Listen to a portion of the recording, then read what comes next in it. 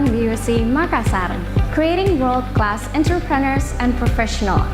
Sesuai yang tercantum dalam kebijakan mutu UC Makassar, kami berkomitmen untuk memberikan kualitas terbaik dan layanan prima dengan secara konsisten memprioritaskan keselamatan dan kesehatan kerja serta perlindungan lingkungan. Untuk itu kami menyampaikan Health and Safety Induction UC Makassar. Mohon perhatian Anda untuk menyimak panduan kami.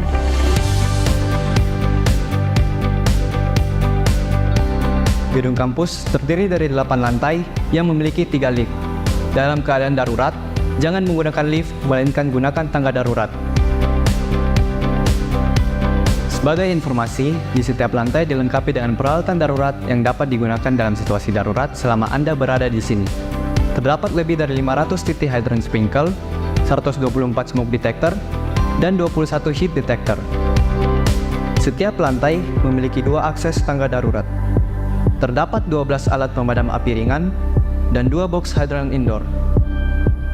Untuk memastikan keamanan Anda selama keadaan darurat, gedung kampus juga dilengkapi dengan 8 bulk hydrant outdoor dan 1 seamless connection di seluruh gedung.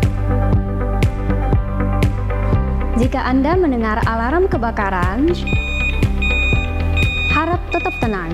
Gunakan tangga darurat dan ikuti rute evakuasi. Mengikuti rute tersebut akan membawa Anda pada titik kumpul yang berada di dekat patung Entrepreneurship depan gedung utama.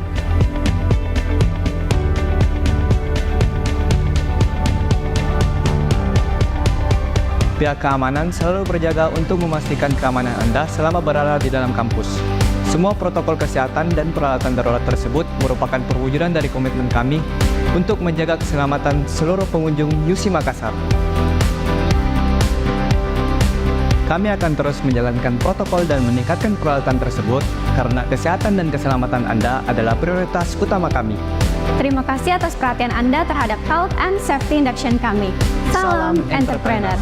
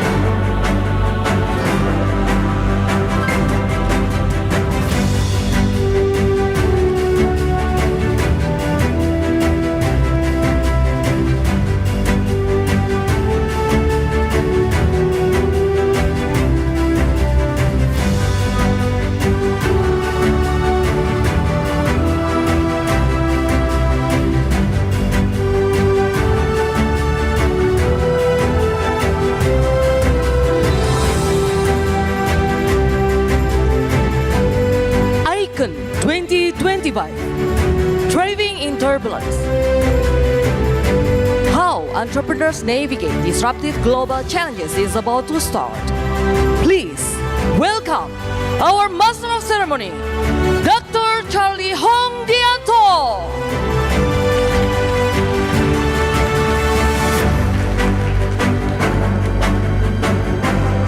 Good morning, ladies and gentlemen, and welcome to the 12th ICOEN International Conference on Entrepreneurship 2025, Thriving in Turbulence, How Entrepreneurs Navigate Disruptive Global Challenges. Ladies and gentlemen, warm applause for ICOEN 12. We would like to honor and welcome Dr. Insinyur Tony Antonio, Master of Engineering, UCM Campus Director. Ladies and gentlemen, one applause for Dr. Tony Antonio. To Mrs. Damelina Basauli Tambunan, SAMM, PhD, CLC, CPM Asia, Dean of School of Business Management, Universitas Ciputra, Surabaya. Once again, ma'am, stand up and then one applause, ladies and gentlemen. Next, we have Professor Dennis Chick, BA, BS, MA, PhD of Universitas Ciputra, Surabaya.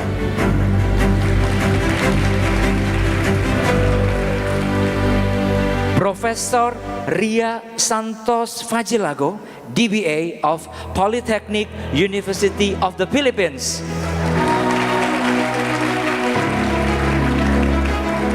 Dr. Ariadi Masley of Swinburne University, Australia, who will join us online. Dr. Mavis Chow of Tunku Abu Rahman University of Management and Technology, Malaysia. Dr. Phan Gia Hoang of FPT University, Vietnam. Mr. Yonathan Wijaya of Australian Trade and Investment Commission, who will join us online as well. And then to all the participants who join this event online or offline, and of course to all students of Universitas Ciputra, Makassar. Good morning.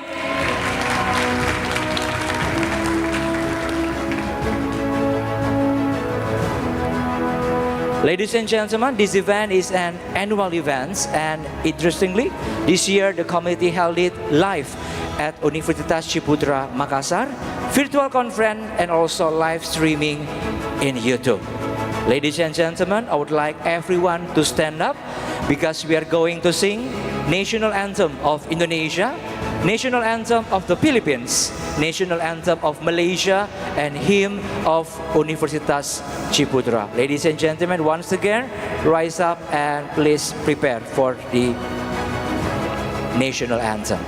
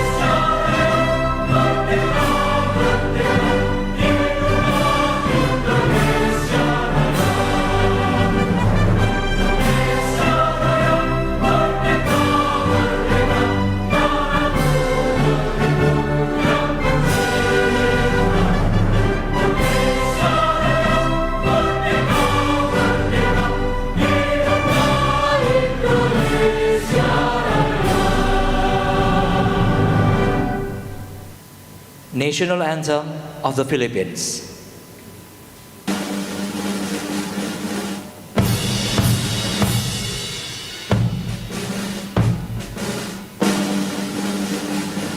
Bayang magiliw, pelas ng silanganan, alam ng puso, sa dibdib mo'y buhay.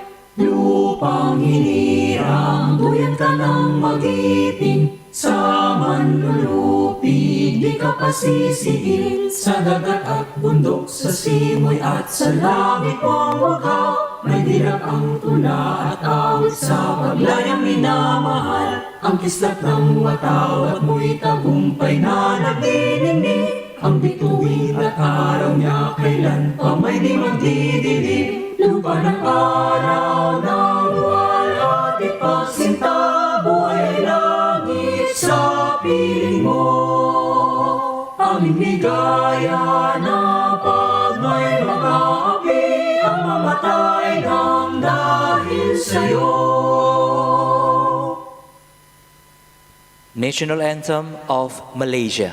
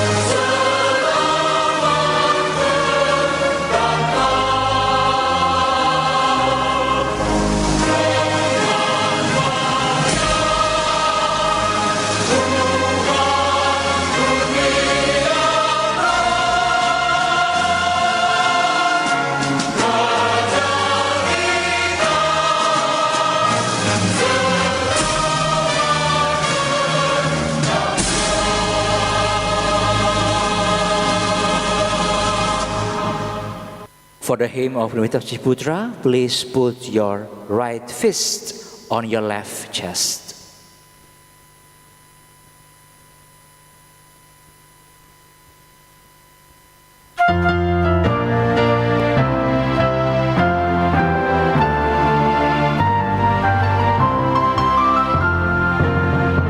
Di sini di Universitas Ciputra, cakrawala masa depan terbuka bagi generasi muda bangsa Indonesia untuk menjadi entrepreneur utama. Di sini di Universitas Ciputra, semua mimpi akan menjadi nyata. Siap melangkah pasti penuh dengan inovasi, bekerja dan berguna untuk dunia. Jadilah yang unggul dan terdepan dengan keahlian dan ilmu pengetahuan, turut serta membangun bangsa Indonesia dan siap menantang dunia. Bersama Universitas Ciputra, gemilang masa depan di tangan kita.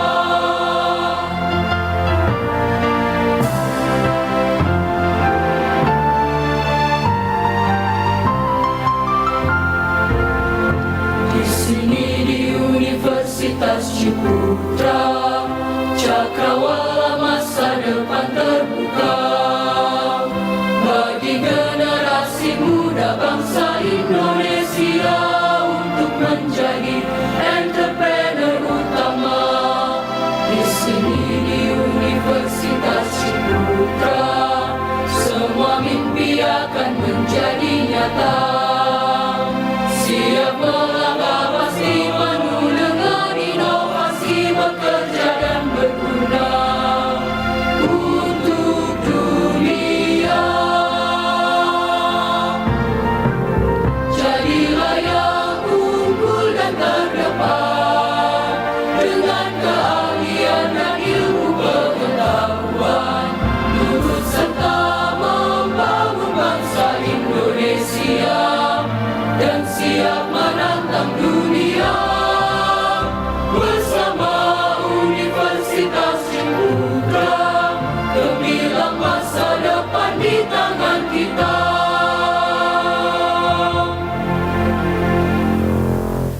Ladies and gentlemen, please be seated.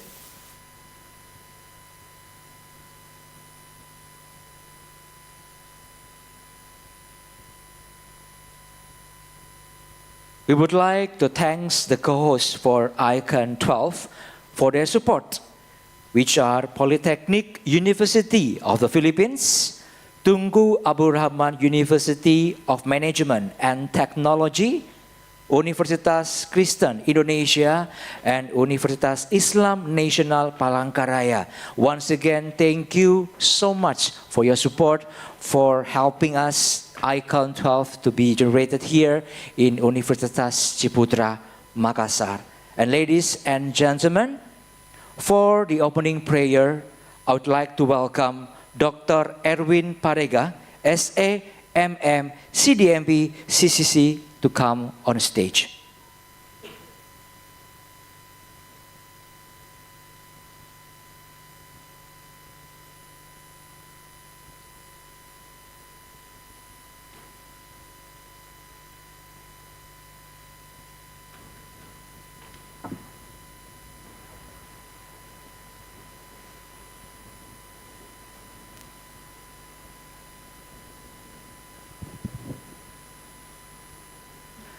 Assalamualaikum warahmatullahi wabarakatuh. Shalom, Om Swastiastu, Namo Buddhaya, dan salam kebajikan. Gracious and guiding source of all wisdom, we gather today on this Wednesday, the 5th of November 2025, in the esteemed halls of Universitas Ciputra in Makassar, for the opening of the 12th International Conference on Entrepreneurship. We are profoundly grateful for the convergence of brilliant minds, dedicated scholars, innovative practitioners, and aspiring students from various corners of the globe. We ask for blessing upon this gathering. May this conference be fertile ground for the exchange of profound knowledge and intellectual synergy. Grant us clarity of thought, openness of mind, and the capacity of insightful discourse, so that the ideas and research presented here may contribute significantly to the progress of global entrepreneurship and societal well-being. Bestow upon the spirit of collaboration, guide our discussion toward constructive and ethical solutions. May we listen attentively, speak with clarity and respect, and depart with new partnership and actionable insight that transcend geographical boundaries. Ensure the smooth and successful execution of this entire event. We pray for the seamless functioning of all logistic and technical aspects, that every session may proceed without hindrance from the keynote to the parallel presentation. Finally, we pray for the health and happiness of every individual present. Bless the organizer, the speakers, and the delegates, and all supporting teams with vitality, energy, and joyful spirit throughout this intensive conference. May they feel inspired and rejuvenated by this experience. May the knowledge gained and the connection forged here serve as catalysts of innovation, prosperity, and more equitable future. We humbly present this prayer in the shared spirit of academic excellence and global unity. Amen.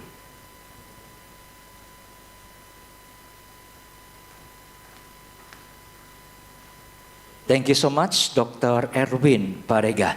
Ladies and gentlemen, to all the participants and audience, to start our event for today, I would like to ask and invite Dr. Adi Kurniawan Yusuf, SA, MM, CFP, MFP as the conference chairman for the welcoming speech. Ladies and gentlemen, please welcome Dr. Adi Kurniawan Yusuf.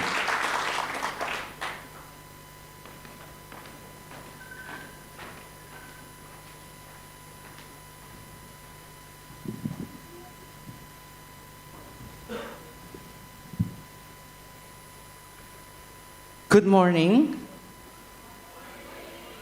Good morning, the Honorable Dr. Tony Antonio as the Campus Director of UC Campus Makassar, Mrs. Melissa Cristina as the Vice Chairman for Operational Affairs UC Makassar Campus, Mrs. Jamelina Basauli Tambunan, PhD, as the Dean of School of Business and Management, all distinguished guests, keynote speakers, fellow lecturers, entrepreneurs, and also students.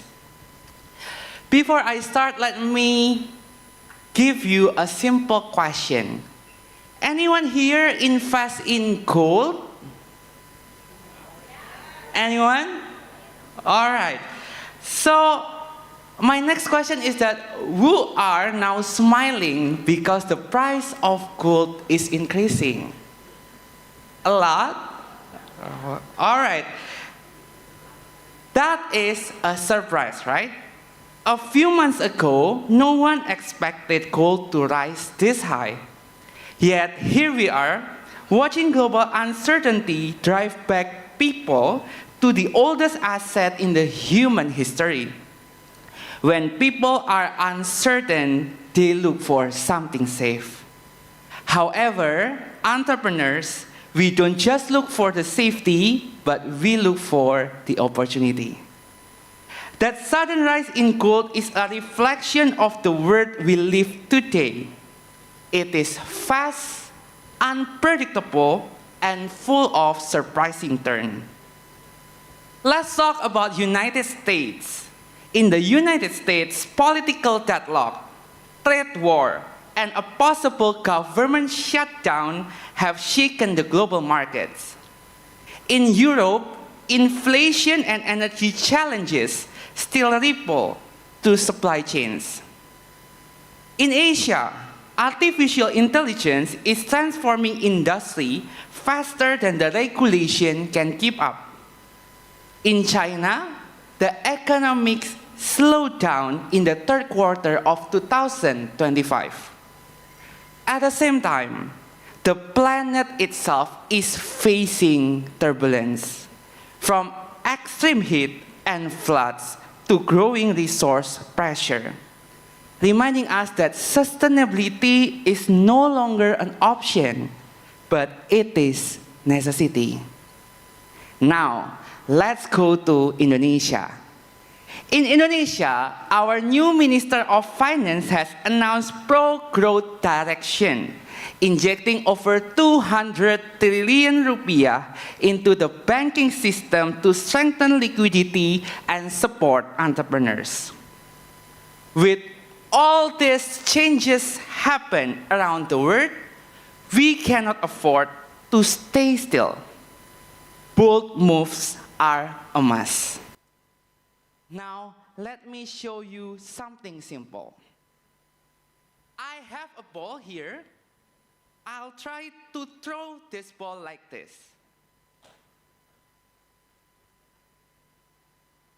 When I throw the ball, I have no idea where it goes next. It can go to the left, to the right, forward, or backward. That is uncertainty.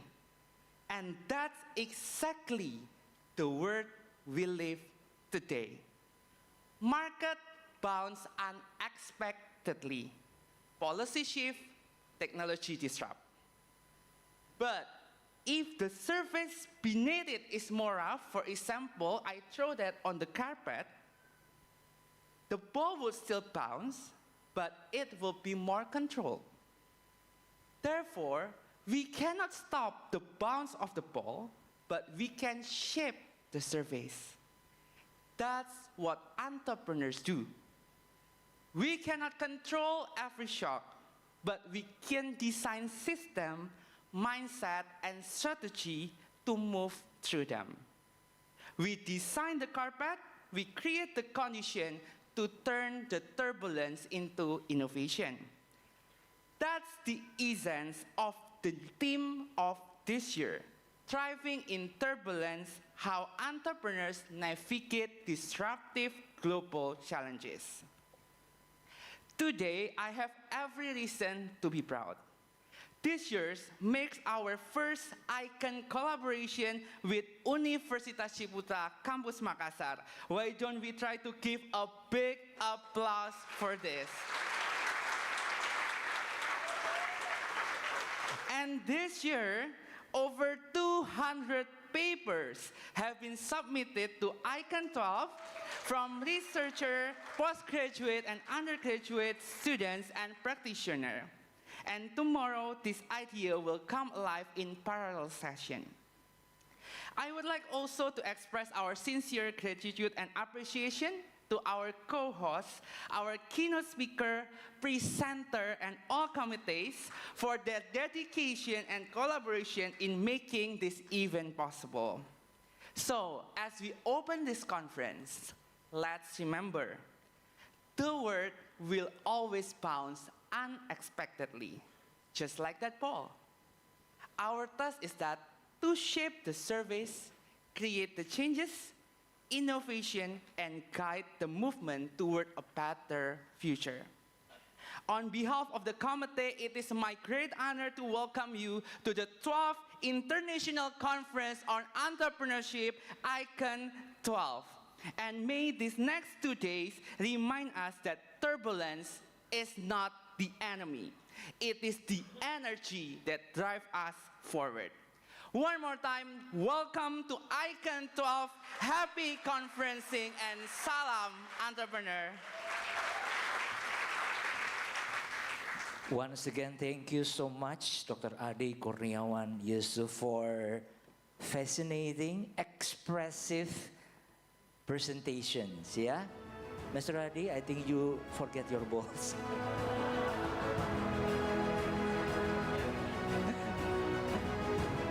Okay, ladies and gentlemen, next I would like to invite Dean of School of Business and Management, Damelina Basauli Tambuman, SA, MM, PhD, CLC, CPN Asia, for the next welcoming speech.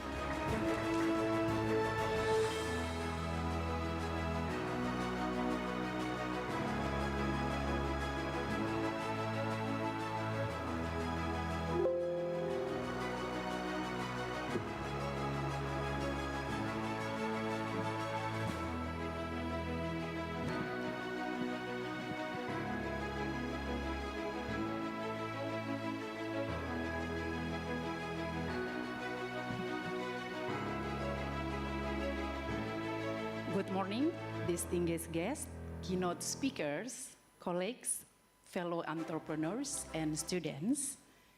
It's such a great pleasure to welcome you on the 12th International Conference of Entrepreneurship, hosted by our wonderful family here, Universitas Ciputra Makassar. Thank you, Pak Dr. Tony and Ibu Melissa.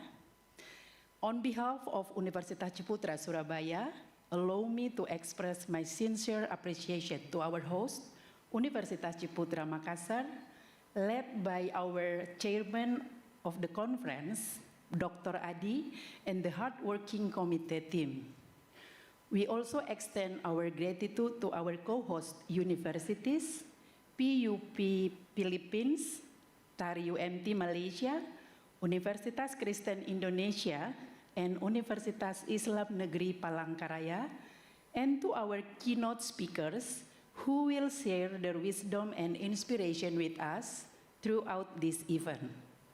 Now, ladies and gentlemen, Makassar, Universitas Makassar, Universitas Ciputra in Makassar is not only a place for great minds, but also a place blessed with a beautiful seaside view.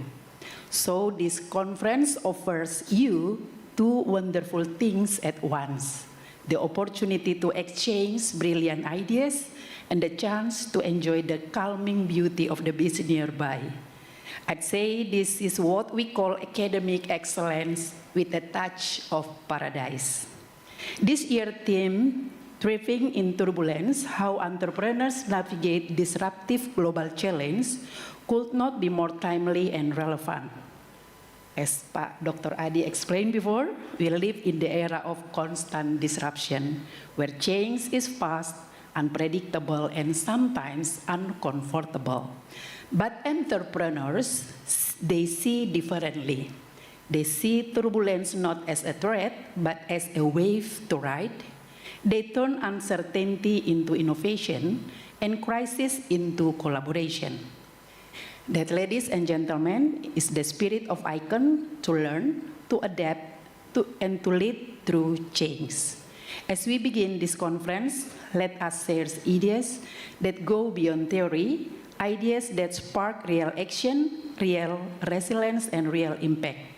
May this gathering strengthen our partnership and remind us that entrepreneurship not just about profit, but about purpose, people, and possibility. Once again, thank you to Universitas Ciputra in Makassar for being such a gracious host. Let's make the most of our time here in learning, in collaboration, and maybe even in enjoying a beautiful Makassar sunset together after this conference. Thank you, and I wish you all an inspiring and meaningful ICOEN. Salam entrepreneur. Thank you so much for Mrs. Damelina Basauli Tambunan. And next, of course, we have representative from UC Makassar. I would like to invite Campus Director Dr. Insinyur Tony Antonio, Master of Engineering, to come on stage and give the welcoming speech.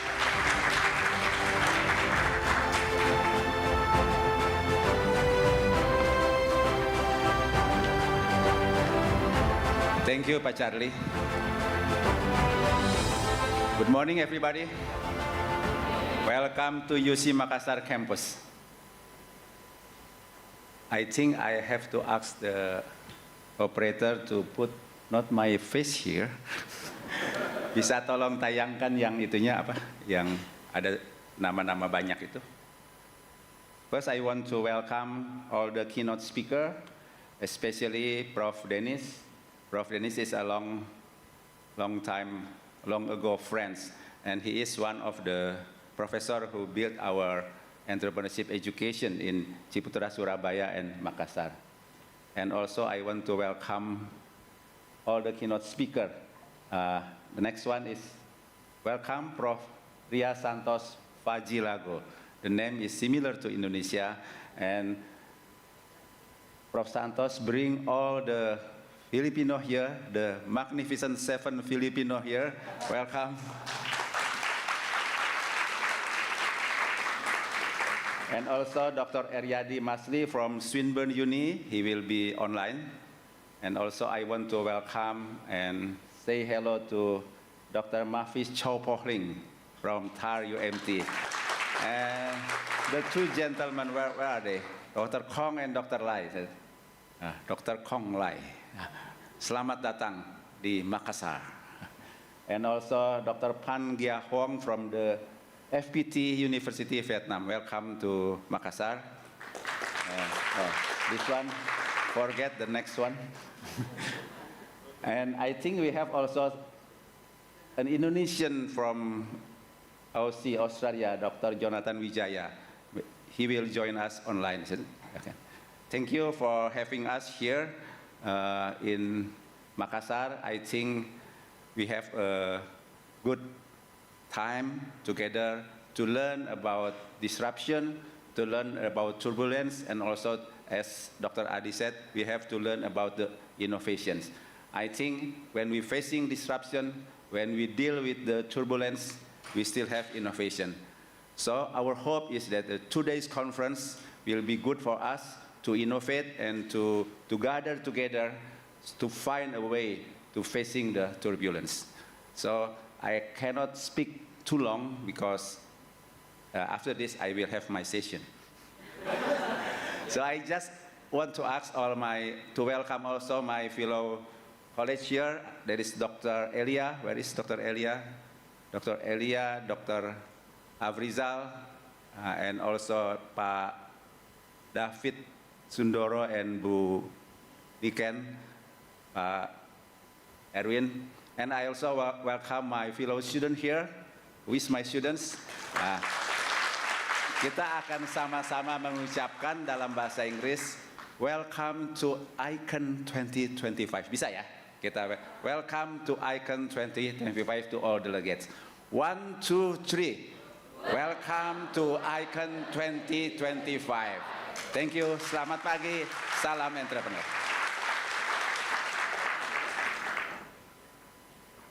Thank you so much, of course, for Dr. Insinyur Tony Antonio for warm greetings. And ladies and gentlemen, for the information, especially for the participants who will join the event online or offline, please scan the QR codes and fill in all information required for your certificate. So once again, to all the participants who will join this event online or offline, please scan the QR code provided and fill in all the information necessary. Later on, you can have your certificate. And to unleaven today's series of events, please join me in welcoming Endama, who will be performing a song entitled Listen. Enjoy.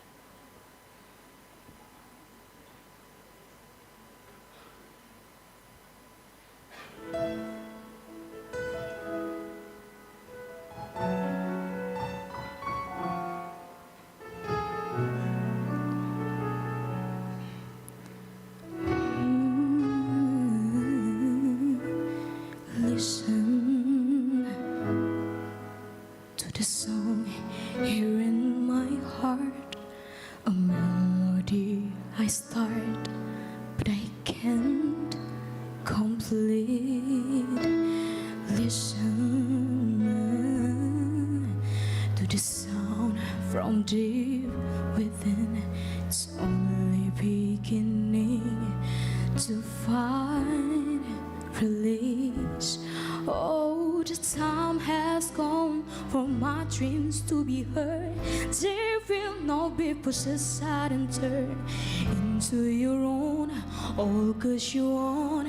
Listen, listen. I am alone at a crossroad. I'm not a home in my own, and I'm trying to show you what's my mind. You should have known. Now I'm done believing you.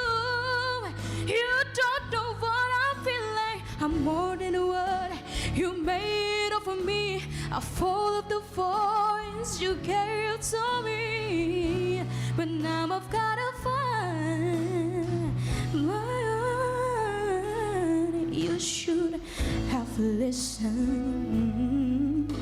There is someone here inside. Someone we thought had died so long ago. Oh, I'm screaming out and my dreams will be heard.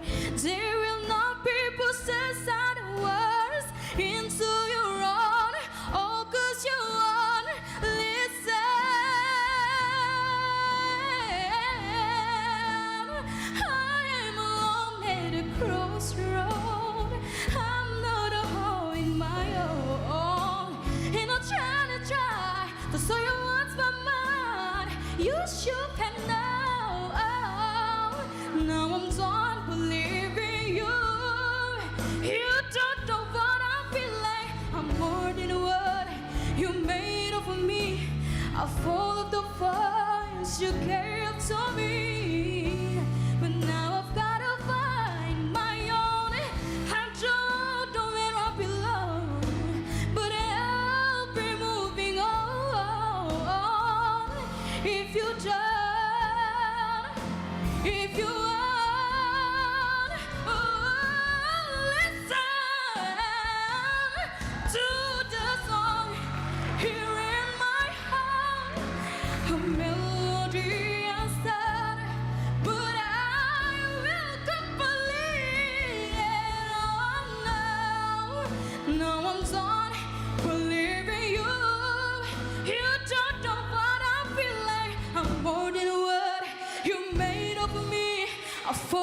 the voice you think you gave to me, but now I've gotta find my own.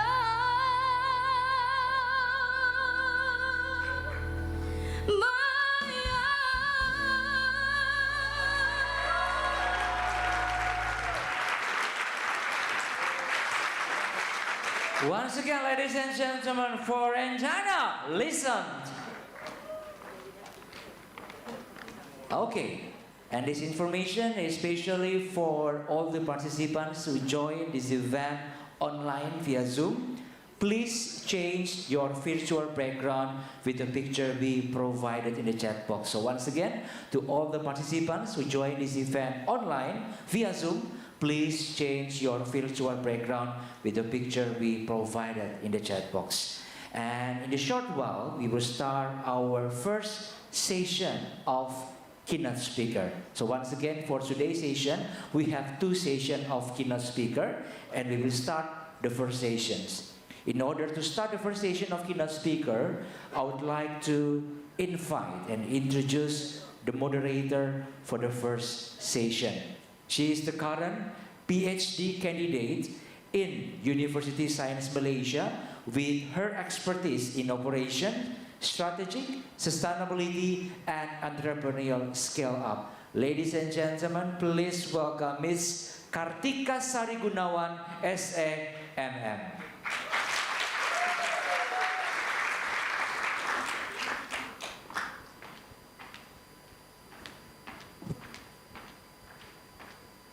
Good morning, ladies and gentlemen, distinguished guests, speakers, and participants.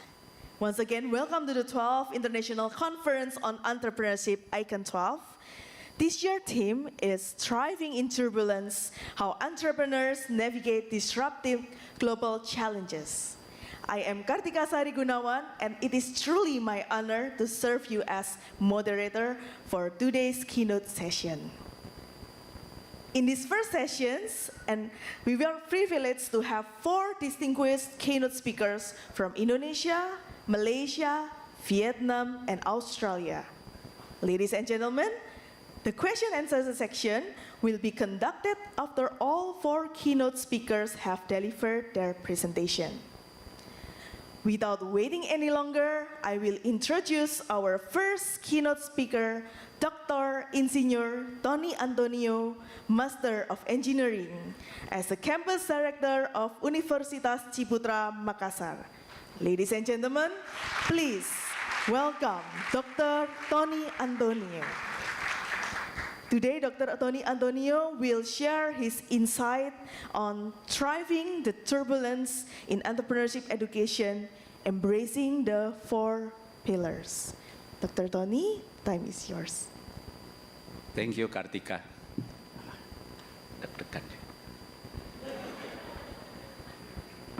Good morning again. I think it's a good time for us to look back in these turbulent times. What will we do in the entrepreneurship education? And I have my slide here. Sini.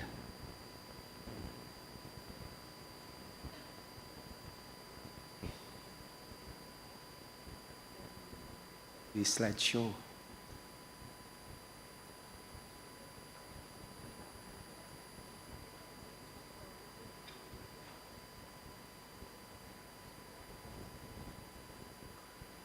Too complicated technology. Okay, so my title is Thriving the Turbulence in Entrepreneurship Education. That is a typo there. It's not my fault there. So the subtitle is Embracing the 4 Pillars. What we have done here in Ciputra since 20 years ago, we try to apply all the philosophy of entrepreneurs into 4 pillars. So how we also revise the 4 pillars to facing the turbulence. Oh, no picture, okay. So what is the turbulence? Understanding the turbulence in our time here, we have to see or to look at the new landscape of entrepreneurship education. What the turbulence, what cause the turbulence in entrepreneurship education. At least I can mention four causes. The first one is the digital disruptions. I think this is quite annoying for us, the technology. What we have here that change all the generations, the technology. Every day we are facing all the flood of the technology.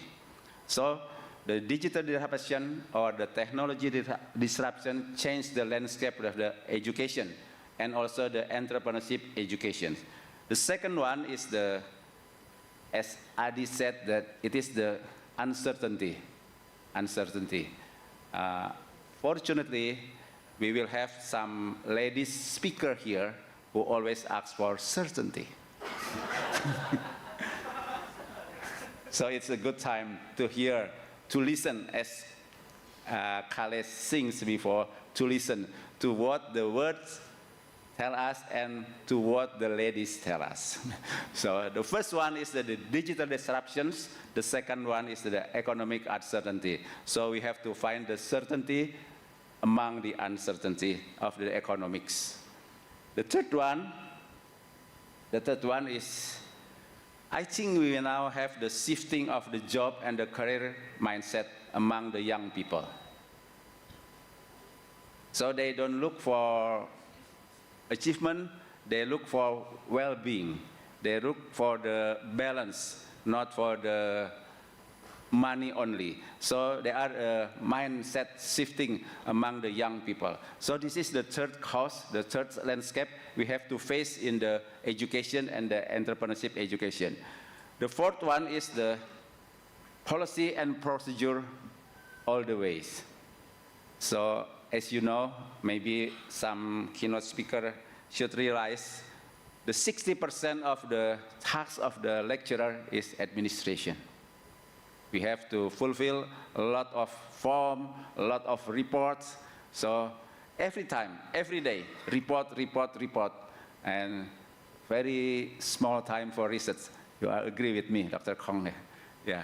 Too many administrations, too many policy, and too many procedure among the department, around the ministry, and also in the university itself. So there are four landscape change in our education and our entrepreneurship educations. This is the landscape we have in the early days of our Ciputra entrepreneurship educations. I should tell you that we start in 2005 to discuss, to try to build the curriculum, entrepreneurship education curriculum. And Pak Ciputra, our founders, tell us that there is four fields for the entrepreneurship: government entrepreneur, academic entrepreneur, business entrepreneur, and social entrepreneur. And we keep doing some of this, not the government entrepreneur, but the academic, business, and social, we try to work out, to find, to prepare, to educate. So we will have a social entrepreneur, business entrepreneur, and academic entrepreneurs in our university. So this is our landscape. Besides the four landscape that changed the world, we also keep the four landscape here with us. This is our objective when we start the entrepreneurship education. Our team is creating educated entrepreneur, because at that time, 20 years ago, people think that entrepreneur is not come from the university. Entrepreneur is come from the marketplace directly. But we changed it after going about 15 to 20 years later, from 2005 to 2025, we changed a little bit the theme of our entrepreneurship education. So now, in our graduation last week, we changed creating technology-based entrepreneur. So we try to accommodate, we try to embrace the digital disruption, the technology change, so we are creating technology-based entrepreneurs. So the first thing we have to do is change the mindset. Change the mindset of the young people, change the mindset of the Gen Z people. So this is our objective, or I should say the revised objective.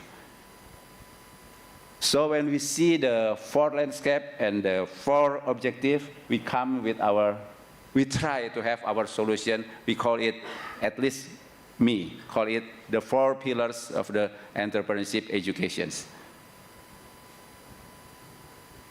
So the 4 pillars actually in this fishbone scheme, actually our objective, our goal, our learning outcome is tech-based entrepreneurs. And we have 4 aspects. First one is the teaching learning design. The second one is the lecturer, who is the facilitator, who is the mentor. And we try to create the conducive environment. If you see, Dr. Mavis, that the first time you came into the campus, we try to build all the interior to help the student have an entrepreneur's mindset. So the last one, if we have the selective students, although it's quite difficult for us because we cannot have the privilege to select very strict students. So finally, we found a solution for our students. Later, I will tell you. So I change the name into the 4M. The 4 pillars into the 4M. The first one is the method, the mentor, the milieu or the environment, and the mentee. So this is the 4 pillar is easy to memorize. Is the 4M. 4M of the entrepreneurship education in facing the turbulence of the time. First one is the method. How we design a unique teaching learning method. How we design a unique teaching learning method. It is a progressive incremental innovation. We change the method every year. We have a dedicated e-course, a compulsory subject, dedicated time. In the early days, we have all the entrepreneurship course every Wednesday, consecutively for 5 semesters. And then we become better and better, and we try to integrate it into every subject in the lecture. We have selected lecture and department-based. And I think the new leaders now in Surabaya and in Makassar will discuss and find a better way for the entrepreneurship education. So this is the method. This is some of our dedicated course from the groundbreaking to the global player in 5 semesters. And we have also the project-based learning, the real project, the interdisciplinary team to teach the students. For the UC Makassar students, we have already modified it into our lecture here, and we have we call it EES, Entrepreneurship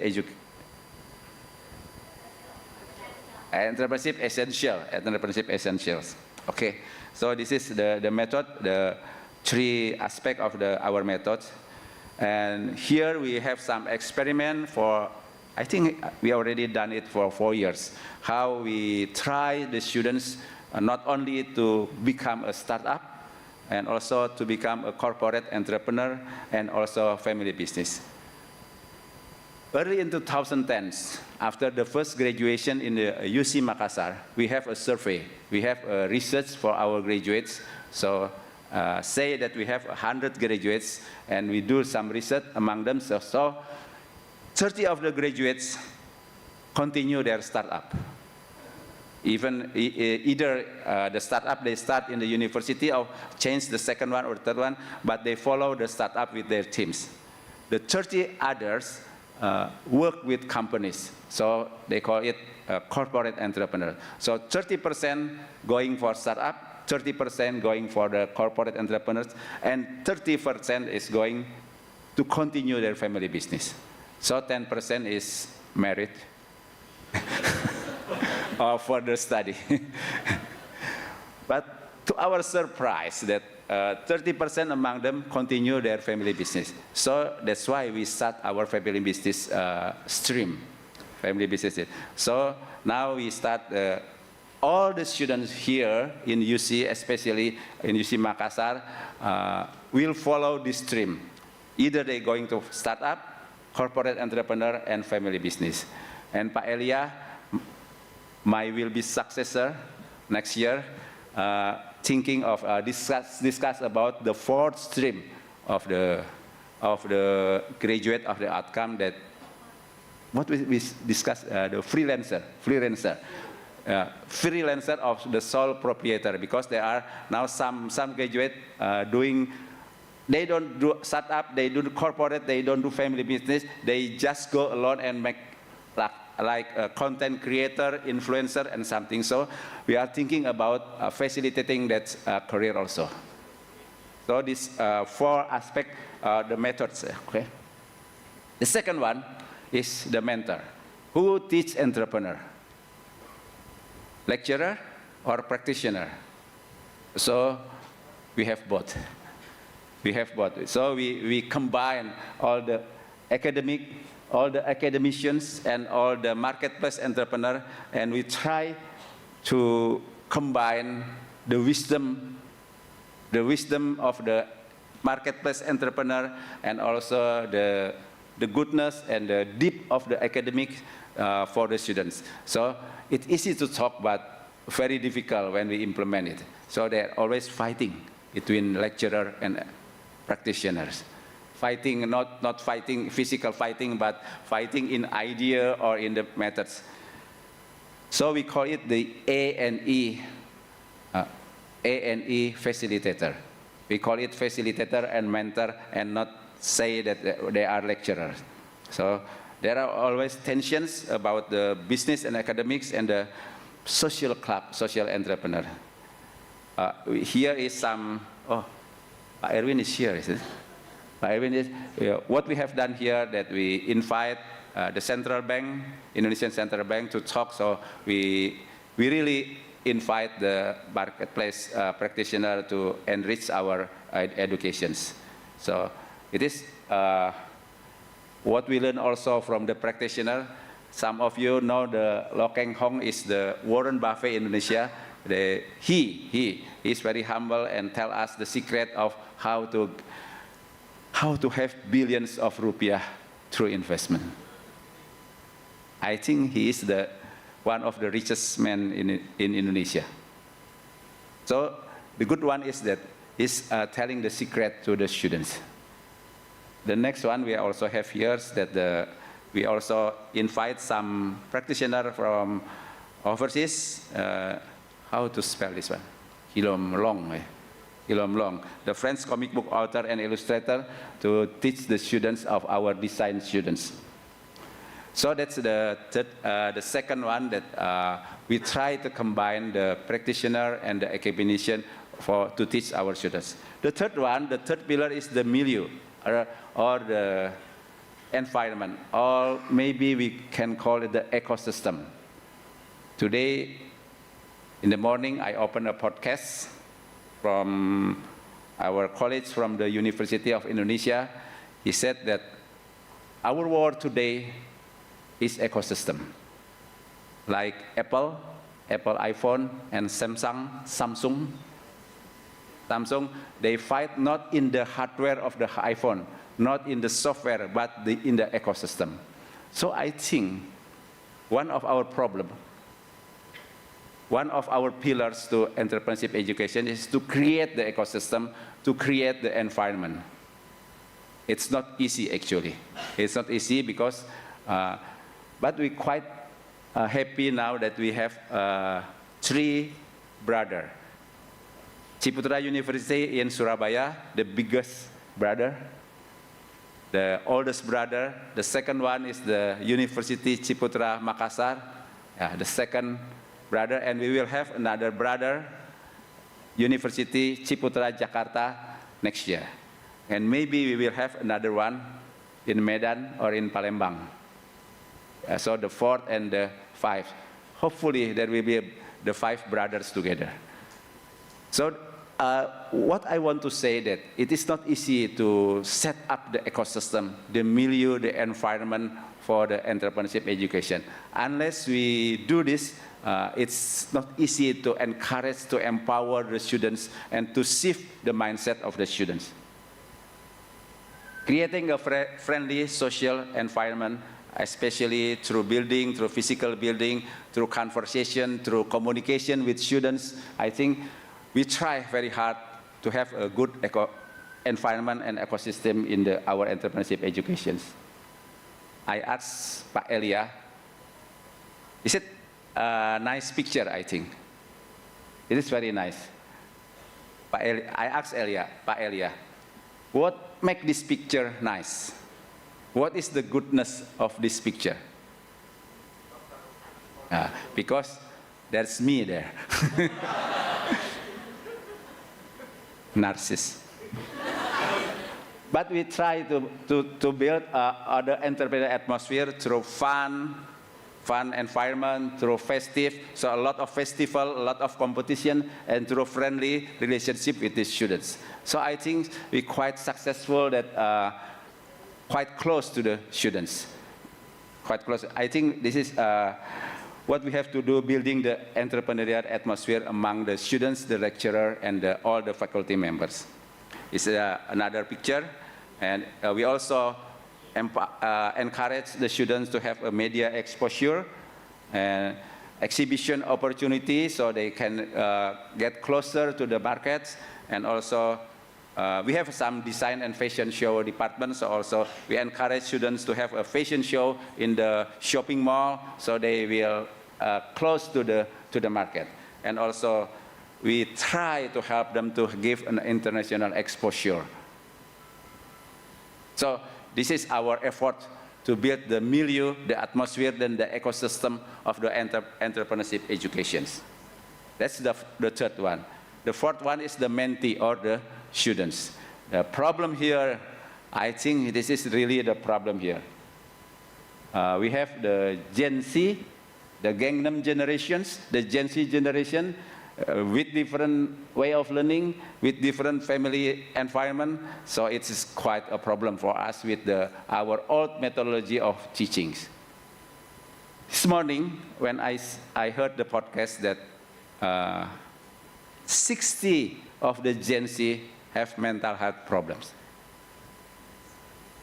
60% of the Gen Z have mental health problems, difficult one and light one.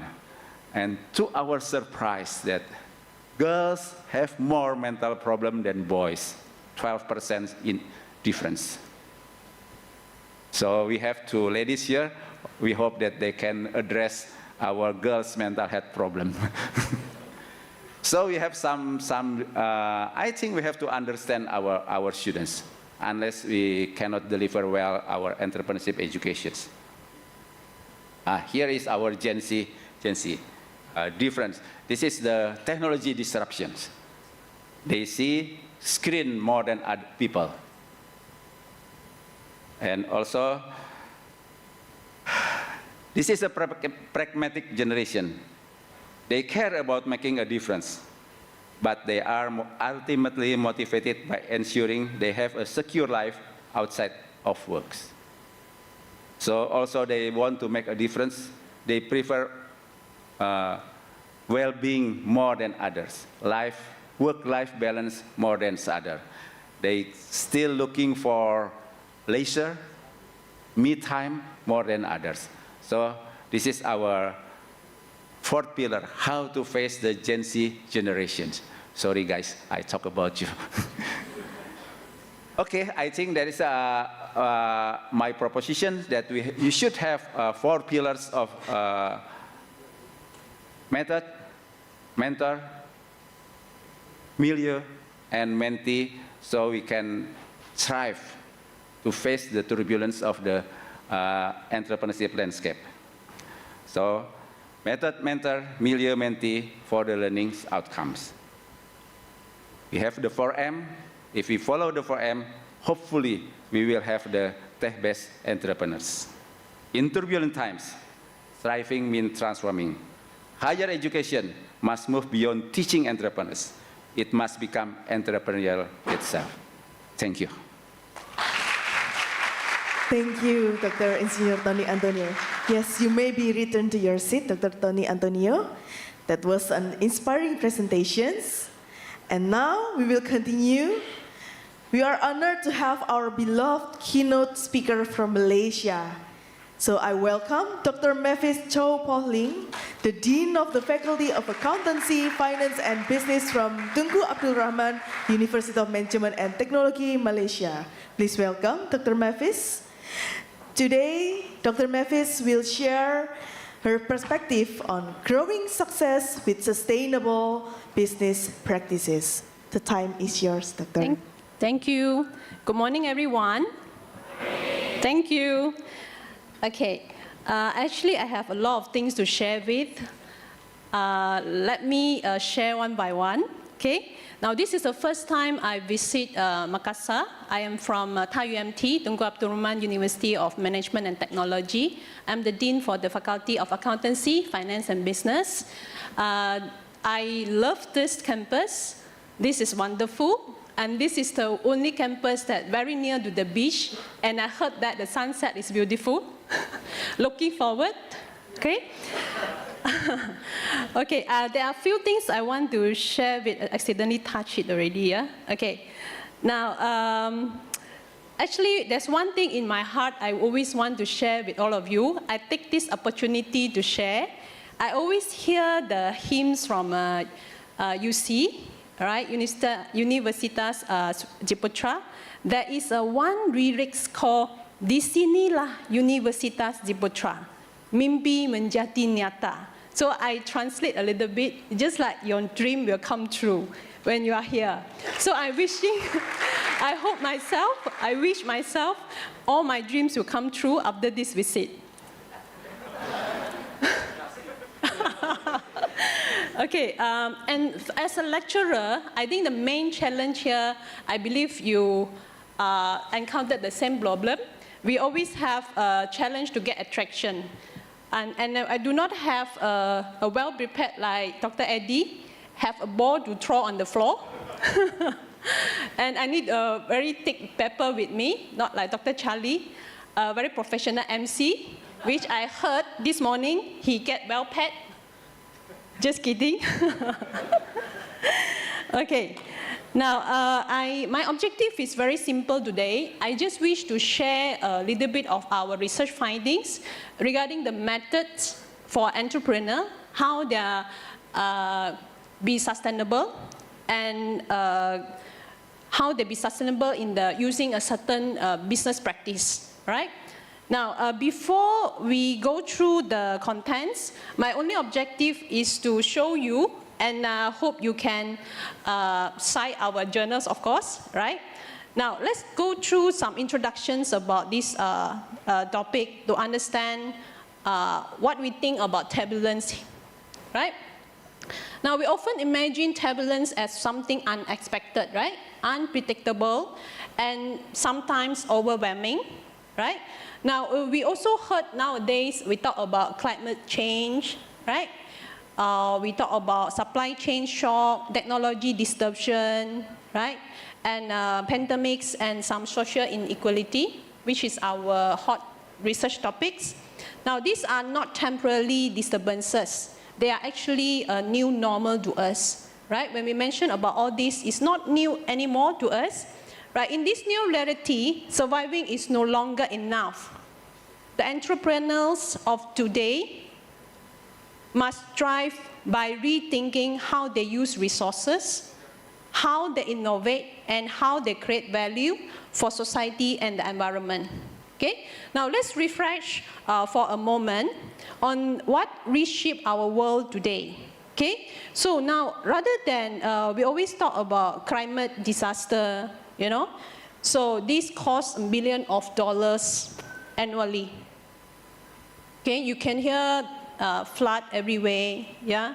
And for all the seminars, conference that we attended recently in the past 1-2 years, they all mentioned about AI, right? AI in accounting, AI reshape our job and everything. I think 95% of the topics or the themes relate to AI.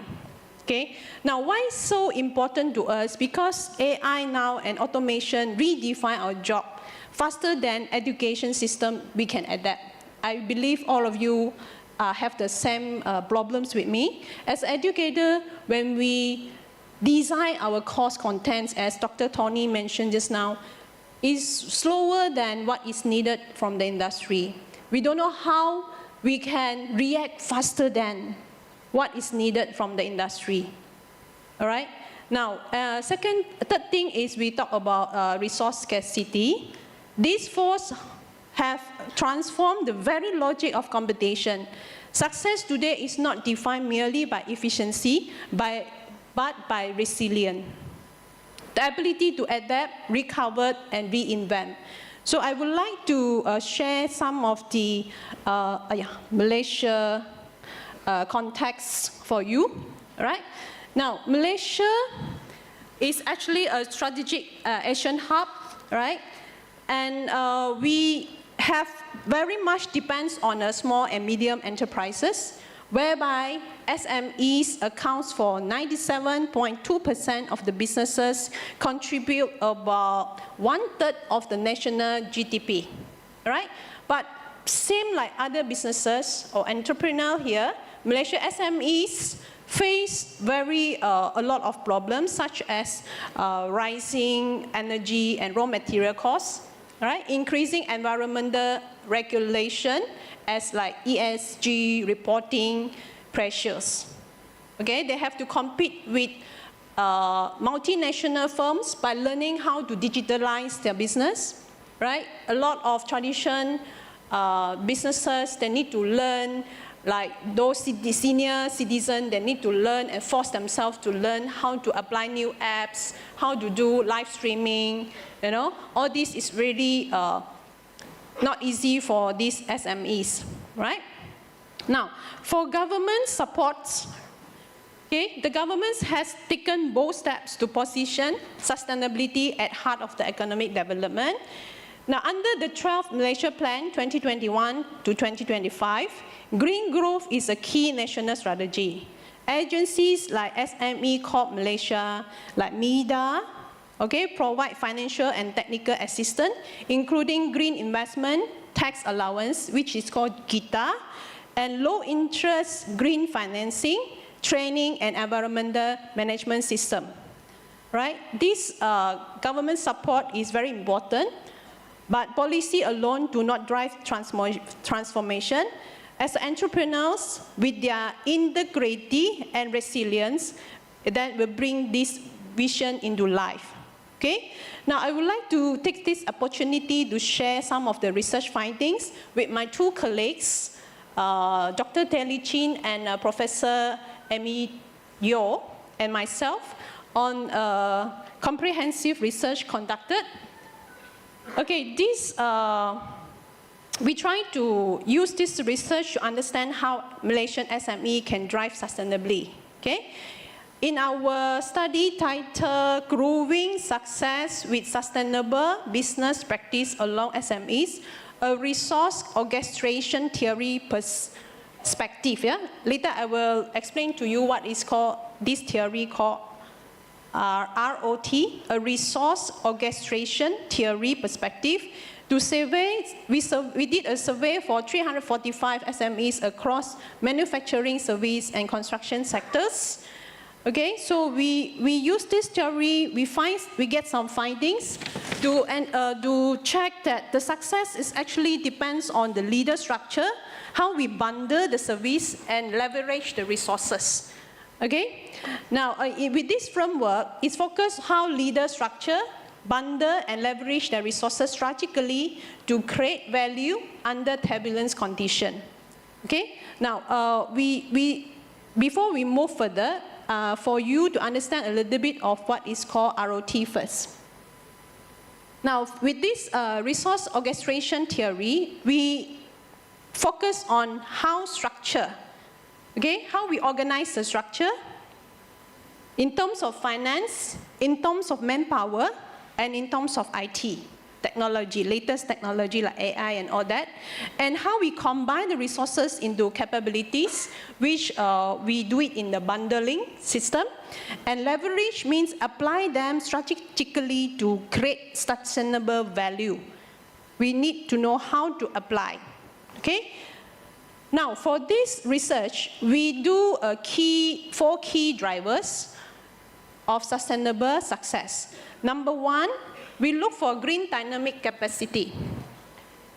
Okay, so the agility to reconfigure resources, such like we mentioned, financial, technologically, and humans to respond to environment changes, right? Environment challenges can be overcome when we have this agility to reconfigure from different perspectives, right? The second drivers is we look at SOC, supporting from the organization culture, which we have to share the mindset.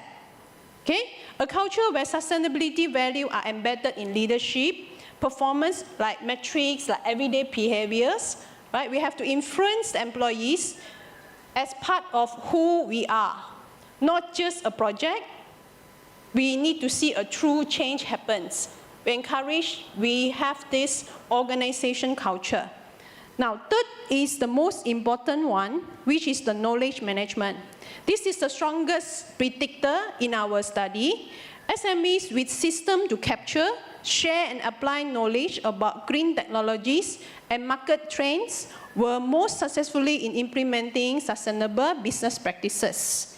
Last is the green innovation, the translation of sustainability ideas into tangible outcome, such as like eco products, waste-free processes, and ethical supply chains. Together with all these factors, it can form a sustainability orchestra, each playing a distinct role, but harmonized under visionary leadership. Okay? Now, these are the findings we wish to share with. Our analysis using PLS, SEM, reveal strong relationships among these variables.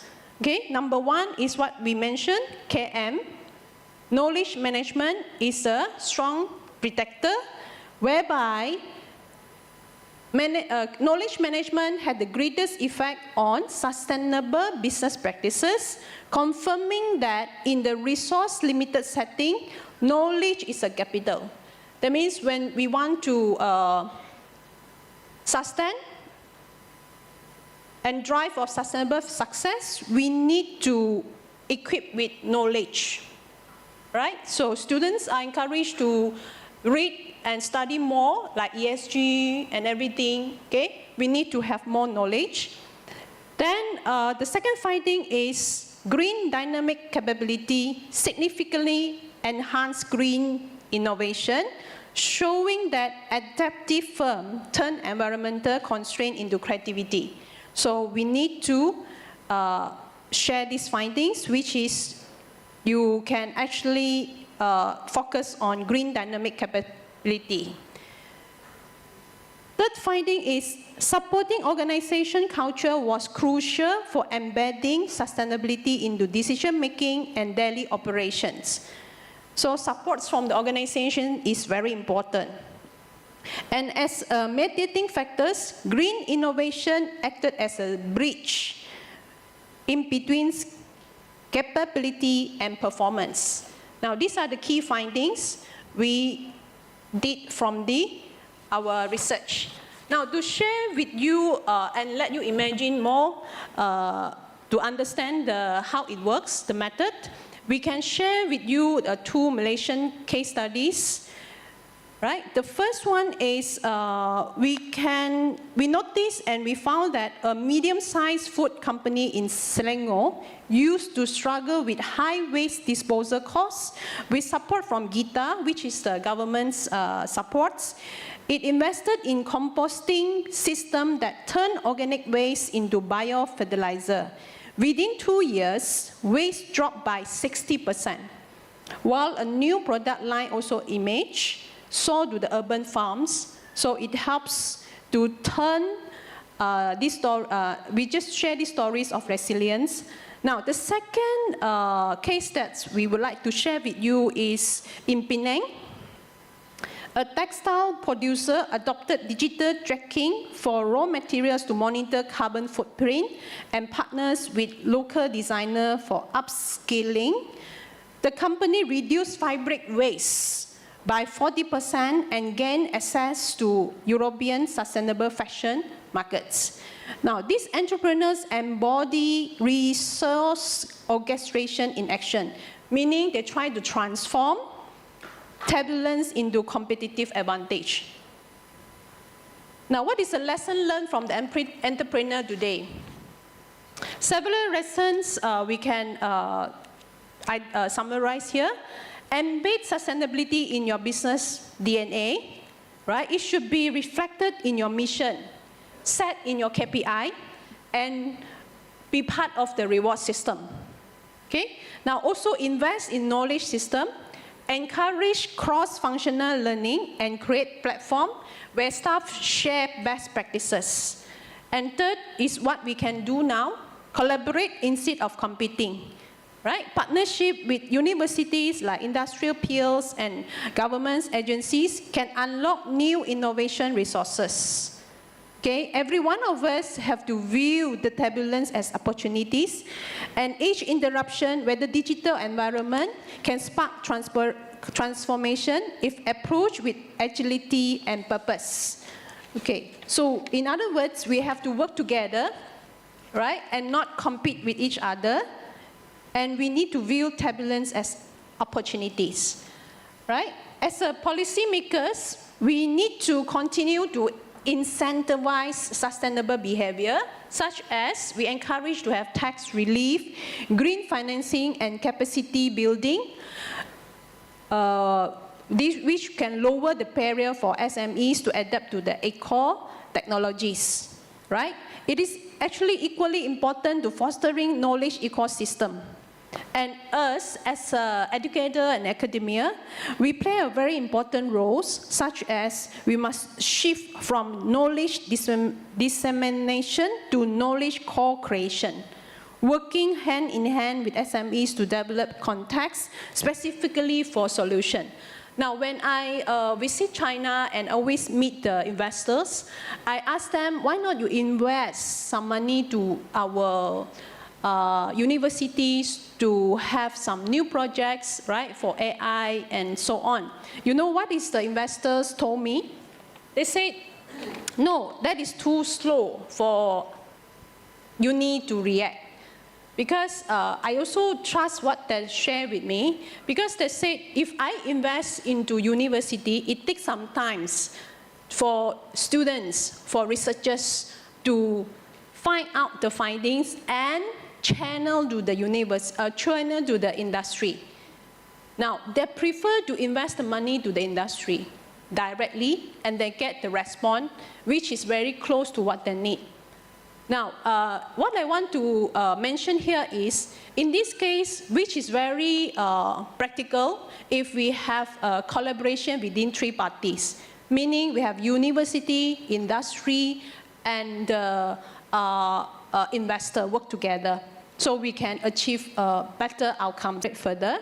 What is the strategic takeovers for driving in turbulence? In summaries, the ability to drive in this turbulence depends on three main intervened strengths.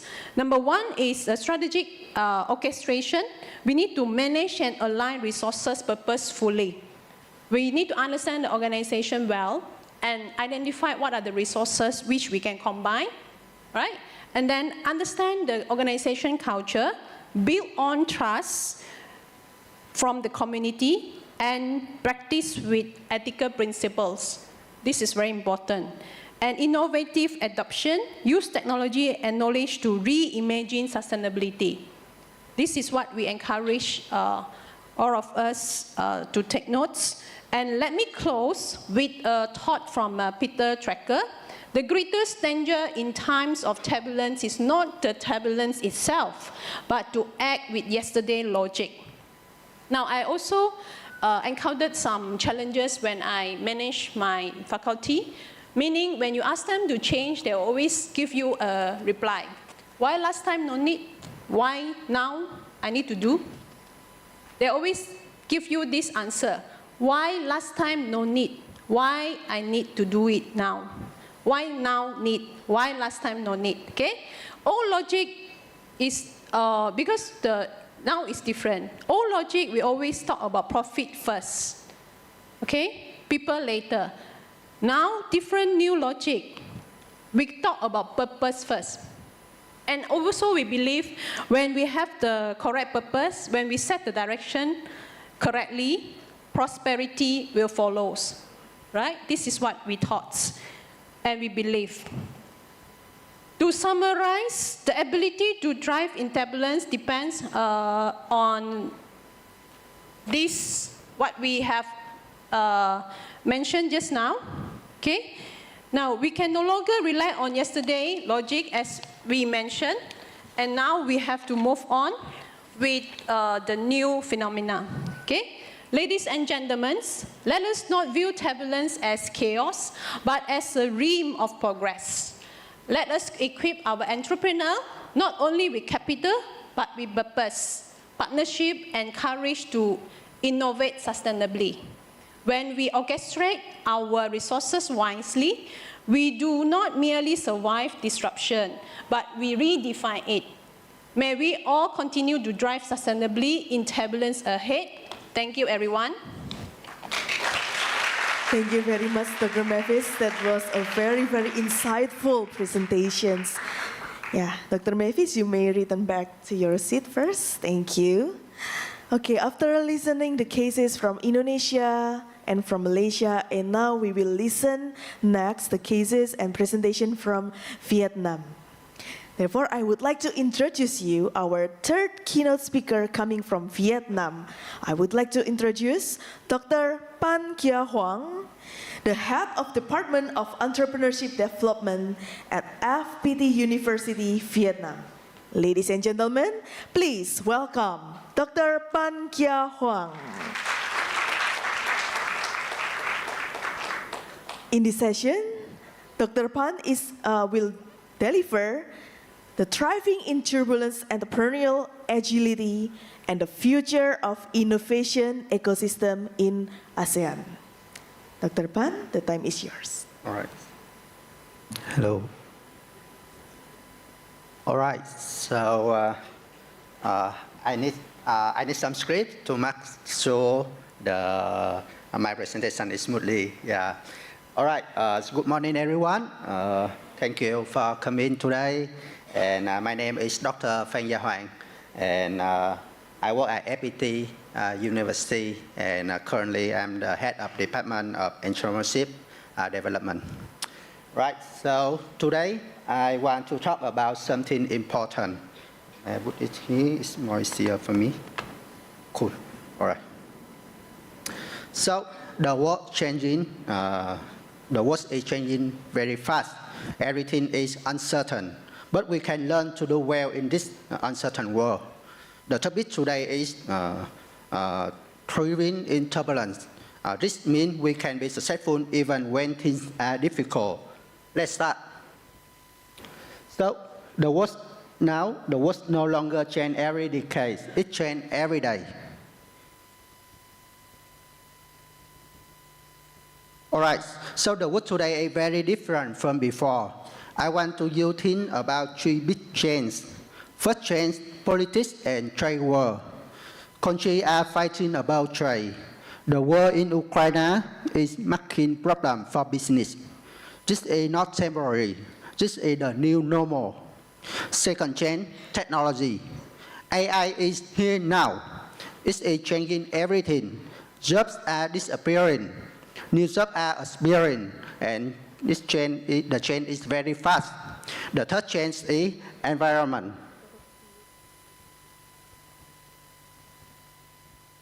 So, thank you. All right. Thank you. Thank you, Tika. So the third change is environment. So the climate change is real and the customer want green products. So this is not optional anymore. This is necessary. So here is the important point. The world changes every day now, not every 10 years. So entrepreneurs today need new skills. They need to be like navigator. They must read the map, why the map is changing. So now let's talk about the ASEAN. ASEAN is a big region. We have 680 million people. Our economy is very large, $3.6 trillion. So we are fifth largest economy in the world. But we have problem at three levels. Global level, when there is a problem in Ukraine, it affects Vietnam, Indonesia, Thailand very quickly. We are unconnected. The second is the nation level. The government rules keep changing and changing. What is okay today may not be okay tomorrow. This makes business difficult. So the third one is the industry level. Technology is moving too fast. Many businesses cannot keep up with AI, blockchain, and green technology. But here is the good news. Uncertainty is not bad. Uncertainty is an opportunity. When everything is changing, the fast company will win. The smart company will win. So how do we become fast and smart? Let me explain.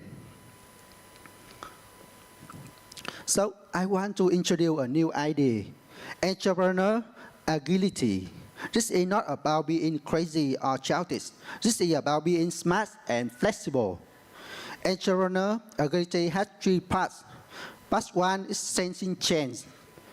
This means you see problems before they happen. You use data, you watch the market, you ask what is changing all the time. At FPT University, we teach students to always look around. We teach them to notice small change early. Part two, shifting fast. When you see a change, you must act quickly. You must be ready to change your business model. Speed is very important now. Part three, staying strong. You need to keep going. You need to keep your team happy. And you need to save money for difficult times. Remember this, agility is not just a reaction. Agility is a culture. You must build it into your company from the beginning. Let me show you some examples. Right, so let me tell you two stories. Story one, Vietnam farmers. In Vietnam, some farmers use IoT and AI now.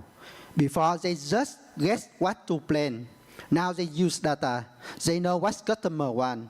They know when to sell. When COVID comes, the smart farmer change very fast. They start selling directly to customer online. They did not wait, they acted. Story two, Indonesian business. After COVID-19, people in Indonesia want green products. Some obviously did not change and they fail. But smart entrepreneurs saw this change coming. They changed their products. They make eco-friendly products. They did not wait for the government to tell them. They act first. What do their story teach us? You don't need to know everything. You just need to find answers quickly when things change. Now let me give you 4 strategies you can use. All right, here are 2 important strategies. 2 first important strategies. Strategy 1 is a diversify smartly. Don't put all your eggs in one bucket, but don't be random eater. Use data to find good markets. If you sell to the US, also find customers in Europe or other ASEAN countries. Do it before you have problems. Strategy 2, go digital. Digital transformation is not just buying computers. It's about changing how you think. Use data to make decisions. Don't just collect data, use it. Train your team to understand AI. Make AI part of your daily work. Here is the key point. Going digital never stop. Technology keeps changing. You must keep learning. All right, about the strategy 3, many entrepreneurs think, I must protect my idea, I must work alone. This is wrong. In difficult times, working together makes you stronger. Look at this model. It's called Triple Helix.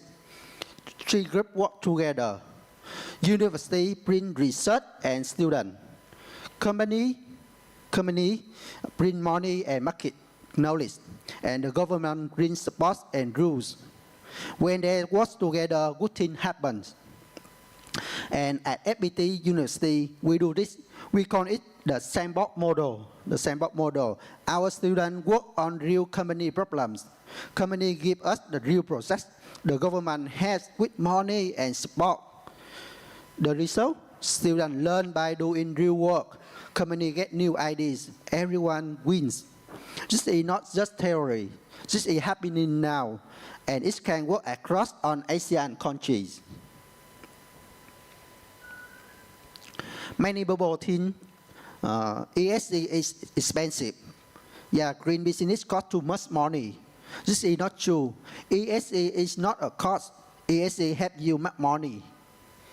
Let me show you why. First, money from investor. Investor like companies that care about ESG. This company get 2 times more investment. Second, good employees. Young people want to work for a company with a mission. 73% of young workers prefer purpose-driven companies. The third, access to the market. Europe and America now require ESG. If you want to sell there, you must do ESG. The fourth, customer trust. Customers pay 20 up to 30% more for green product. Purpose is profitable. So remember, doing good and making money are not opposites, they go together.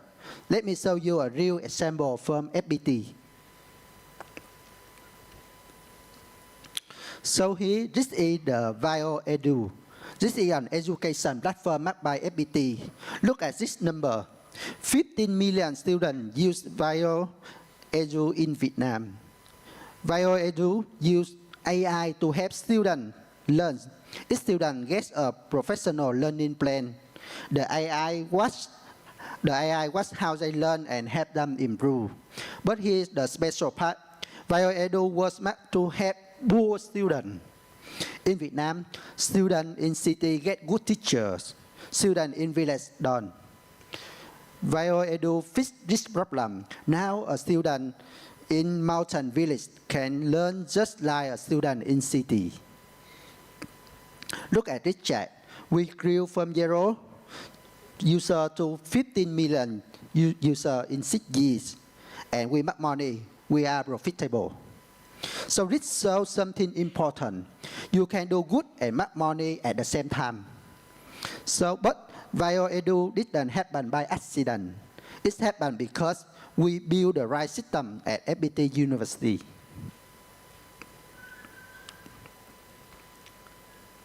So university must change. We cannot just teach them we cannot just teach students from books anymore. We must change from teaching knowledge to creating entrepreneur. At FPT University, we have a special model. We call it the entrepreneurial sandbox. It works like this: try, fail, learn, launch, and repeat. Students don't just study K. They start real business. They try ideas. Some ideas fail, and that's okay. Failure teach them. Then they try again, but smarter.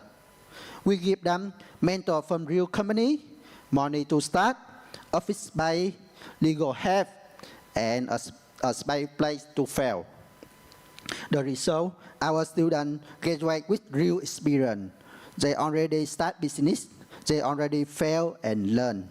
They are ready for real world. This is how we build entrepreneurs who can handle uncertainty.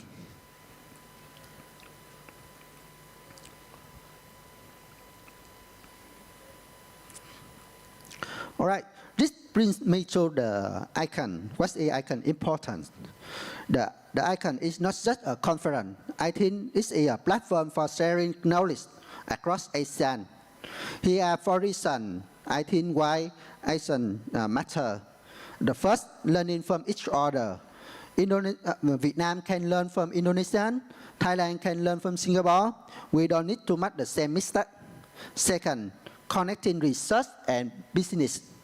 Too much research stay in university, and I can may help bring research to real business. And the third one is the building network. The person next to you may be your future partner. So their connections are valuable. The fourth, building ASEAN identity. When we work together, ASEAN becomes stronger. We can compete with Silicon Valley and even China. My message is, let's use ICON to work together more. Let's not wait. Let's start today. Now look at this picture. There are star shapes on the sky. They look childish, right? But they follow patterns. They have direction. This is what entrepreneurs do. We don't just survive problems. We don't just act. We redesign the sky. We create new patterns. We build new systems. We turn challenges into opportunities. And we do it together. This is what ASEAN can be, not 10 separate hands, one unit force. Let us turn turbulence into transformation. Let us build the future together across ASEAN, not as competitors, as partners, not as separate nations, as one region, not someday, starting today. And thank you for listening.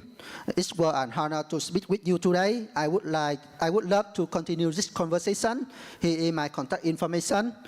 Please feel free to email me or message me on WhatsApp. I'm always open to working together, research projects, student exchange, or innovation partnership. Thank you. Thank you so much, Dr. Phan, for the presentations. You may return back to your seat. Ladies and gentlemen, last but not least on this first keynote sessions, joining us virtually via Zoom is Dr. Ariadi Masley. Dr. Ariadi is a senior lecturer from Swinburne University of Technology, Australia. We will wait for the Zoom. I heard that Dr. Ariadi already joined the Zoom. Yes, I'm in the Zoom right now. Can you hear me? Yes, I can hear you, Dr. Ariadi. Okay. How are you? Okay, very good. Thank you. Thank you for inviting me as a speaker for a very, very prestigious conference. And it's a very timely. Can you hear me well? Yes, I can hear you, Dr. Okay. Ariadi. Okay. So I will just start now. Okay. So I was so impressed with the presentation from the keynote speaker 2 and the third one from FPT. The first one talked about the green investment. The second one about the role of the ESG, all these things. So mine is a little bit more on the applications of the frugal innovations in the tourism. So the topic of I'm talking about is frugal innovation, catalyzing community empowerment in sustainability. So this is a topic is based on my work more than 6-7 years ago, and with my college we published a book called Frugal Innovation and the NPD Process. That was published in year 2020 by Rolich. Now, based on what we have studied in the past, and then we look what is going on currently. So you can see right now, the tourism is a big topic. If you go to the Barcelona or go to Tokyo, right now there's a lot of a movement that they really feel that they don't want to more have a tourist. This is it's like an over tourism. So, but at the same time, tourism bring income, grow the economy like Indonesia, Vietnam, Malaysia. Now, even Malaysia right now have so many tourists. Before that is Thailand. Thailand is now number 2. I mean in ASEAN. But so there's an urgency. If we look at the tourism, sustainability, and inequality, because the tourism itself have a global economic impact. But at the same time, it has an impact on the environment and social footprint. So the challenge right now is how we put in inclusive, make the tourism benefit not just for the people with the capital, big fat cat, or the venture capitals, but also to the community, especially the people who are living in the resource constrained one. So this is a link to our SDG. Number one, alleviate poverty. Number two, hopefully this tourism can provide a decent work for the local people.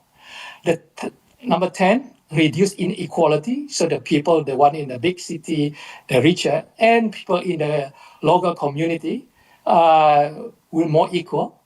And of course, with the city, make the cities more sustainable. And then responsible consumption. We're not just using over exaggerated consumption. So this is the urgency that we are facing right now. So how can we solve these three issues here? So I will introduce you the frugal innovation. What is a frugal innovation? According to Banerjee and Lena, and Raju and Prabhu, the core tenets is doing more and better with less. So I show you the three pictures. If you look at the first picture, the first one, that is the incubator for the baby.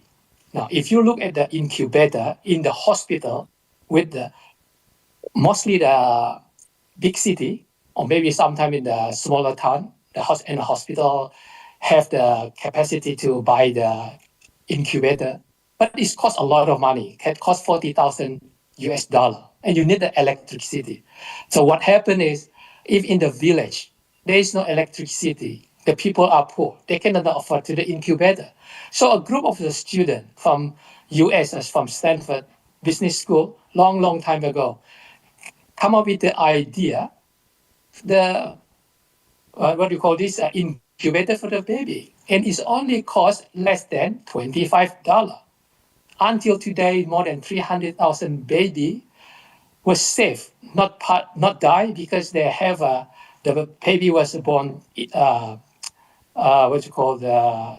premature. But now with this very frugal, innovative product, the baby was saved. More than 300,000 baby in Nepal, India, Bhutan.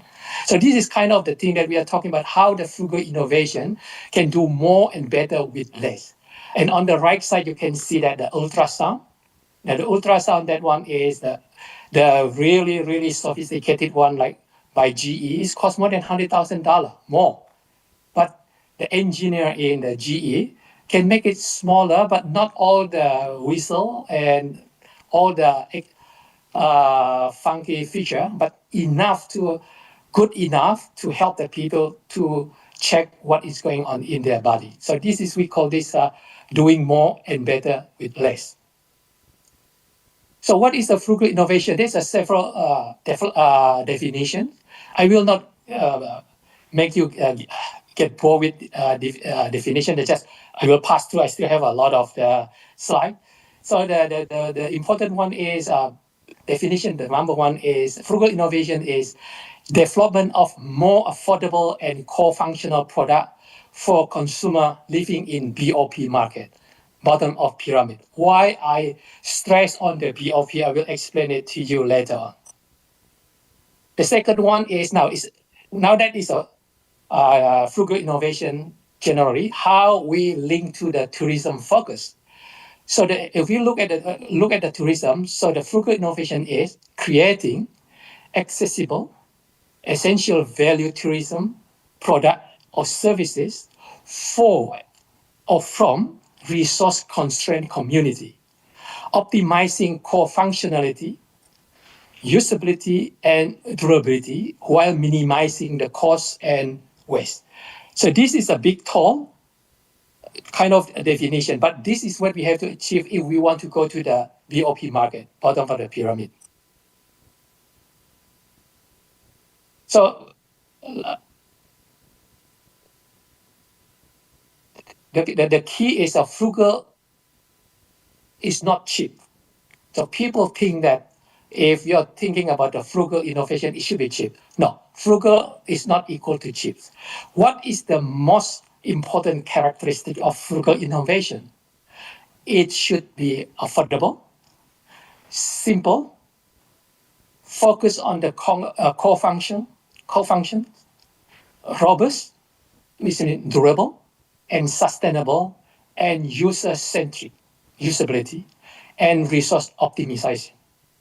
So as I mentioned to you, frugal is not equal to cheap. So you will think that the product could be only the cheap product. No, it can be high-tech. For example, mobile application using the low data. That is a kind of the thing that using the low cost, and then people can using the mobile apps. So this is another example of the high-tech product. This is one of my startup that I found with my friends at Swinburne. So this is we call products called MDTech, which is the product through using the muon, which is from the sky, that penetrate the underground. We're using this technology to look at what is going on under the ground. So for the mining companies, product is very useful because this one can detect what is going on for the mining side. So the changing of the soil, we can predict earlier because we can see what is going on there. Now, we developed this product based on the frugal innovation approach, which is, I mentioned to you already, usability, cost effective, and all these feature. As a result, our cost is much cheaper, but it's very effective. Our price is almost one fourth of the product that sell in Canada. So my question to you in the beginning is why we focus on BOP market and community. Now, what is the BOP market? The BOP is basically a consumer with a low income. Based on the World Bank definition, is less than $8 per day in developing or emerging economy. Mostly these people, these consumers are resource-constrained environment, which is affecting their basic need: foods, housing, healthcare, and energy. Now, in terms of the tourism, these communities are often rich in culture or nature, but the problem is they don't have resources to participate equally in the tourism value chain.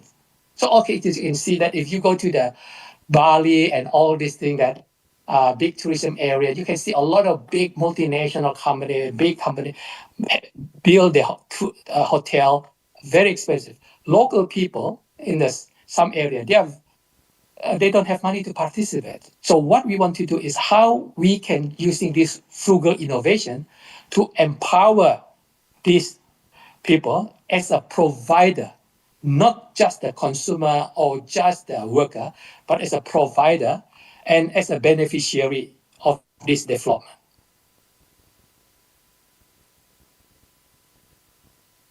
So let's see how the frugal innovations meet the tourism. So the concept is it's basically a bridging concept between frugal innovation and sustainable tourism. This is what is the shared goal here? The shared goal here, as I mentioned to you, that in the frugal innovation is it should be sustainable, inclusive, resource efficient, local value creation, and resilience. Now, frugal innovation can be as a tool to achieve this sustainable tourism, especially at the community level. So why benefit for the why? So this is the benefit for the community empowerment. So there's four benefits here. From the economic side, that is frugal innovations is easy to entry. So it's a lower barrier to entry. And because you involve the local community, there's a local ownership. Because of that, they also can generate the income. So that is empower them for the local community. In a social, because it's a skill development, we're not just as a consumer, but we develop their skill. And also we preserve their culture. So the culture is not gone because through this globalization, so the local culture, we preserve them and improve the infrastructure for the water, energy. And in terms of the environment, so through this frugal innovation, basically we reduce the waste and make sure that use of the resource efficiently and make sure that they practice a sustainable practice. The most important one is the empowerment.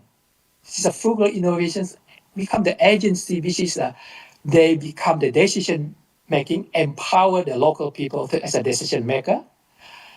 They become the leader and the collective actions.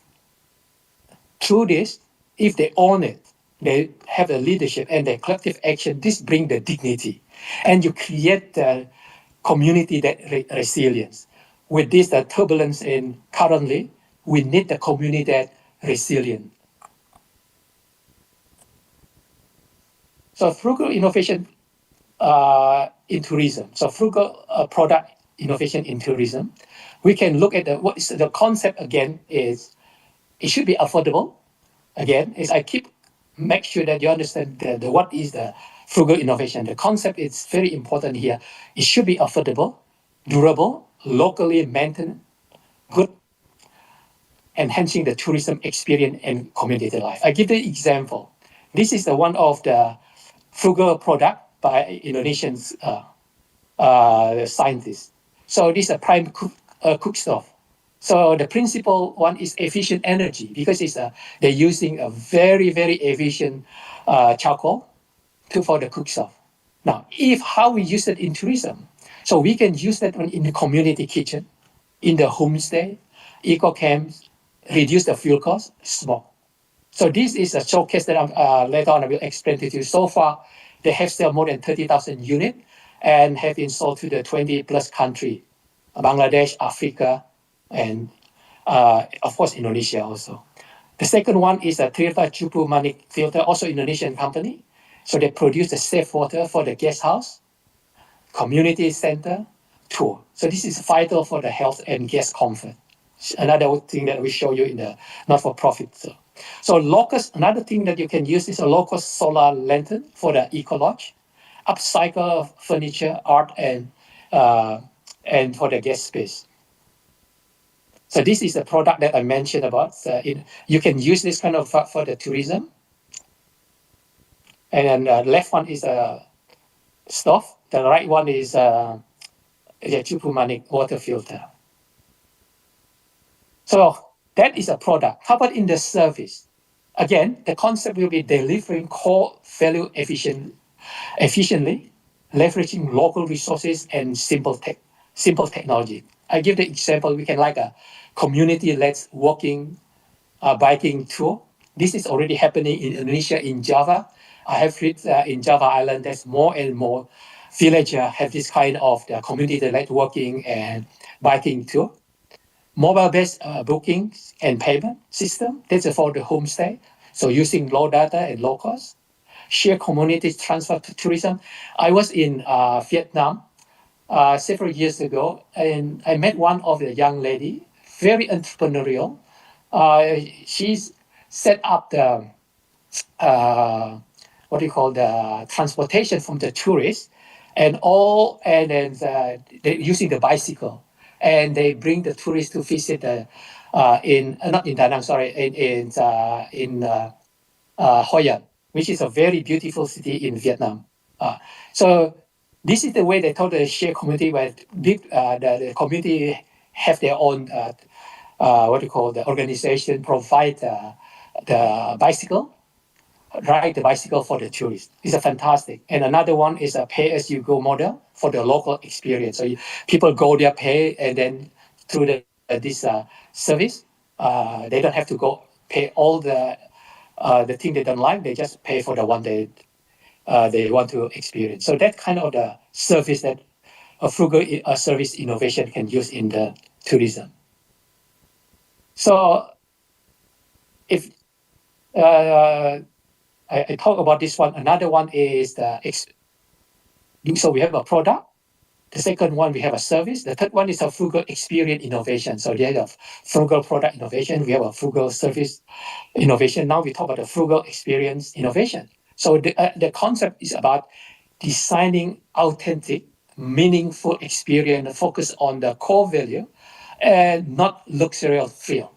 Bali is a good example. You have a very luxurious one that suddenly now you look at the Bali now more and more with look at the local culture, the core value of the Balinese. And also I have seen that in Central Java, that local tourism sell their core value of their village. I give the example that farm to table. So this is a cooking classes using local ingredient efficient stuff. In Jogja, in the village, they have this kind of the experience. You go to their village, you stay in their guest house, they do the farming, and then from the farm, they cook for the tourists. I also went to Vietnam again 3 years ago. I went to the one of the about 3 hours from Hanoi.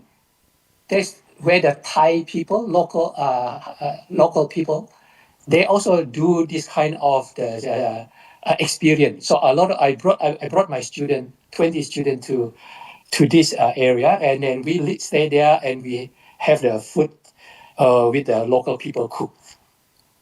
Another one is a participatory cultural workshop. So that can be the craft, music, using local tool. It's same thing in Vietnam. I have seen so many village in small town. They already have this kind of the participation in the cultural workshop.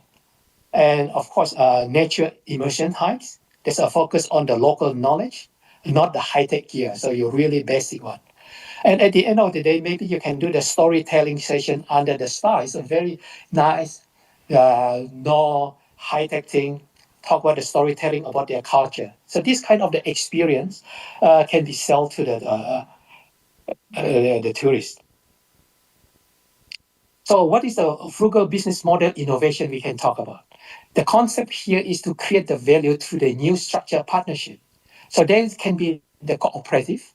So this is community-owned tourism enterprise, homestay network, craft collective.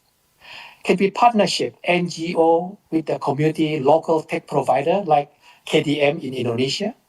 I have seen this one in Vietnam also. There's a NGO community. And cross-subsidization, this is the product that high margins offering support the community access offering. And the last one is a rental sharing model. So you can do the sharing the equipment, guide and facility. If you're sharing the facility, can reduce the cost. This is a business model for the frugal innovation.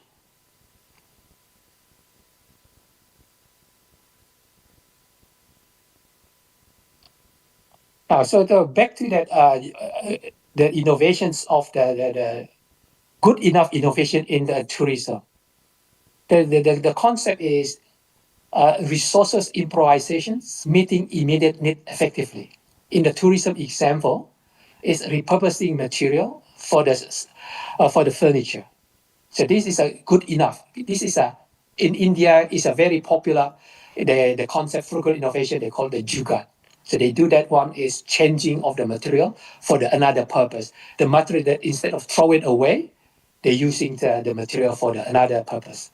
Using existing community space flexibility, school as a cultural center or after hour. So instead of the school, the class is until finished at 3 o'clock, maybe afternoon can use for the community center, for the culture center. So basically it's a simple, effective solution for the waste separation and composting. Reverse innovation is also definition. Some of people think about the reverse innovation. So this is the lesson from the BOP for the global tourism. So the concept again is innovation from the developed country that to the resource constraint setting gaining. So in for the potential tourism potential, again is a community-based tourism model, inspiring global local experience demand. So you can see that from the local experience. And another one is a frugal eco-tax. This is efficient stove, water filter adopted by the global eco-lodge. So we can sell this one to the globally for the eco-lodge. And minimalist travel philosophy gaining popularity at the moment. We can see that maybe it's a Gen Z thing, young people. they have a different attitude. Then you can see more and more the young people is go to the minimalist travel philosophy. And frugal innovation and destination is how the frugal innovation can help local community withstand with a shock like turbulence economy right now. First, because they're frugal, so we can reduce the operating cost. With the lower operating cost, the economic shock will be less. The second one, localized supply chain. Because you're using the local material, so you don't need to import from overseas, less import, so you can reduce, withstand the shock. Simple, repairable infrastructure, that also become easier because you don't need to spend a lot of money for that. And diversified income stream. Now you don't need just depend on the farming, but also you have another tourism and have another income.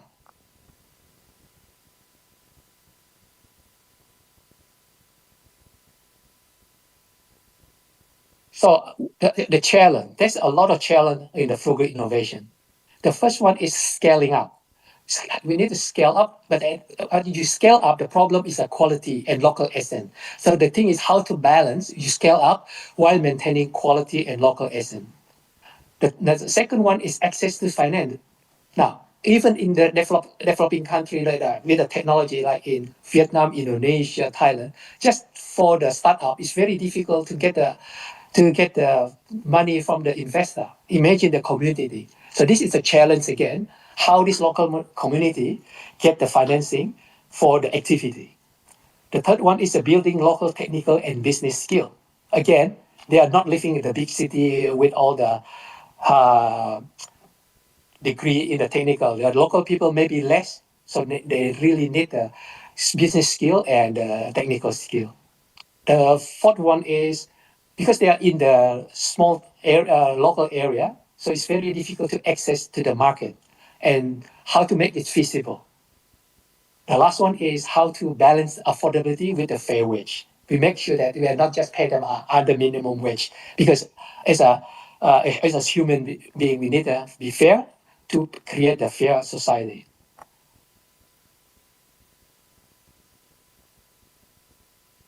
So I will look at the case study first. The case study I mentioned, the first one, primary cook stove. This is a product developed by Professor Nurhuda from Brawijaya, set up the company in 2013. What happened is, through this product that he created, the impact is quite impressive. It's efficient, and it's very cheap because it's affordable. It only costs $20. And then mostly the one who buy is from the people bottom of the pyramids. And the tourism business, so in homestay and small restaurant. In terms of the empowerment is reduce the cost and improve health, and also have the environment benefit because they didn't using electricity, using the coal whatsoever, and the potential for the local manufacturing and maintenance job. So this is the case study number one. The case study number two is a Tirta filter, which is for the safe tourism water access in Indonesia. Again, this is the background is the company was founded by the Rishana Sukarma, graduate from ITB and Holland, Delft. He set up this as a non-for-profit company, social enterprise, is 2009. Again, what is the impact of this product? It's affordable, reliable, clean water for the household, and for the guest house also, and community facility in the tourist area. Again, the impact that is, you can see is quite impressive. In terms of empowerment, it's basically the essential health improvement. If you think about it, in the village, they don't have the water they take from the well. Maybe it's not very clean. Through this product, it's become health improvement, become cleaner, increase the guest comfort. So it's a tourist stay in the guest house, drink the water from this drinking that using through this Tirta filter, maybe it's healthier, safe, and local production potential. Case study number three is a frugal homestay network. This is we are thinking how we can do the networks of this local home offering the basic and clean accommodations. So in terms of the frugal innovation element, basically we have to be, it's a simple room standard, community training program. We help them to train them, technical skill, and centralized mobile booking payment. That will be is using low-tech, let's help them, and share resources, laundry, transport booking, integration with the local guide. So this is a frugal innovation element. If we can create this frugal homestay network, this will be fantastic. The reason is because they provide the empowerment with the direct income for the local people, skill development, technical as well as a business skill, and cultural exchange. Okay. I think I try to make it quick. I will not talk about number 4, skill. Okay, now how to implement the frugal innovation. We are looking at the 6R framework. We adopted this one for the tourism. Rethink, configure, reuse, repurpose, reduce, and recycle. In terms of the rethink, the question assumption about tourist needs and luxury. So we are not bring all the expensive kind of the need for our guests as a customer. So the focus is on the core value. Okay, reconfigure is we optimize the process and partnership. So it is community co-op, for example. If we have create a cooperative among community, our network is of this community network for the guest house. Reuse. So instead of the buy one and throw it away, we utilize existing assets, okay? Skill, space, material, creatively. Repurpose, again, make sure that I mentioned you use it, not throw it away, but you can adopt technology, product for the new tourism use. For example, the cook stuff. And also table, you can use in that one. Reduce is to be minimize waste. Minimize energy, don't waste a lot of energy. Minimize the water, reduce water usage, and reduce the material input. If you will reduce this one, the earth will be more sustainable. And last one is recycle. This is cost all the material used in tourism operation. So this is if you look at the book that I published, we have a study case there. So we look at how these people recycle their product for the frugal innovation. So the design principle of frugal tourism solutions. So I start with the community needs.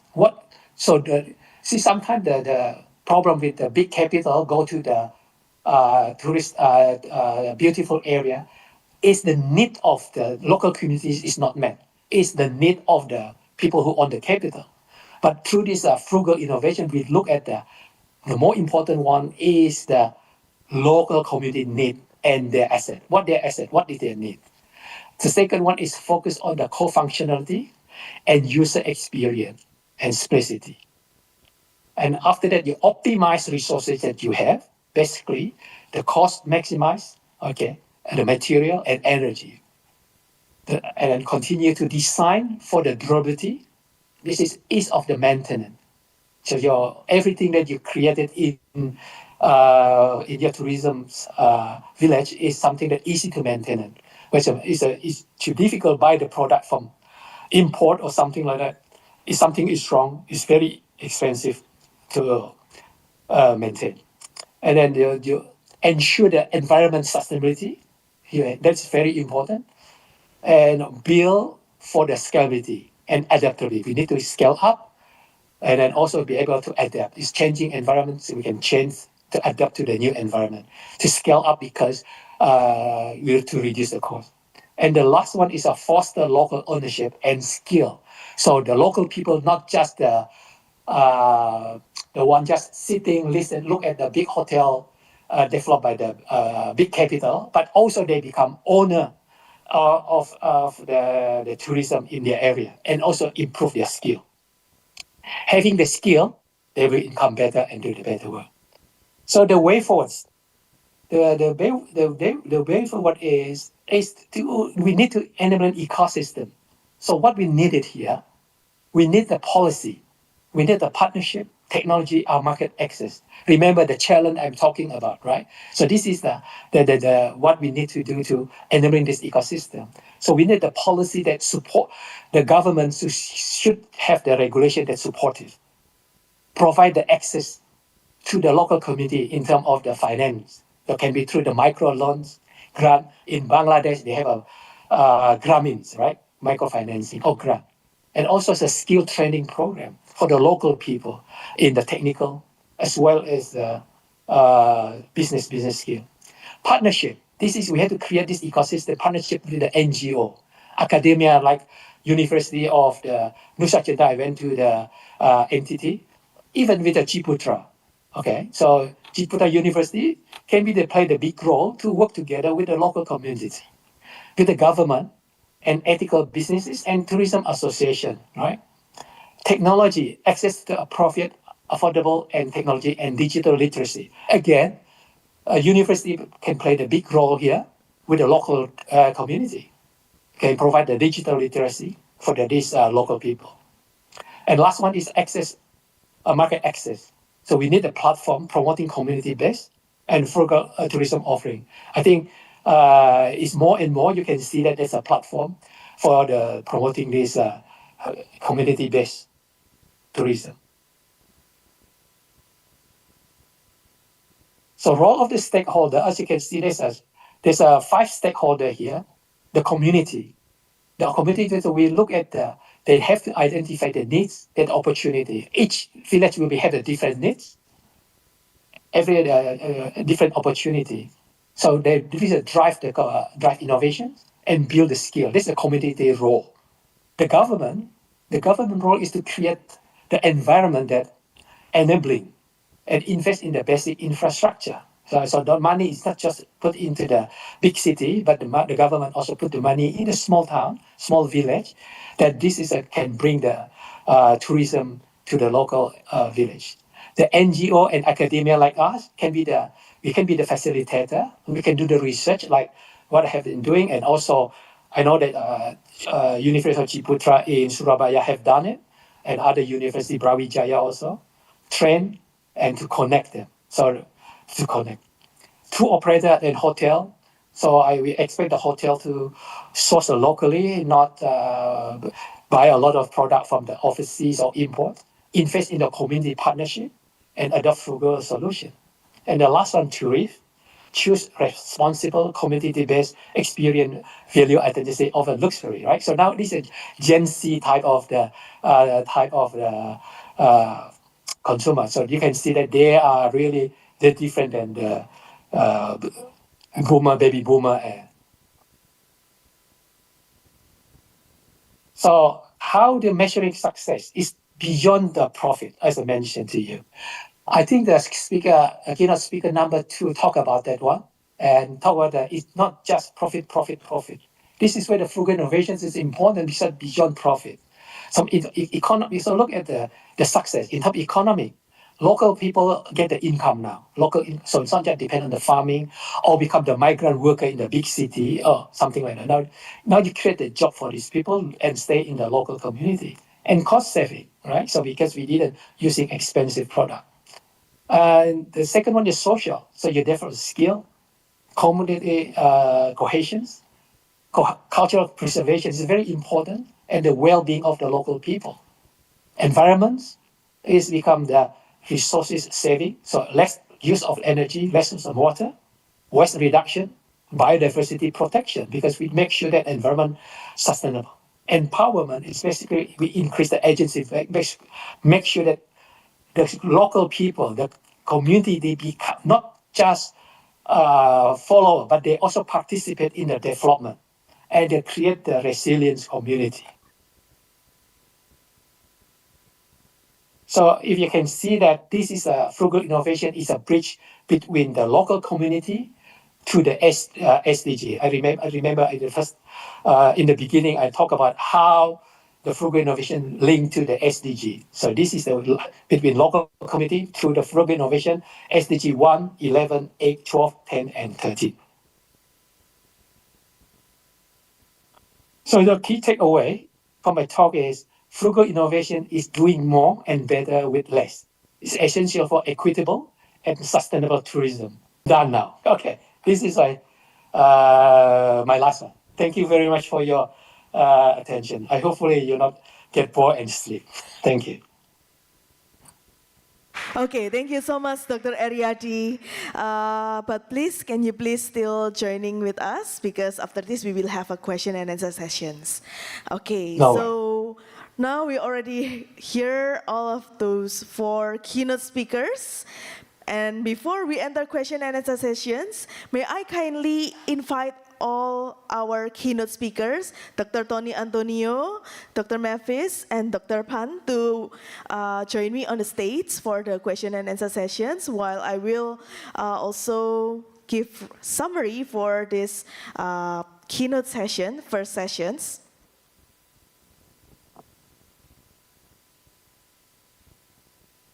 Dr. Tony Antonio was telling us about with the framework, with the 4M that is important to face the uncertainty.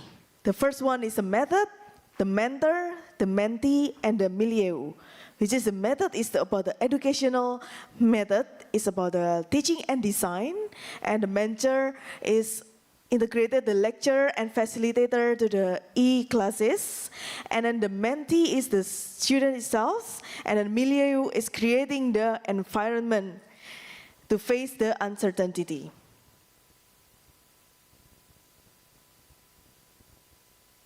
Previously, Dr. Mavis talking about growing success with sustainable business practices. There are 4 key drivers for sustainable success, which is the most important one is about knowledge management. This is strongly repeated in her research finding. So the other is about the green dynamics capability, supporting organizational culture, and also green innovation. So there's a note for the academia. So since the knowledge dissemination about the knowledge management is strongly needed, so we can shift the disseminations to co-creations in the educations, and also to contribute working hand in hand with the small, medium, and enterprises. Dr.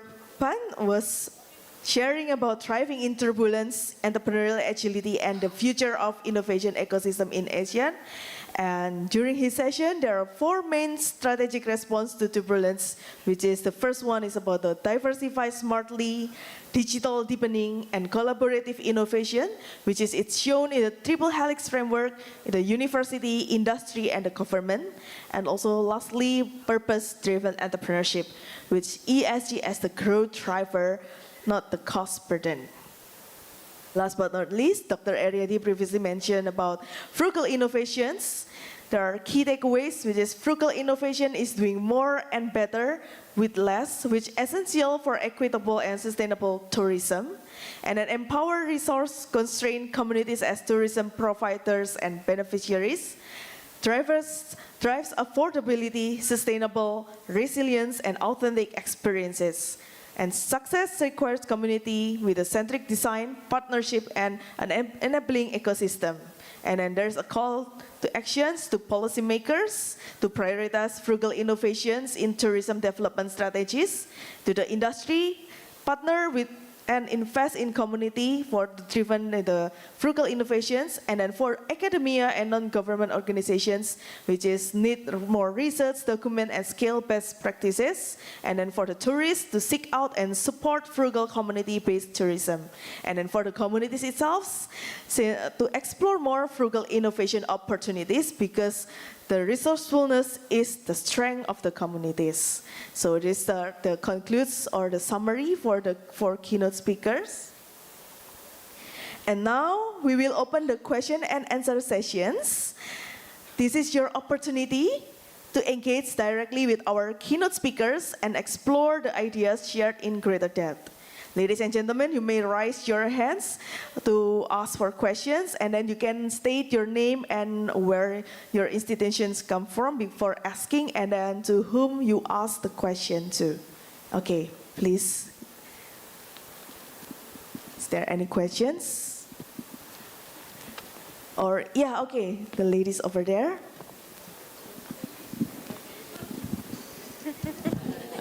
Oh, sorry. A gentleman over there. Yeah, not a lady, sorry. Okay, thank you so much for the amazing experience and the amazing sessions from all the speakers. Beforehand, my name is Dennis. I'm a senior at Universitas Ciputra, Makassar.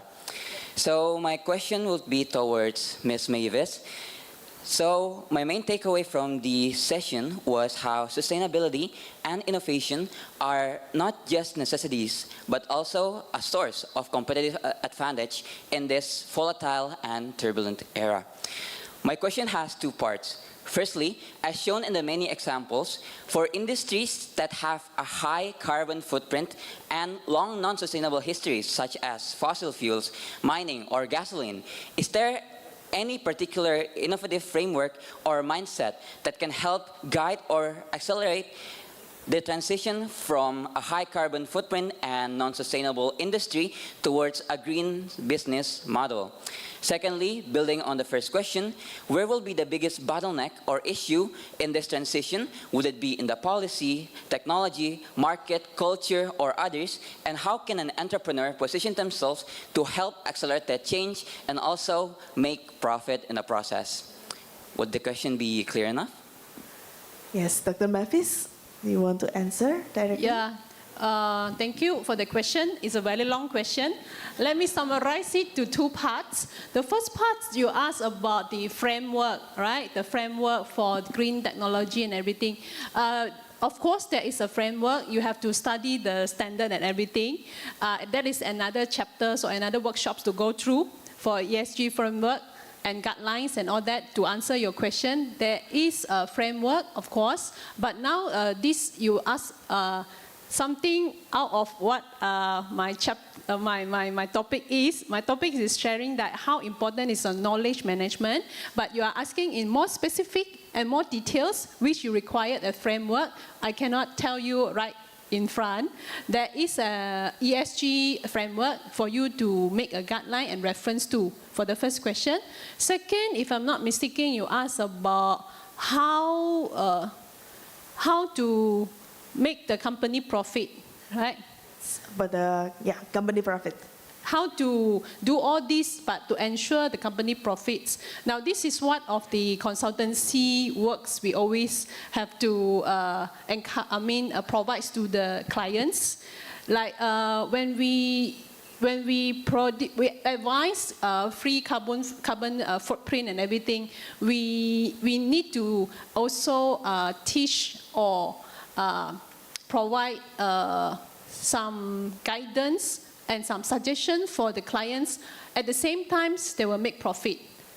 There are some ways, but which I cannot tell you one by one now. We need to look at the case studies of the companies, for example, what are the current data and all that. Then from there, we know how to encourage, how to identify the risks and to help the company to make profit. There is a way. I hope I answered your question. Thank you. Okay, Mr. Dennis, is it already answer your question? Okay, thank you.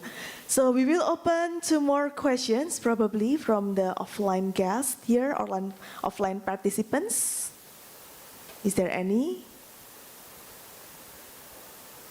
And also, I will invite the online participants. If you have any questions, you may directly chat in your Zoom chat, and then later on, the operators will share the questions, and I will read the questions with the keynote speakers.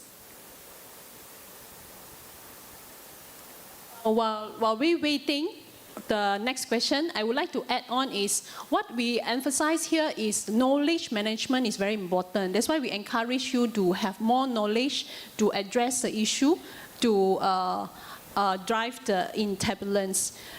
Meaning that if you want to know the framework, if you want to know how to make an organization profit when you implement sustainability reporting and everything, so knowledge is very important. So we encourage the students, the lecturers to actually learn, certify yourself with carbon accounting certification or some IFRS standards, IFRS 1, 2 applications and all that. Knowledge is very important. It's a key factors. That is the whole idea. Okay, thank you. So actually there is a questions in online sessions. The question is to Dr. Phan. Okay, Dr. Phan, so the question is, how can startup build a systematic capability for sensing and responding to these layered uncertainties to create lasting organizational agility? All right, thank you for the question. It's a very tough question. From my opinion, actually it depends on some factor. It will affect to the answer. First of all, because nowadays the AI come and it will be there. It won't go, and we have to learn how to adapt with the AI, how to work with AI, and how to use it. So, because when actually at the university, we don't really ask students they have to do startup. No, we don't have that. But we teach them how to have a mindset of the people who will do startup. This is more important. The mindset is more important. So, with that mindset of the entrepreneur, I think when they start to do anything, for example, maybe they start to do the business, or they start to work in a company at the very first position, they need to look around, observe, because nowadays, the world is changing very fast, and we have to keep looking, keep observing. And this is my key question. Keep observing everything and use AI, work with AI, and if you have a chance to work with AI, try to build an AI agent to help them, to help yourself in daily work. And if you have more time, try to do more. Like use AI plus automation. Try to in your daily work, even in your startup, your business as well. So by using AI agent, by using the technology, by observing, I think you can feel, you can sense anything which is changing around you. Yeah, I think this is my answer. Thank you. Thank you, Dr. Phan. Okay, is there any questions from the offsites for these offline sessions? There is another questions from the online. This question is to you, Dr. Ariadi. So, can entrepreneurship at BOP survive? How can the entrepreneurship at the BOP move beyond charity and become a catalyst for systemic change? Okay, can you hear me? Okay, guys. Yes, Hello? Doctor, yes. Okay. Yeah, it's a very good question from Sandra from UPH. Good. The short one, can entrepreneurship at BOP survive? Of course. We have to optimistic, right? So basically, as you know, why I say you can survive. BOP, you're talking, look at the BOP, there are more than 4 billion potential consumer, right? And this is so basically you're talking about people who earn less than $8 per day, but the volume is huge. Now the key is if you can come up with a product, right, or service that serve the people with low income, you're talking about the volume. So we are not targeting the high-end one, targeting the low-end one. I give the example, for example, Unilever. Now this is a big company first. The Unilever have a problem to sell their shampoo in India long time ago, right? Because one package of the shampoo costs quite a lot of money. So what Unilever done through the partnership in Hindustan Leather they make the shampoo in a small package. Now in Indonesia, of course, 40 years ago we also have that one in Indonesia. So now the small package of the package of the shampoo. Right, because it's a smaller one and the product itself is good, right? But it's smaller, and so the people who cannot afford the whole bottle upfront, they can buy the small one, as you can see there. And it's sold like a hot cake in India. Of course, later on, if coming to Indonesia 40 years ago, maybe 50 years ago, I still remember when I was a kid, we don't have money, we also buy the very package. So you are talking about this innovation, you're targeting that people who didn't have a big money. And this is huge, 4 billion people, you imagine. So we are not talking about people in the top 1% or top middle income, we are talking about the 4 billion people. So if your product can go to the global, of course, we are talking, not like us, we are like global multinational, they know the frugal product. But as an entrepreneur, again, what is the entrepreneur? Is look at the opportunity and exploit the opportunity. Where is the opportunity? I look at the BOP is the future for us, because to go to the top one, very difficult for you to compete. It's easier for you to compete in the BOP because maybe the requirement is less, but as long, remember that one, affordable, usable, co-functional, maybe you can sell with certain margin. Now, can you be more than charity? Absolutely. Entrepreneurship cannot be the charity. It should be sustainable. If you only depend on the ask the money all the time, maybe from the government whatsoever, it's not. I would say, it's a real entrepreneur. Real entrepreneur should be able to look at source of funding and create the product that and will be look at opportunity and sell and hopefully make some surplus, right? So the question is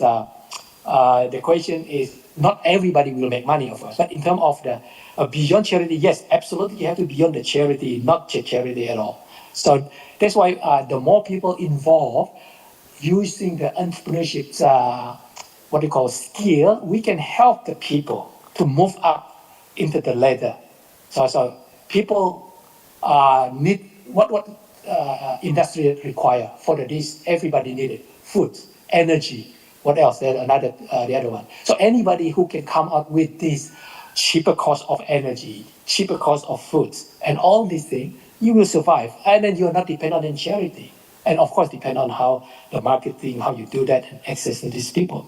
So I'm very optimistic that people, entrepreneurs, can survive in the BOP market. And it's already proven that big company, as an entrepreneur, you have more skill. Yeah. I hope you're happy with my question. I'm quite optimistic as I myself as an entrepreneur, startup founder for the high-tech company, but also using the frugal innovation approach. But I can see that it's very important to look at that 4 billion people as a market. Thank you. Thank you, Dr. Ariadi, for the answer. And then there is still one question from online to Dr. Tony Antonio.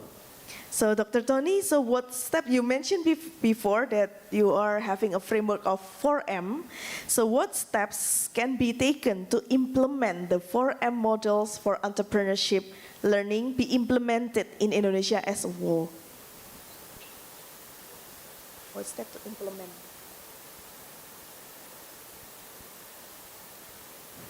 What step to implement the 4M?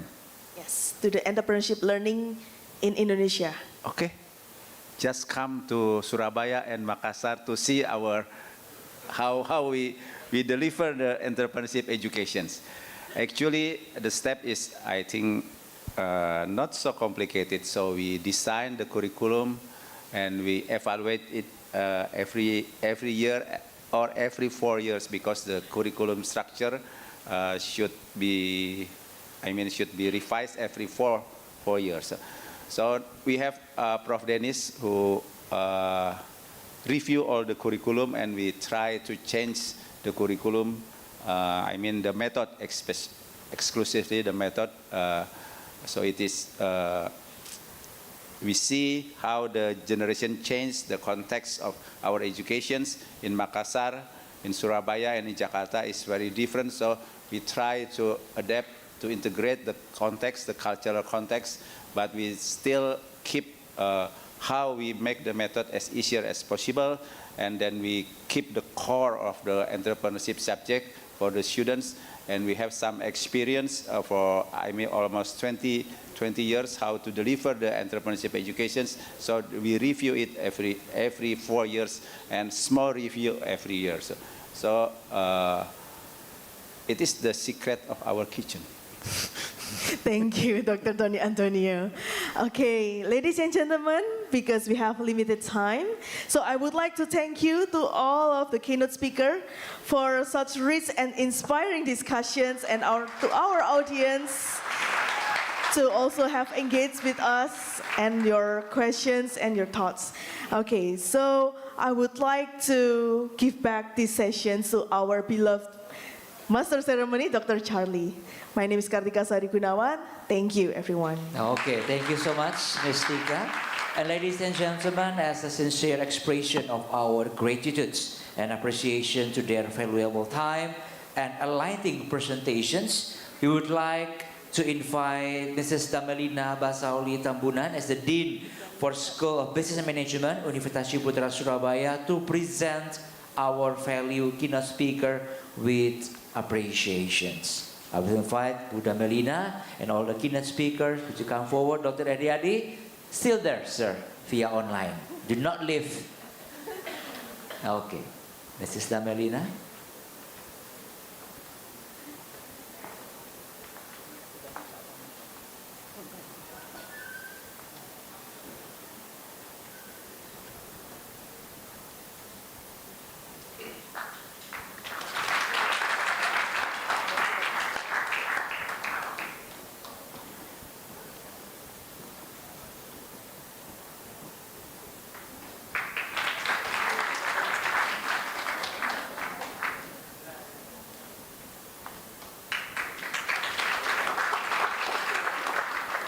Okay, and then, not but not least, this is the certification via online. Okay, we will send to you later. I will take a group photo. Okay, Ms. Tika as well.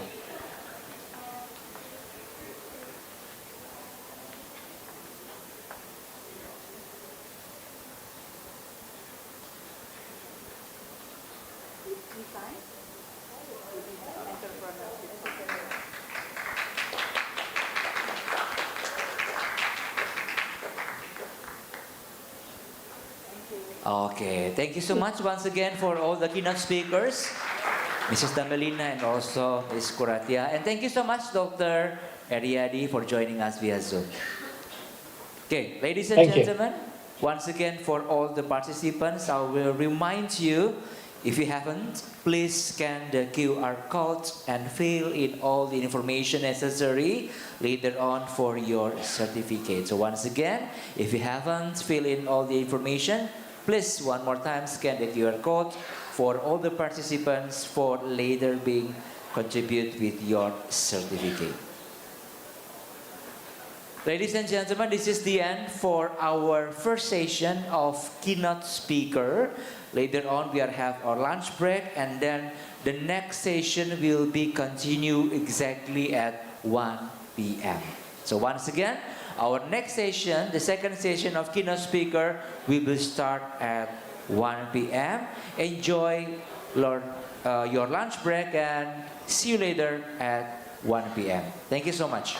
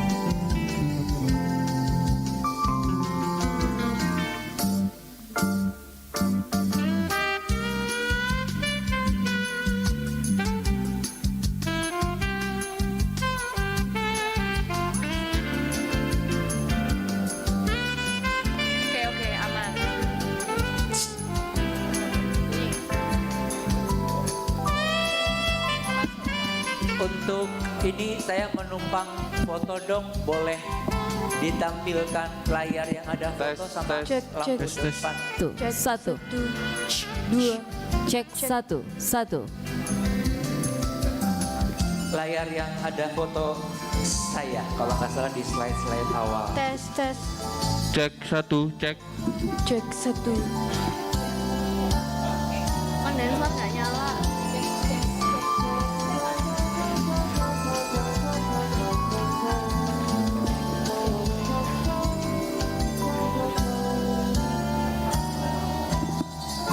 Cek satu, cek. Cek satu, cek satu, cek. Satu.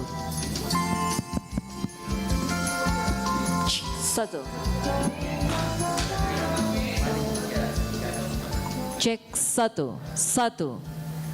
Oke. Cek satu. Sabar ya. Cek satu. Cek. Ini naikin lagi, Wan. Cek satu. Cek satu. Matikan ini, Bu. Aduh. Oh, ini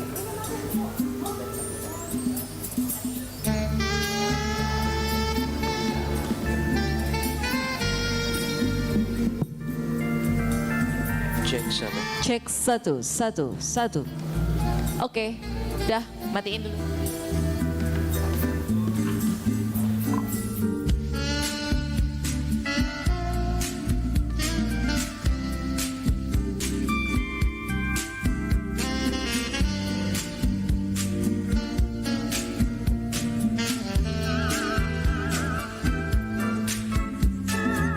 Misi MC mau foto.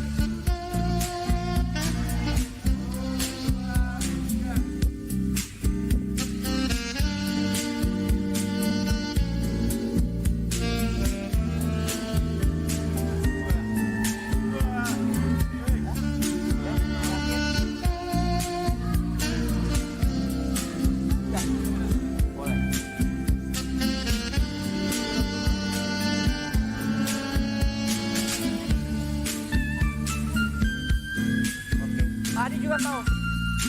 Handphone kasih ke Pak Adi. Bapak. Oh iya, pakai handphone juga kita. Bapak hormat buat Pak Adi. Layar boleh dipindah ke fotonya chairman kita. Enggak. Foto chairman kita Pak Adi. Kalau nggak salah di awal-awal. Foto chairman kita yang terhormat Bapak Adi Kurniawan Yusuf, Doktor. Setelah ini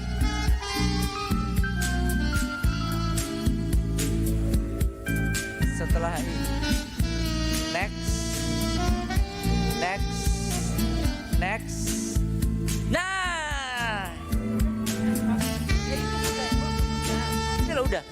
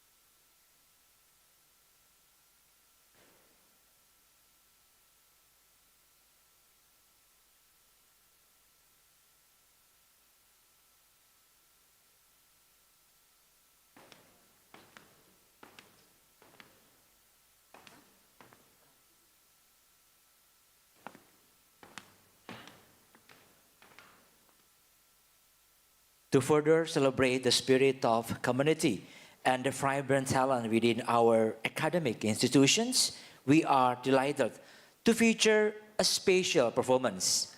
Please join me in welcoming the talented Improen Choir. They will performing 2 songs. The first one, Sipatokan, a traditional folk song originating from Sulawesi Utara, and the second song, Gala Bunga Matahari. Enjoy.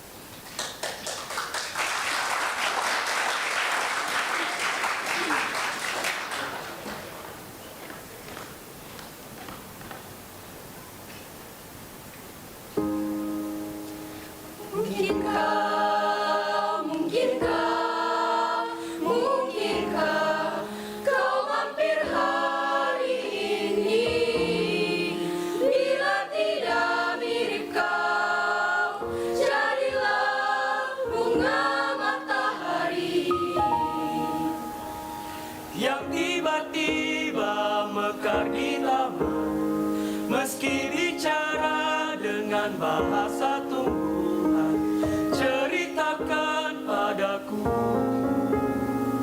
bagaimana tempat tinggalmu yang baru.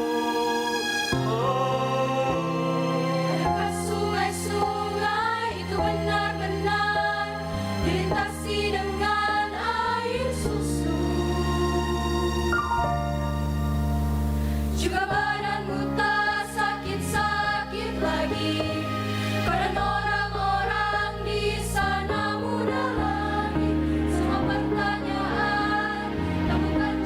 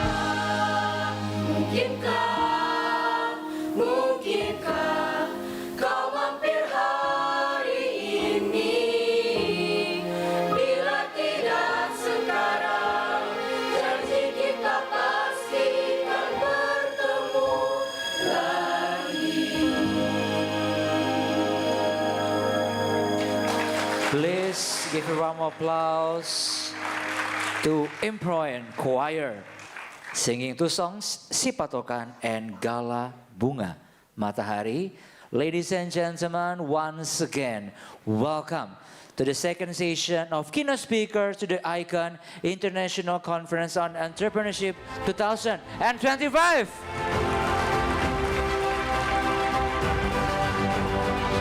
We do hope enjoy that you enjoying your delightful lunch break and had a moment to refresh and network.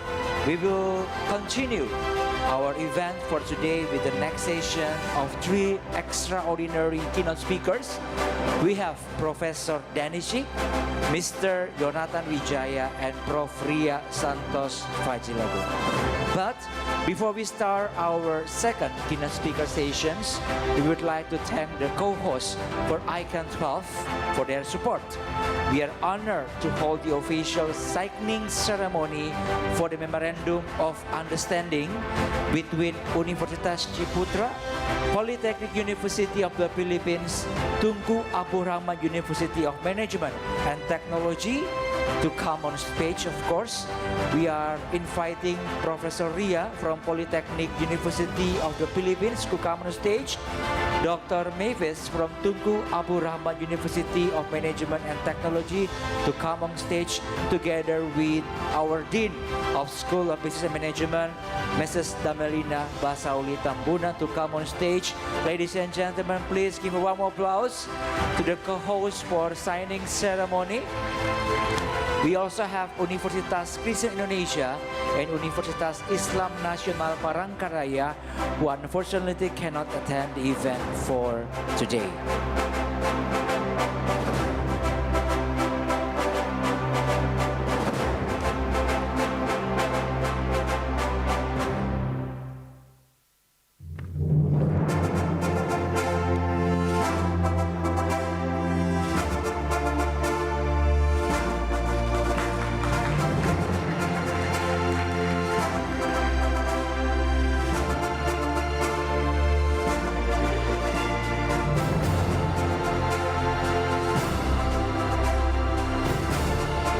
Take a photo first.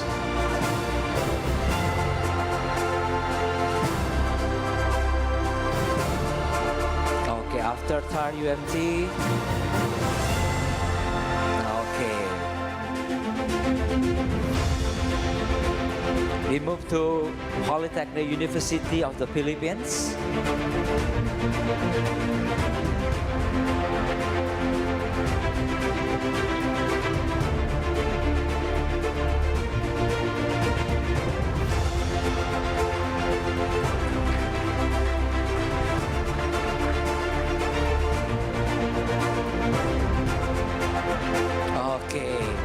Professor Ria, okay, taking a photo first. So, Professor Ria, what do you think about our collaboration after signing this Memorandum of Understanding? Of course, I'm very excited to do more activities and programs and projects with UC, Surabaya and Makassar. And we're very happy for the welcome, what do you call this? You are very welcoming, to all the delegates, me and the Magnificent Seven. Thank you very much for the warm welcome. Thank you very much to all the students of UC Makassar. The same question with Dr. Mavis. What do you think about our relationship after signing this memorandum? Of course, we already have a very established and good relationship with UC. We hope to continue our relationship and do more in the coming future. Thank you. Okay. Before taking a group photo, we have our token of appreciations for our co-hosts for event.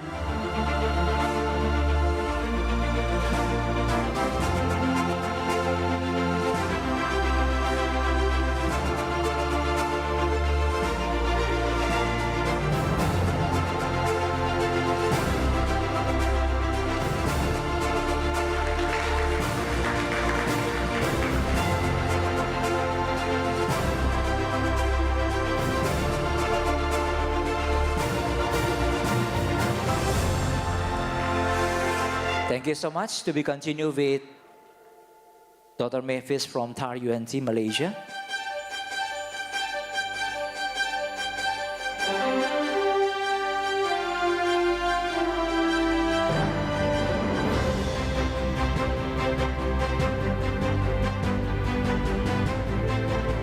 Okay, and then we'll take a group photo all together, three of you, our beautiful ladies. Yeah.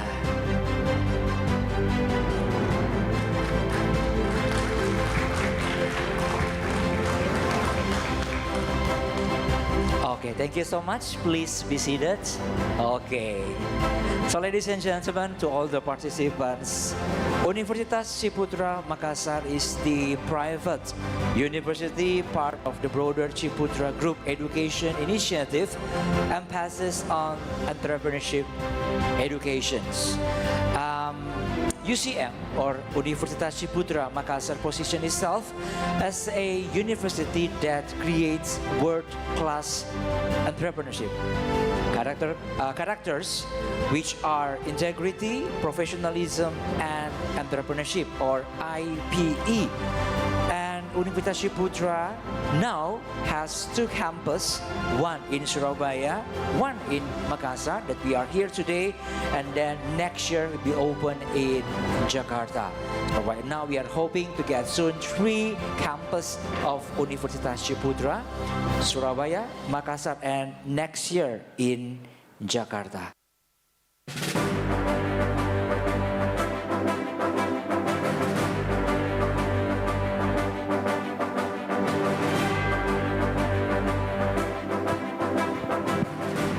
Ladies and gentlemen, in this short while, we are going to continue with the second keynote speaker stations. Like the first one, of course, before we will introduce our keynote speaker, I will introduce first our moderator for today. She is a current doctoral candidate in Universitas Ciputra Surabaya with her expertise in entrepreneurship and corporate finance. Let us welcome our moderator for the second session, Miss Cindy Joel Tenesia, SA, MBA. Thank you, Mr. Charlie. Good afternoon, everyone. I hope you have all enjoyed the first session and gained valuable insights from our speakers earlier. Now we're moving on to our second session of the 12th International Conference of Entrepreneurship 2025, where we'll continue exploring ideas that shape the future of innovation and business. My name is Cindy, and it's my pleasure to be the moderator for this session. We have inspiring speakers lined up, each bringing fresh perspectives and experiences that I'm sure will spark meaningful discussions. Without further waiting, let's begin our session by welcoming our fifth keynote speaker, Professor Dennis Chick, BA, BS, MA, PhD, Director of Ciputra Innovative Indonesia Institute, Professor of School of Business and Management at Universitas Ciputra, and visiting Professor of ISEC School of Management. Please give a warm applause for Professor Dennis Chick. Please come up on stage, Professor.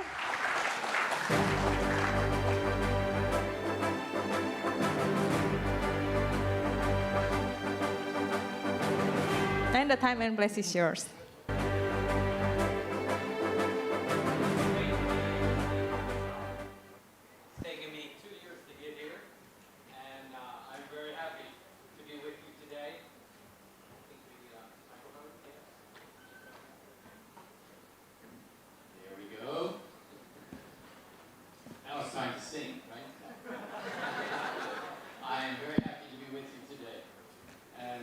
Excited about what's happening at UC Makassar, and looking forward to learning more and spending some time with some of the students while I'm here.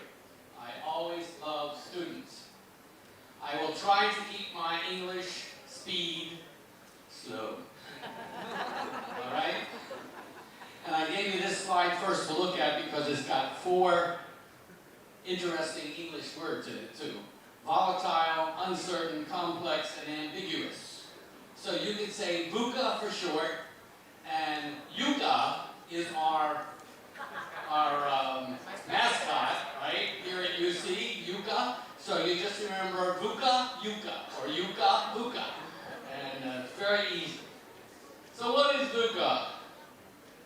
VUCA is a term that's used to refer to chaos, uncertainty, volatility, complexity, ambiguity.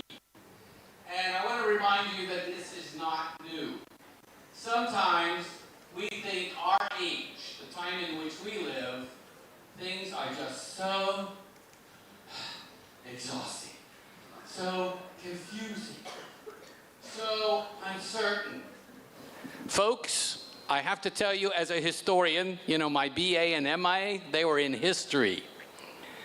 History gives you perspective. There's about 130 billion human beings who have lived on this planet, including you. You're part of 130 billion people. Imagine that. And you know what?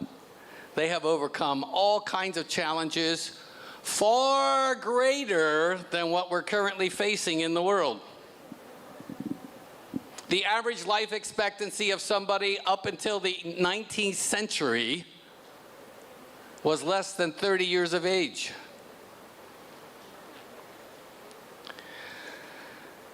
The Black Death, Europe, the 14th century, 1 out of every 2 people died in a very short period of time. World War II, I'm still not to your generation, right? World War II, what's World War II? First there was World War I, and there was World War II. For many historians, it's one war. It just took a break in between. The issues of the First World War were not settled, and they fought another Second World War over those same issues, actually. 3% of the world's population died in World War II, above the normal deaths people just would normally have. 3% of the world's population, 69 approximately million people lost their lives. You think about the wars going on right now, which are terrible, conflicts happening in the world right now, some of which have been going on, some of those conflicts have been going on for 40 years. There still is no truce that's been signed, no peace agreement between North Korea and South Korea, right? That's the longest running war that was never concluded. So, if you gain a little perspective, you can sort of look at the present and say, you know, it's challenging, it's uncertain, it's volatile, it's chaotic, it has a lot of ambiguity, but we'll get through this. We have a lot of challenges. This is an interesting new attempt that was published not that long ago, this very month, in Nature magazine. And its attempt to show in a reasonable focus whether we have adequate distribution. There's a lot of confusing things happening in the world. There always have been. Confusing things happening in the world. There always have been. And somehow human beings figure out how to go on. If we look at Asian capital markets, this is a very recent report that came out from the OECD. The country of Indonesia is currently a partner organization of the OECD and is looking to join the OECD in the next few years. They took a look at capital markets across the OECD countries, as well as some wider entities in the world that it's important to take account of. And this is what they concluded. There's a lot of changes needed in policy. Somebody in this room has an option in the future of making changes in policies in this country. We need good, reliable, entrepreneurial people to serve in governments. I worked in government in the United States for 13 years, in state government. I can tell you sometimes government is the problem.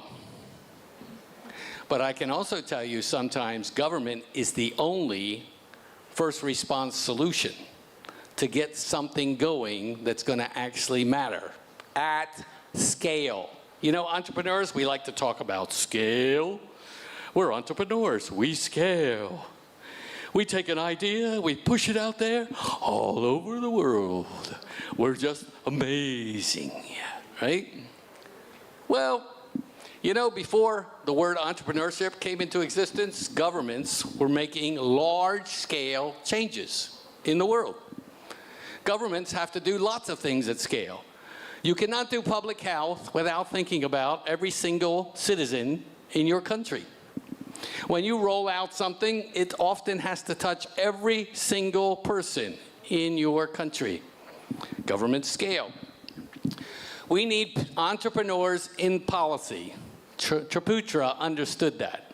Ciputra said we need people in government to be entrepreneurial and to take the lead. We need people in the nonprofit sector. Sometimes we talk about entrepreneurship and we only think about profit-making ventures. But you know what? Many nonprofits actually make profits. When we say the word nonprofit, all nonprofit really means, or an NGO, is that they don't have shareholders in the sense of people actually having tangible capital invested in them for which that person expects a capital return. But there are nonprofits that do amazing work. In fact, the biggest nonprofit in the world is BRAC in Bangladesh. They have over 1 million employees. They're one of the biggest corporations on earth. They're a nonprofit. They do a lot of very, very important things. So we need policymakers, we need people in the nonprofit sector, but we need to change these kinds of policies. So nonprofits sometimes advocate for change to governments and sometimes to corporations. A healthy society has a very strong government and governance.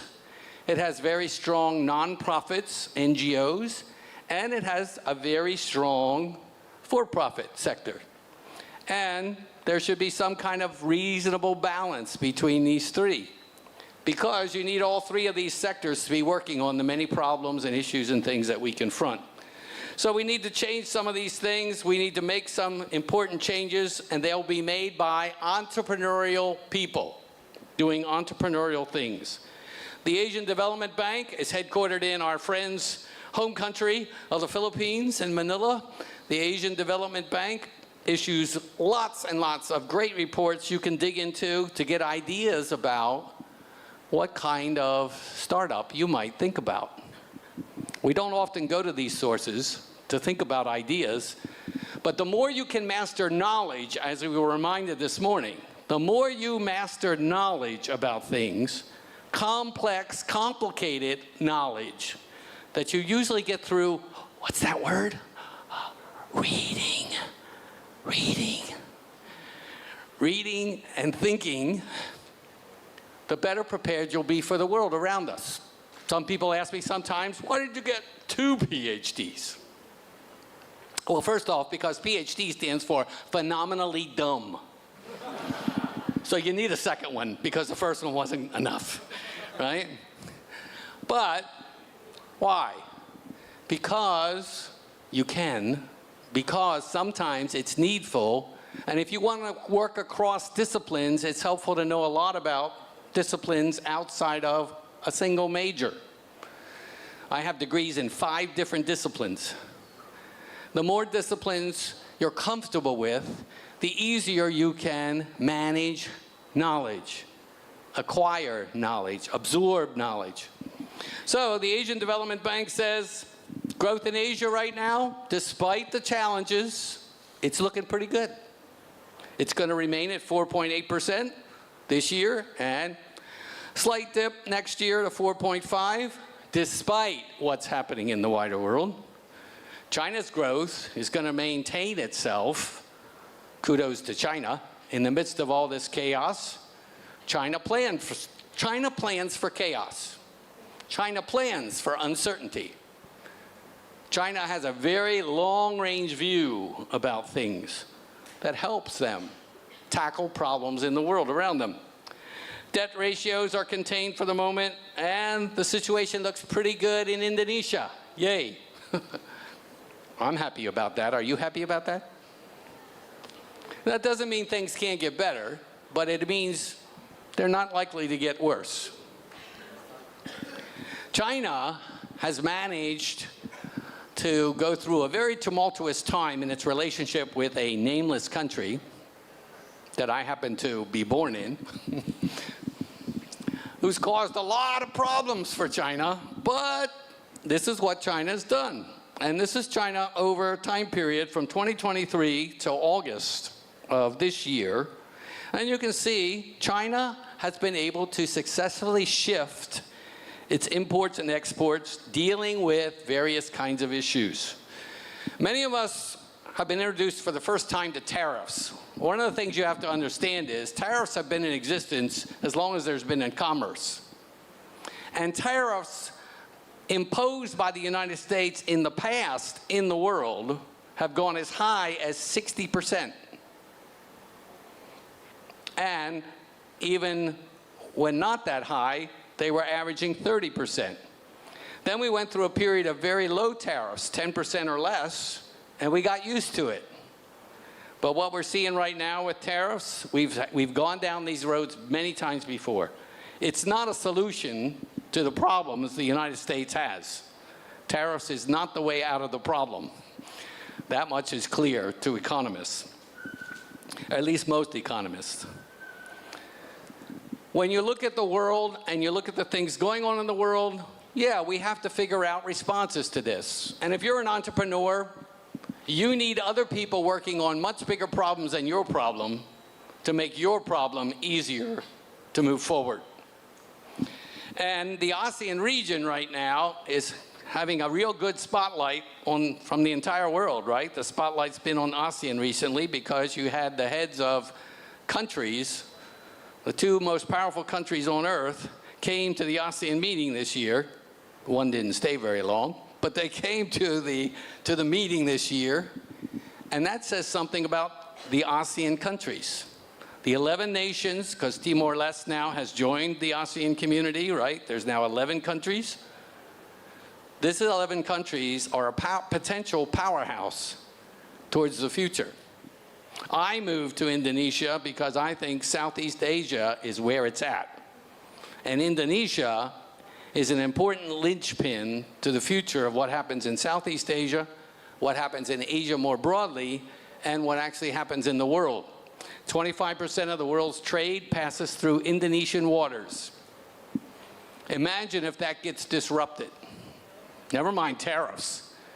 If Indonesia comes apart, the world is in trouble.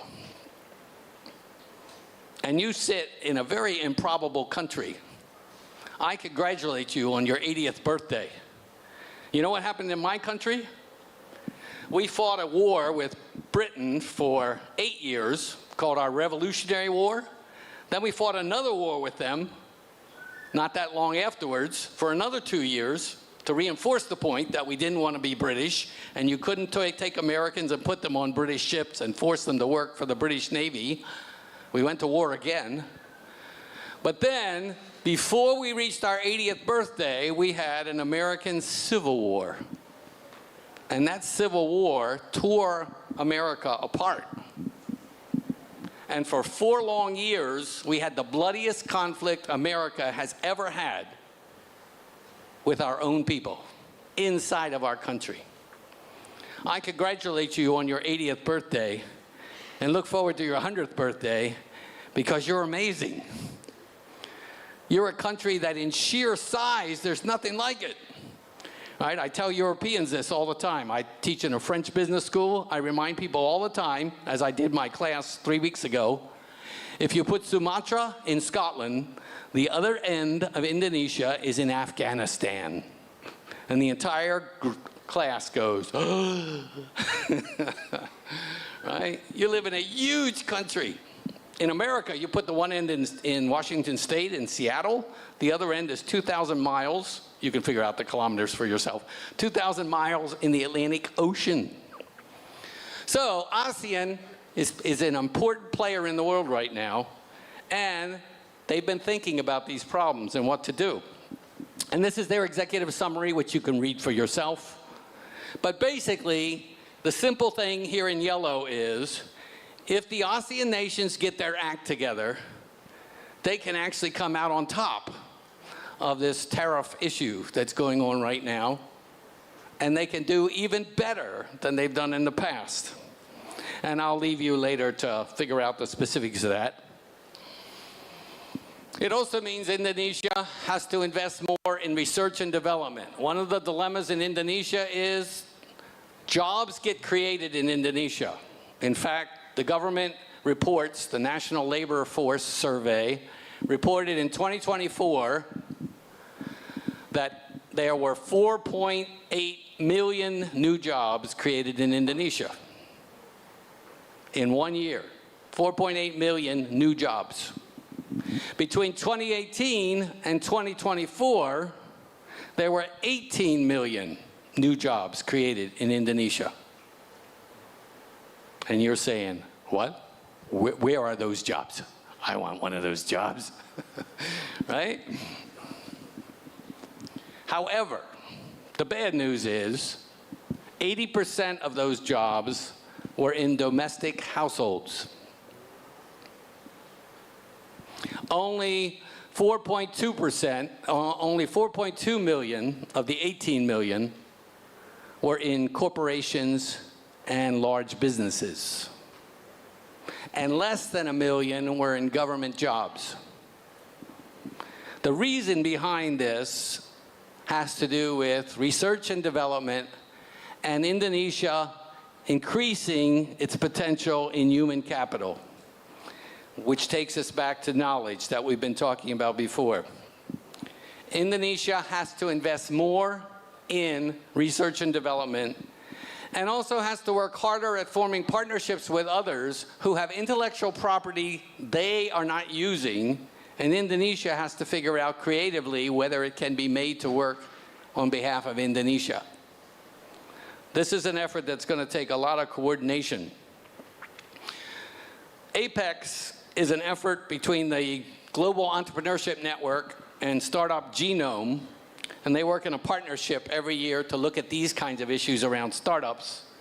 You'll see there's a number of Asian countries on the list of the top entrepreneurial locations in the world in terms of the various kinds of aptitudes, policies, human capital that they have present within them. And you see that South Korea is on this list of the top 20, China, Singapore. Indonesia ranks pretty well in this particular look at the startup environment. It's right here between China and Mexico. France is number one. France has worked extremely hard over the last 10 years to create a wonderfully new entrepreneurial ecosystem in French cities. It is not actually spread outside the French cities, but in the French cities, Paris being the premier example, there's an incredible amount of startup activity happening in Paris these days that didn't happen before. Indonesia, as part of its process of joining the OECD, Indonesia is going to be further improving what it's doing. There's no question in my mind about this. I've worked with OECD for many years. I know it's going to have a huge positive impact in the country. There's also global movements happening that are working in Indonesia's and in Southeast Asia's favor, in that the shift of global talent is shifting to Asia. There's a lot of things going on. There was a recent conference held in Saudi Arabia called Tectonic Shift in the Global Talent Chain. And what we see is that students who routinely used to go westward are now staying in Asia, and students from other parts of the world now are starting to come to Asia and considering it as a real good possibility to enhance their studies and their education. This is coupled with a demographic where many, many Asian countries have lots of young people. So what does all this mean? It means that for entrepreneurs at the time in which we live, the outlook is not bleak. The outlook actually is pretty healthy. And when you look around you, when you look next to you, when you look to the person behind you, you can see opportunities. I had the privilege of working with two very famous people. Sir John Templeton was a very famous inventor. He was the Warren Buffett of his day. Sir John was a wonderful investor, but he was wrong 2/3 of the time. 66% of the time he bet wrong when he invested in stocks. The other third of the time, he was brilliantly right. This means failure is not to be feared. It means we can learn from it. And 1/3 of the time, he was brilliantly right. He left behind $6 billion in 3 different foundations. I've been running my stopwatch since the beginning. I have 3 minutes to go. He really knew that it's all about your attitude. It's about being optimistic about the future. That's an attitude. It can be grounded in some facts, but it's a basic attitude. Be optimistic about the future. Believe that you can make a difference. I've been in many, many efforts where a small group of people met in a room. We reached decisions about what needed to be done, and we went out and literally touched, through that effort, the entire globe. I'm one of the people involved in the founding and promotion of the Global Entrepreneurship Network that spans 206 countries in the world. It started in a single place with just a few people deciding what needed to be done. I have faith in Indonesia's young people. I think you're amazing. And I think if you make up your mind, you can do things. You can do things people won't believe. This has happened down through history. Youth around the world have made a major difference in the world we inhabit. But it begins with confidence and begins in betting in the future. And our founder, the founder of this university, he invested in you before he ever met you. In fact, he's never met you. He put in place the mechanism for you to be here today because he believes in the young people of this country.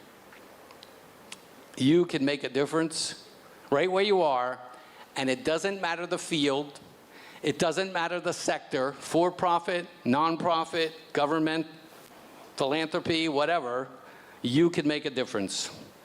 These two men changed my life, and because of their investments, your life can change, and it continue to get better. Thank you very much.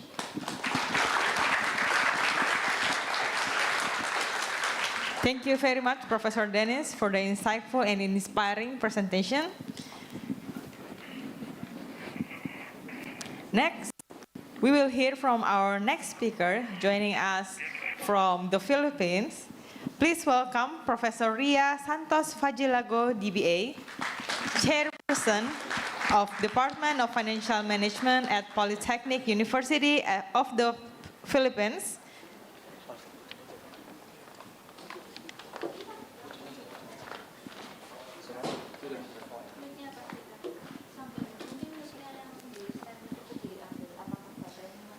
Great. The time is yours. Jadi kayak kita improve dia. Good afternoon, everyone. On behalf of our president, Dr. Manuel Muhi of the Polytechnic University of the Philippines, I would like to thank Universitas Ciputra, Makassar for inviting us to be the co-host of this ICOEN XII this 2025. So thank you very much. After that talk, I think I would like to hear more stories from our keynote speakers. So the topic is thriving in turbulence, how entrepreneurs navigate disruptive global challenges. I am not an entrepreneur by profession, neither an educator or entrepreneur, but as part of the College of Accountancy and Finance, and currently the chairperson of Financial Management. I know that financial agility is a concept, is a strategy that can be applied in businesses and by entrepreneurs in order to navigate the disruptive global challenges. By the way, I'm Dr. Ria Fajilago. All right, for the background, with the vast and emerging world, businesses redefine their operations where entrepreneurs face various global challenges. As mentioned a while ago in the discussion, volatility in the economy, political instability, environmental threats, and the adverse effects of global crisis have disrupted economies and reshaped markets across the world. According to the Global Entrepreneurship Monitor in 2025, 1 out of 8 working-age people is engaged in entrepreneurial activity, representing nearly 665 million entrepreneurs must endure various challenges that limit their success and growth as follows. So the first one is limited access to funding due to rising interest rates and instability. I would like to share some of experiences that we had in the Philippines pertaining to financial inclusion, which is a pressing topic in the Philippines right now. In fact, according to the Consumer Finance Survey of 2022, in the Philippines, still 34 million Filipinos, or 44%, is still unbanked or is not availing or has the capacity to avail of financial services, formal financial services from our financial institutions.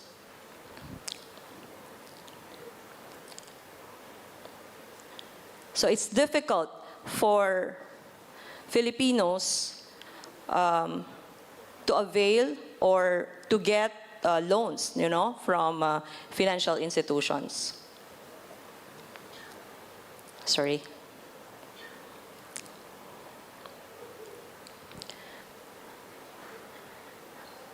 So the first one is limited access to funding due to rising interest rates and instability. So the Organization for Economic Cooperation and Development, or OECD, Financing SMEs and Entrepreneurs Scoreboard in 2025 points out that small and medium-sized enterprises facing a tightening financing environment paves its way to a significant decline in lending. Increased interest rates imposed by central banks to offset inflation, raising the cost and reducing the availability of credit for starting up firms. Financial institutions are tightening lending requirements, making it more challenging for entrepreneurs to get credit. Due to shifting financial circumstances, entrepreneurs must create increasingly comprehensive business strategies.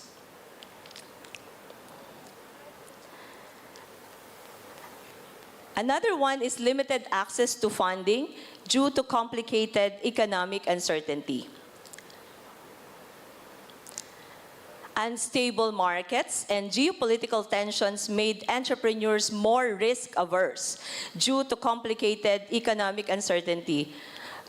In the morning session, this was already highlighted in the discussions of our keynote speakers about economic uncertainty, even given example by Doc Adi through the ball example this morning.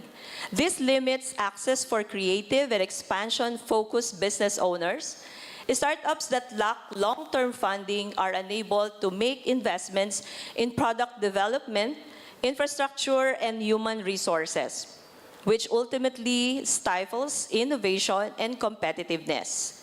These circumstances disproportionately hurt underprivileged groups such as women-owned enterprises and entrepreneurs in emerging economies.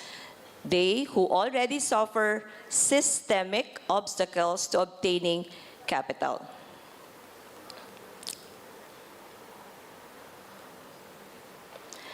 Another one is global supply chain disruptions due to political tensions disproportionately affecting entrepreneurs. Again, this was discussed this morning by one of our keynote speakers.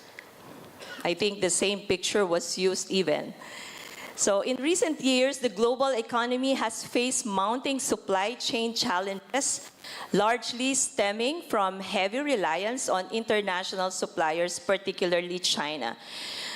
We all know that we are dependent in China, when it comes to most of the products, that we use, and for raw materials and for electronics, etc. This dependency has made many industries vulnerable to external shocks. For instance, Red Sea conflicts and attacks on vessels caused a decline in shipping activity, forcing vessels to reroute around Cape of Good Hope, adding up to 10 days and 11,000 nautical miles, to which significantly increased fuel consumption and operational cost. This would be an additional concern among our entrepreneurs. Another one is global supply chain disruptions due to port congestion and freight volatility. The United States has rescinded the de minimis trade provision, eliminating duty-free entry for low-value parcels. Major platforms such as Shein and Temu are actively restructuring their supply chains and exploring alternative delivery channels to comply with the new import regulations. Under port congestion, labor disputes and operational bottlenecks at key U.S. ports have resulted in extended cargo handling times. While in freight volatility, shipping rates have surged unpredictably, complicating production, timeliness, and inventory management strategies. Next is climate change and natural disasters. This poses increasing challenges for entrepreneurs, disrupting market stability, infrastructure, and agricultural. Southeast Asia is regarded as one of the world's disaster-prone regions. In fact, in the Philippines, we are being visited around 26 typhoons in a year. So according to the ASEAN Socio-Cultural Community Trend Report 2025, the region regularly experiences floods, typhoons, droughts, and sea level rise, all of which have adverse effect on infrastructure, agriculture, and local economy. In the Philippines, we have 3 big islands, and currently, one of our big islands, Cebu, is flooded right now. And again, that is brought about by this climate change and natural disasters. These incidents not only result in tangible property damage, but also cause supply chain disruptions. Of course, there will be difficulty transporting our products or goods from one island to another. Decreased labor productivity and increased operating costs, it resulted to substantial losses in livelihood and human displacement, increased operational risks, and decreased investor confidence for businesses. Next one is climate change and natural resources under green laws and sustainability objectives, stricter environmental regulations, and green technologies and compliance procedures. Growing pressure on business owners to comply with green laws and sustainability objectives, stricter environmental regulations, startups and SMEs may find it difficult to make the upfront investments necessary for green technologies and compliance procedures. Out of the 17 SDGs, actually, Philippines is ready to follow at least 5 out of the 17. So for compliance purposes, yes, but since following green laws and sustainability program is costly for the Philippines, well, majority of those sustainability or SDG goals are not yet being implemented. Another one is technological divide. Entrepreneurs lack the technical know-how to adopt digital tools, insufficient capital to invest automation, AI, and digital platforms. As a state university in the Philippines, we are trying our very best to provide digital inclined services, digital technology to our students as much as the government could provide us. But since we have limited funding for this, we cannot really compete to private schools in the Philippines that are really providing good facilities and technology-driven services to our students. So poor internet connectivity also is another issue in the Philippines, especially in rural and far-flung areas. This hinders access to digital services.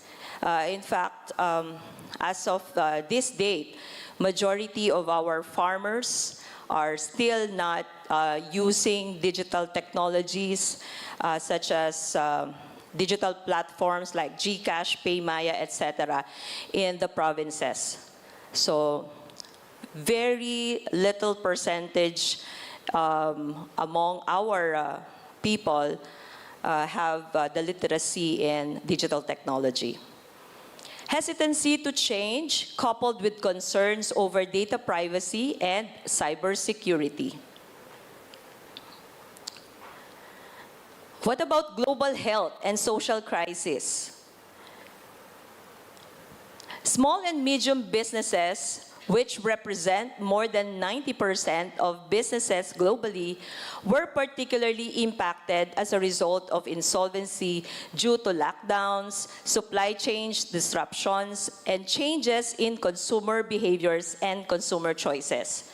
Research conducted by Federal Polytechnic ICOEN in Nigeria determined that there were over 460 million businesses and 1.6 billion jobs globally that could face permanent closures due to the pandemic. For example, in the Philippines, businesses declined with a reduction of at least 50% in activity, placing approximately 26.42 million employees in jeopardy of losing their jobs. Entrepreneurs face challenges including providing reduced customer service, limited mobility, and mental health issues. Additionally, research at King's Business School on a global scale expected that many entrepreneurs to be experiencing factors associated with stress and apprehensions, leading to an overall reduction in their quality of life and productivity. Now, given all those, how do we bridge the gap? Filipino business owners use digital platforms to continue operating. Although they encountered significant resource constraints, as mentioned, and learning curves, despite increased agility, young entrepreneurs still had trouble expanding digital solutions because they lacked capital and coaching. There is a need for upskilling, initiatives designed to help SMEs develop their digital skills, collaborations between the public and private sectors, policies that prioritize digitalization and encourage equitable access to cloud services and platforms are being performed. Another one is innovation amid challenges. Developing solutions in areas like carbon capture, water purification, and climate-smart agriculture, for example. The Agri-GIS platform provides farmers and real-time weather forecasts, crop assessments, and hazard alerts, helping them make informed decisions and reduce climate-related losses. Another one is financial agility. Entrepreneurial resilience was redefined in a 2025 study published in the Journal of Entrepreneurship as a dynamic capability shaped not only by some psychological traits like self-efficacy and emotional control, but also by strategic and wise decision-making in terms of finances, so entrepreneurs keep their businesses running and adapt during tough times.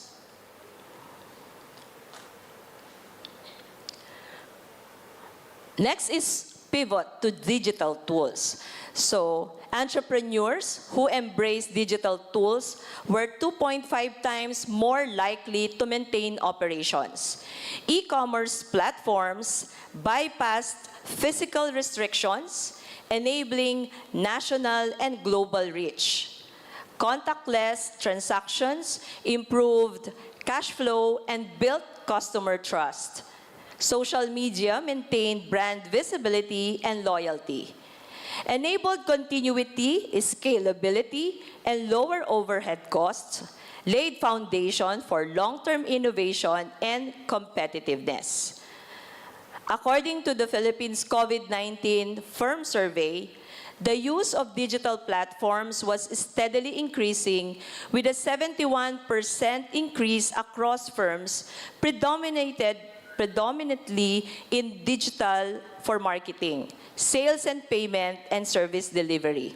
Most importantly, firms that adopted digital technologies experienced markedly greater growth in sales, employment growth, and reductions in expectations of bankruptcy or distress filing. Additionally, more resilient sectors experience industries, for example, firms in the information and communications technology, or ICT, finance and manufacturing industries reported less severe decline in sales.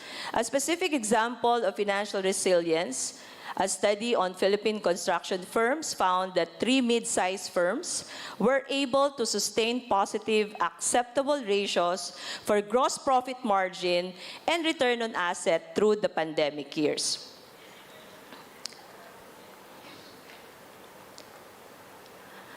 Next is diversify revenue streams.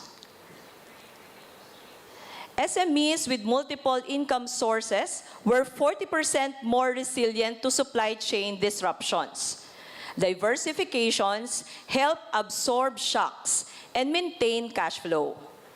Adding online services, subscriptions, and partnerships expands market reach and customer loyalty, while a proactive strategy that turns uncertainty into opportunity. Another one is strengthen cash flow management. 60% of SMEs failed due to lack of liquidity for 3 months, according to World Bank. Maintain emergency funds, monitor receivables, and reduce overhead.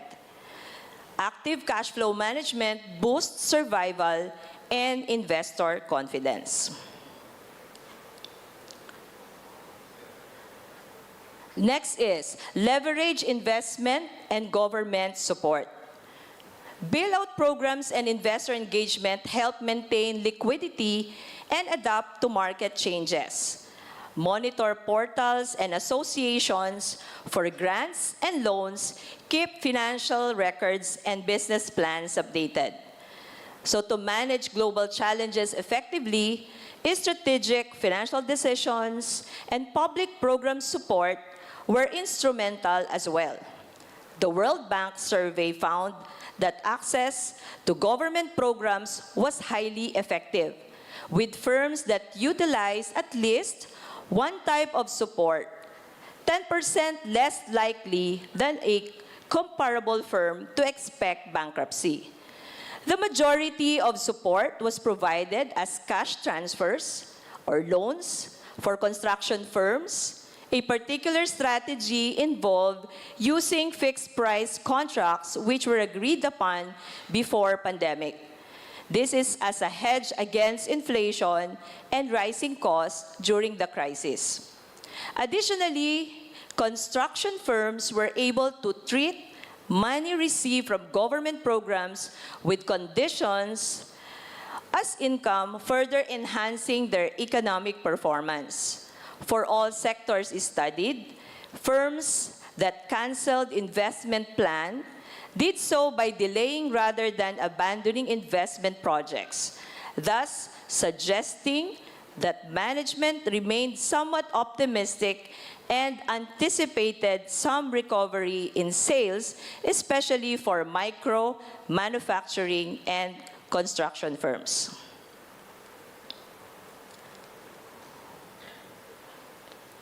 Invest in financial literacy and scenario planning. Financial education and crisis simulation are vital for SME survival. It helps anticipate the challenges, make informed decisions, and adapt to changes very swiftly. Next is build a strategic partnership. Building strategic partnerships require clearly defining mutual goals and identifying compatible collaborations who offer complementary strengths. Success relies on formalizing clear roles and responsibilities followed by open communication and continuous performance evaluation to adapt and ensure ongoing shared value.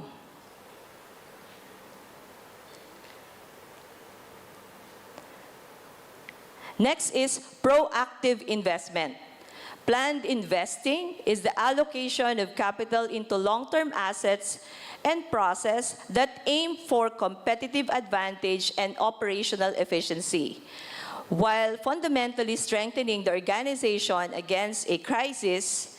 The commitment is wholly different from reactive spending, which merely addresses the problem when it appears.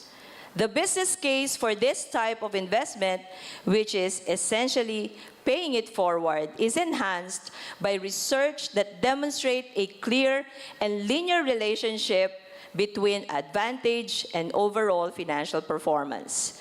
It creates unique strategic options and transforms future liabilities into immediate advantages.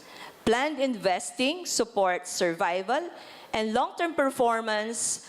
Sustainability-focused investments improve short and long-term financial results.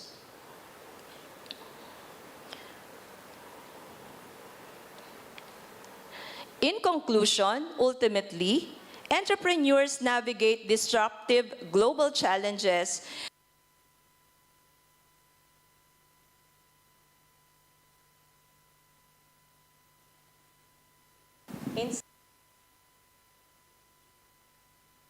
In conclusion, ultimately, entrepreneurs navigate disruptive global challenges by embedding agility, resilience, and strategic innovation into their core operations. Instead of succumbing to uncertainty, successful entrepreneurs view crises as catalysts for reinvention, leveraging a growth mindset to spot opportunities where others see only obstacles. They proactively manage risk through comprehensive scenario planning and by diversifying revenue streams and supply chains to avoid over-reliance on single markets or suppliers.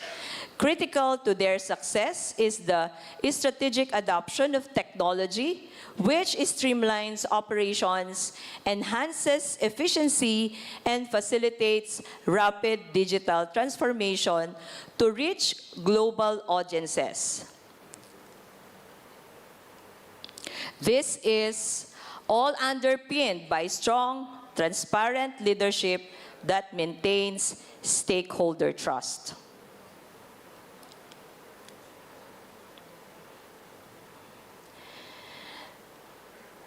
By combining financial prudence, operational flexibility, and a relentless focus on solving real-world problems, these entrepreneurs not only survive, but thrive, transforming adversity into a sustainable competitive advantage and thriving economic growth in even the most turbulent times. Thank you very much. Thank you, Professor Ria. That was truly inspiring. You may return back to your seat for a moment, and I will invite you later for the Q&A session. And now we will move to our last but not least keynote speaker, joining us online from Australia, Mr. Yonathan Wijaya, Trade and Investment Director of Indonesia Investment New South Wales, Australia. Hello, Mr. Jonathan. Yes, good afternoon, everyone. Could Hello, you hear Mr. me Jonathan. clearly? Can you hear me well? Yep, I can hear you well. Can you hear me? Yes. Yes. All right. Okay. Time and screen is yours. Thank you. Hi, everyone. It's really good to join this event. I would like to congratulate the organizer of ICOEN and the whole University of Ciputra team in Makassar as well. Of course, Makassar is a region that is close to our heart. We just had a big delegation visiting Makassar a month ago, visiting from Makassar to Sydney a month ago, so thanks for that. Apologies I couldn't be there in person. I'm presenting here from the Australian Embassy in Jakarta. We have several commitments that we have to execute here and upcoming visits from the Indonesian government to Sydney that we have to manage. So yeah, a little bit about me. I am the Trade and Investment Director of Investment New South Wales. We represent the state government of New South Wales in Indonesia and in ASEAN as well. We are actually the Trade and Investment Agency of New South Wales government. Our HQ is in Sydney, but in Indonesia we also manage the government to government relationship as well. Next.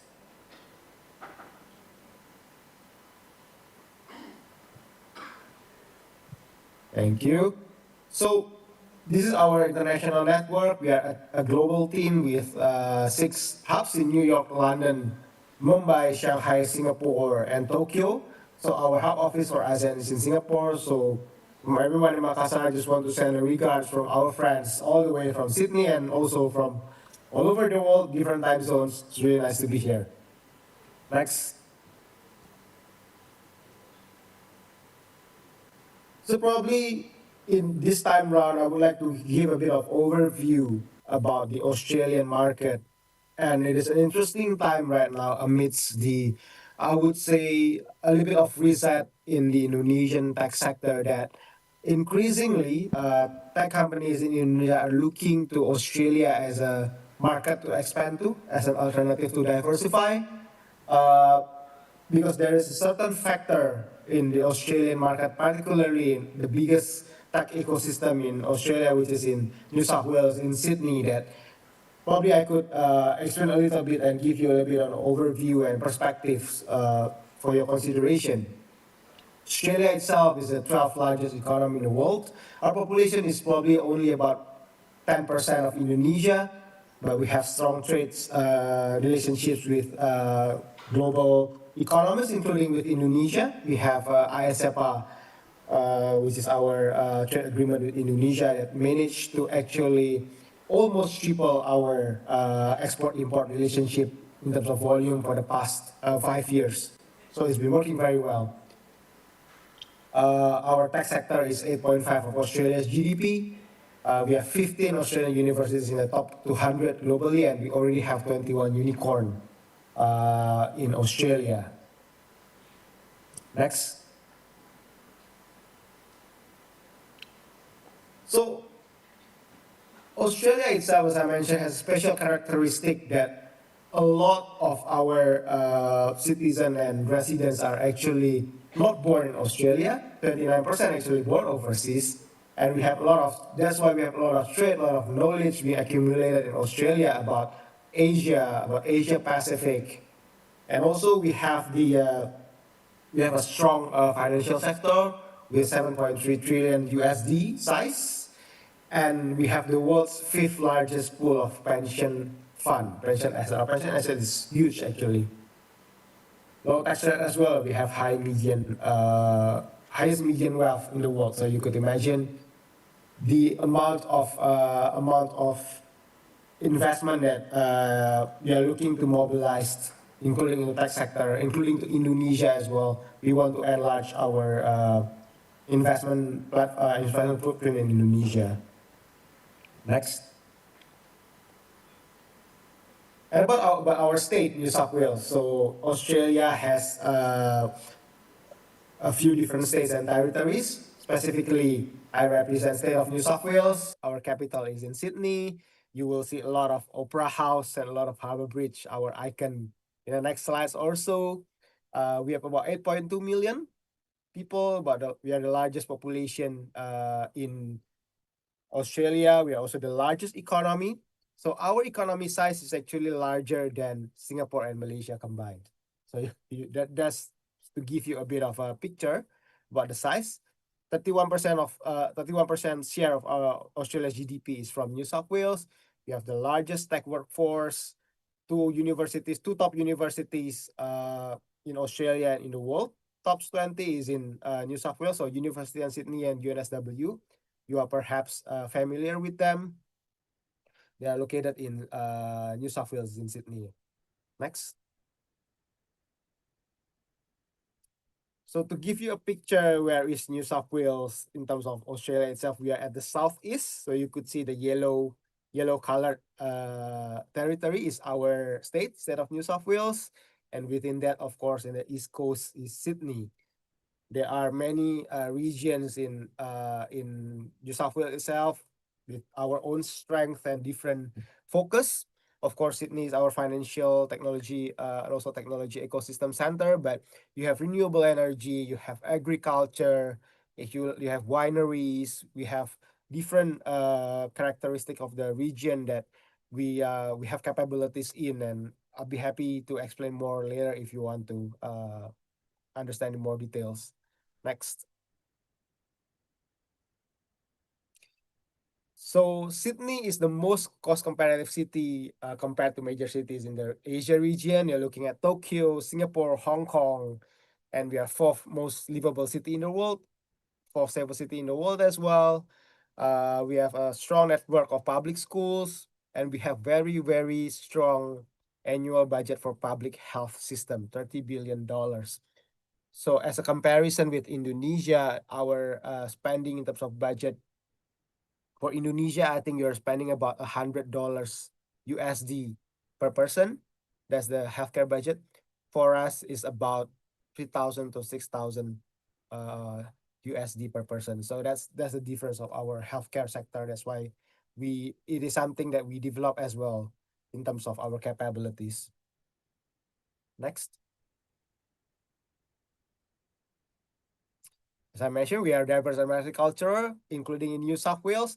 We have actually the largest Indonesian diaspora, Indonesian-born, Indonesian-speaking population in Australia. So if you are in Sydney, you're walking around and you hear somebody speaking Indonesian, it's pretty common. We have Kopi Kenangan now in Sydney. We have Indonesian restaurants as well.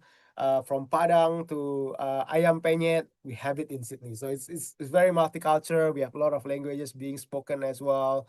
As you can see, Chinese New Year is normally very vibrant, so it's very multicultural community in Sydney. Next.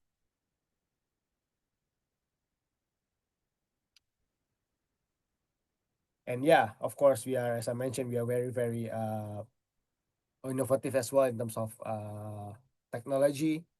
We are very entrepreneurial and we are very innovative. Something that I will explain later how our government support that and how that could be a benefit for you as well. Next.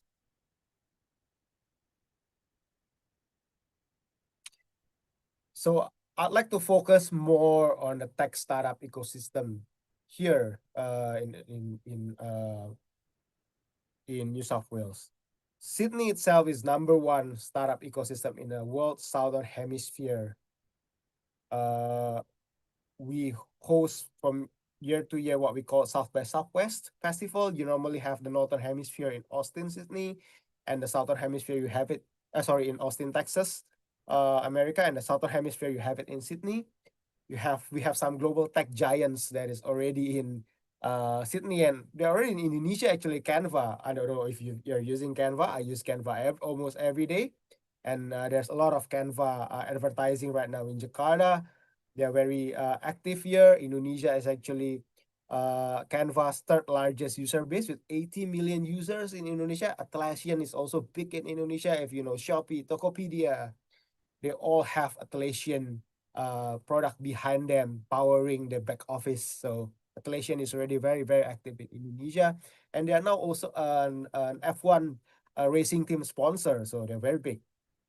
Of course, there are other unicorns as well. You may know Rocket, Immutable, that is already recognized globally. Next. As I mentioned, other than 21 tech unicorns, there are 28 future unicorns that is identified from New South Wales. Next. How about investment? What are the investment coming into Australia, as I mentioned? And where are the sectors that are growing in Australia for your consideration as well? So last year data showed that we raised about 2.6 billion Australian dollars capital. Considering all factors, last year, I think this is quite decent. I don't think last year is a very good year including this year, for tech investments, but we still raised 2.6 billion in terms of investment. And you can see the graph on the right side of the slides. Most of them goes to fintech. Yes, we are very strong in fintech. We have a very high concentration of fintech in New South Wales as well.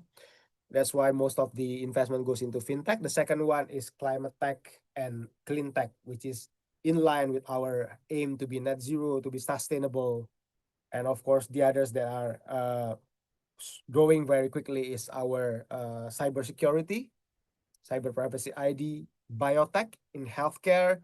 It is something that we are developing, from RNA technology to new antibiotic to other medtech as well that you are using in the technology you're using in the hospital. And also deep tech like quantum and AI is something that we are strongly developing as well. Next. So these are some of the biggest deals that happened in terms of investment last year. Fintech, one in also HySida is our hydrogen technology, where I think a lot of Asian giants are interested. The Hyundai, Honda, Toyota are interested in HySida as well. We hosted them visiting HySida location is in Wollongong, which is outside Sydney. But interestingly, I think similar in Indonesia, we love food. Indonesian love food, Australia, we love food, and there's diverse choices of food. One of the biggest deal is actually Guzman y Gomez, the one in the middle, 150 million, is actually a food and beverage chain. You already now can see them in Singapore, Guzman y Gomez. I think probably some Asian cities as well. It's Mexican, quite a fast food, but it's a very interesting concept that they receive a big investment as well. Of course, the space of clean tech, climate tech is still interesting. That's why Samsara is another one that received a good investment. Next. But despite the 2.6 billion invested into the tech sector. There was one huge mega deal that happened in Australia. So AirTrunk, which is our data center company, was acquired by Blackstone, an American investment company, for $26 billion, 24 billion Australian dollars. So probably about 20 billion American dollars, US dollars. This is important for us because why? This is this is a move that tells us that America, the Western world, is looking at Asia Pacific, is looking at Southeast Asia and Australia for the next step of the development of data center, especially to power AI. So AirTrunk has data centers in Australia, of course, Sydney, Melbourne, but also in Singapore, Johor Bahru, so that link for Southeast Asia, and also in Japan, and several locations in Asia as well. So that becomes an accumulation of the biggest data center capability in Asia Pacific outside China. China has a mega capacity itself, huge. We are the AirTrunk is the second one and trying to compete with China, but it is increasingly obvious that we are the region, including Indonesia, for the growth of AI and data center, and there will be more needs, more development in that sector. Next. Back in New South Wales itself, AI is something that we already deploy in the day-to-day processes, in what we are doing every day. We are home to more than 240 AI businesses, more than any Australian state. Most of the Australia AI businesses are based in New South Wales, 45%. And we are also the first state to establish our AI strategy as well. Next. And yeah, there are already major AI players based in Sydney, users, deployment. I mentioned Atlassian, Canva, they're massive users of AI, and they're homegrown as well. NVIDIA has their Australian headquarters in Sydney as well. It's just amazing how companies deploy AI massively in Australia, especially since labor cost is very expensive in Australia as well. Next. And this is something that I would like to show, that we are not only watching the private sector or the companies using AI and deploying them. I think probably if you look at the Australian Stock Exchange data, probably 60% of Australian listed 60% of Australian listed companies already use AI. But we in New South Wales government is already using AI in our healthcare services. So we use AI to assess sepsis risk in one of our most advanced hospital, in Westmead Hospital. Sepsis is a condition for those who are in the medical faculty or working as doctor. You probably know sepsis very well. The mortality rate for sepsis is, I think, around 50% in Indonesia. Sepsis is a condition where you got a major and widespread infection in your body due to wound or operation complication, and it could cause death. So we use AI to measure that risk already in our hospital. So that helps us to actually tackle the risk and reduce that. Next. Next, I'll skip this one, probably not that relevant for you. And that progress is also powered by the talent that we have, that we develop in New South Wales. 35% of total Australian technology workforce in New South Wales. We have more than 100,000 students enrolling in STEM, over 25,000 graduates. Of course, I mentioned Universitas and UNSW. But we want to keep that pipeline alive. Of course, we have been working with universities in Indonesia as well to share our learning, to share our capabilities, and we'll be looking more to do that. Actually, the Australian New South Wales University actually has, they are expanding their team in Indonesia to help that to happen. So we'd be happy to hear from you if you are interested to work together with our universities. Next. And yeah, of course, other than the graduates from the university, we are home to a strong cohort of highly skilled and also experienced tech workers. So we have more software development professionals than Austin, Berlin, Singapore, more product management professionals than Singapore, Melbourne, Berlin, Austin. And we are second in terms of cybersecurity professionals to Singapore. So we have a strong cohort that is ready to grow the sector as well. Next. And the way we support innovation is not only one. There is the ecosystem. There's the talent as well, the companies.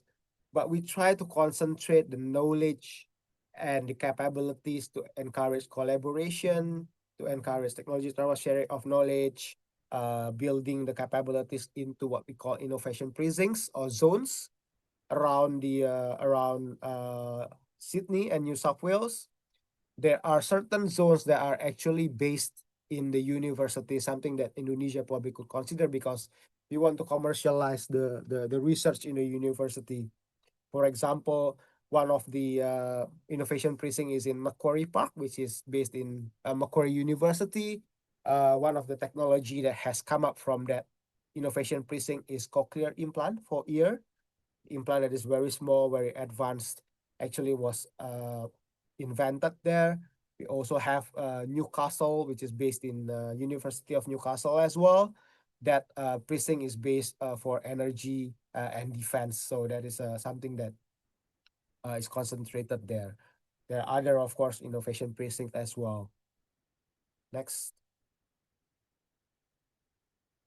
And something that we are developing to again help to grow the ecosystem in tech is what we call Tech Central, which will be our flagship precinct for technology. It will be a very great opportunity to collocate with the biggest companies, but also the ecosystems of founders, of talents in technology sector. So there will be 2 homegrown unicorns that is based there, Canva and Atlassian. There will be more talent pipeline coming in, also funding coming in to be attracted to Tech Central. The location is very near to Sydney CBD. It's also very near to the Asian community as well. In an area that we call Haymarket. If you've been to Sydney, if you go to Haymarket, it's near Chinatown where you can see you can find boba shop, you can find good coffee shops as well. So it's very diverse in that area, and that's what we want. Next. Yeah, this is just the location, as I mentioned, is near the central station. It's near Haymarket, a very vibrant area as well. So that would, and it's only 15 minutes from Sydney Airport by train. So it's very accessible. Next.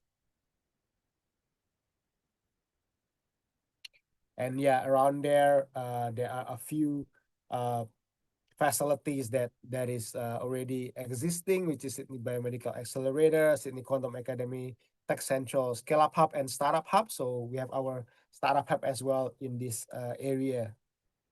Next. Yeah, this is just a better picture of our Scale Up Hub and Startup Hub space, ecosystem, collaboration space where people could work together. And something interesting that I will probably can go to the next slide.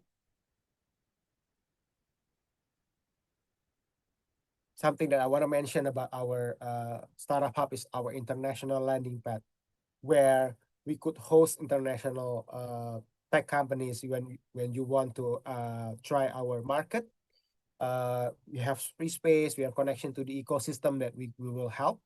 And our international landing pad in Sydney, we have a reciprocal agreement with 3 different landing pad in Southeast Asia, ICOEN Innovation Hub in Vietnam, Common Grounds in Malaysia, and Living Labs Ventures, which belongs to Sinar Mas Land in Indonesia. So we have a mutual access agreement where our startup can come into Indonesia and land in their landing pad, and vice versa. Indonesian startup and tech companies could also land in our space when they are eligible. So that's how we want to encourage more exchange for international startup companies. The first one from Indonesia that used this facility was Traveloka. The Traveloka is already in Sydney. They started in our international landing pad. They built their team. I think there are about 20 people, more than 20 people now. They started with 2, and then when they were international landing pad, they recruited up to 6 or 7. They move out to their own offices, and they expanded the team now about 22 or 23 people. So it's very, very good growth for Traveloka in Australia. Next. This is something that probably for your consideration when you're looking at your businesses, your tech companies as well. When you're already advanced, you're already getting traction in Indonesia, you have grown in Indonesia, and you're thinking what's your next step when you're looking at how should we diversify, not only depending on Indonesian market with its up and down. Some of the points that we offer to Southeast Asian startups or Southeast Asian tech companies are: one, you have the cost advantage actually when you're venturing into Sydney, venturing to New South Wales. Your development cost is actually Southeast Asian cost. It's actually Makassar cost, Jakarta cost, Yogyakarta cost is cheaper than if you are developing in Sydney. So you have that advantage starting from Indonesia. So that cost advantage is very, very useful for you. One of the companies that we help expand into Sydney is Privy, the Indonesian top digital ID company. So Privy develops from Jakarta and Jogja, so they have a very strong advantage in terms of development cost. New South Wales or Australia is also high value market for technology. You can get good margin from the market there. You don't have the competition for pricing is not as low or not as fierce as Southeast Asia. People value software, people value enterprise solutions in Australia because labor is expensive, and you can get good margin in Australia. Also, Australia and New South Wales is considered an intermediate stage for Western market. It is a Western market, developed market, but still with Asian characteristics. As I mentioned, it's a very diverse community. We have people coming in from different parts of the world, so it's a very good test bed to test your product in a developed market, but you still have Asian characteristics from the customers that you could still the adjustment wouldn't be so drastic if you go straight to probably to Europe or to US. And of course, you can access the talent and the ecosystem benefit from that in Australia and Sydney. Like Privy and Traveloka, when they come in, they straight away could meet the ecosystem players, their potential partners, potential customers as well. Where again, with our government support, we help to introduce so you could get connected to the ecosystem quickly, and you could hit the ground running. Next. I will leave it here for you to read if you want to subscribe to our newsletter for more information. Next. Yeah, and talking about AI and creative industries, we just had a very prominent figure in New South Wales speaking in our South by Southwest, which is Pak Wisnu Tama. He's currently in Sydney as well. So it's strengthening the link between New South Wales and Australia to Indonesia. It's very interesting. We are privileged to have him as one of the strong attraction in South by Southwest for the tech community and for the Indonesian community as well in general. Next.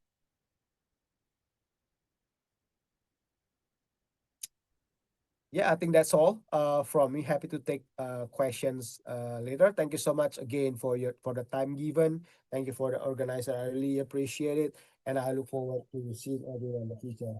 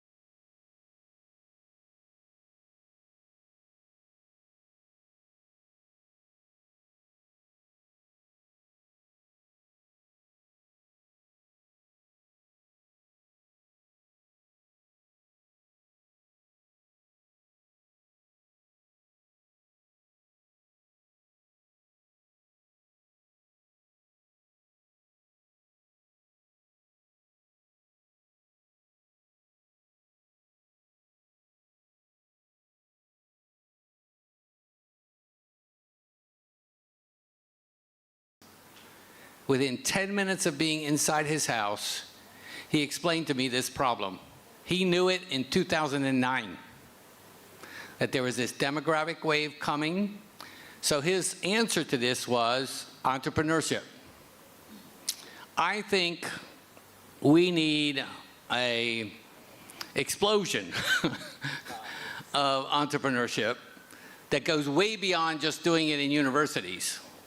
I mean, this needs to be happening everywhere, because we're clearly in a situation where if you're waiting for somebody to create a good job for you right now in Indonesia, you're competing for very few slots with a whole lot of other qualified people, right? We have 888,000 university graduates in Indonesia right now who do not have a job. They're already there, right? Now we're adding more to the market, right? And I think the only solution to this in the bigger scheme of things is you got to create a job for yourself and for other people. And we hope that in doing that, we have to better engineer the system than the system right now, because the system right now makes it extremely difficult for entrepreneurs to get up and running. The government wants money from you way too soon. It takes too long to get up and going, officially, legally, right? And the end result of this is there's also an economy in Indonesia that's not official, that's never counted in the statistics. But there are a lot of people who are living, who are making a living. They're just not telling anyone about it, right? And this has been true historically for long periods of time, right? So, you know, on the one hand, I'm very upbeat about this country because I think you've got really energetic young people. You've got a lot of good ideas. Indonesians are every bit as creative as Americans or anybody else we want to name, right? It's about opportunities, and it's about changing the system in more effective ways. And until we get those things in place, I think the only short-term solution is you got to create a job. But I do think there's a lot more opportunities for jobs to be created in this country.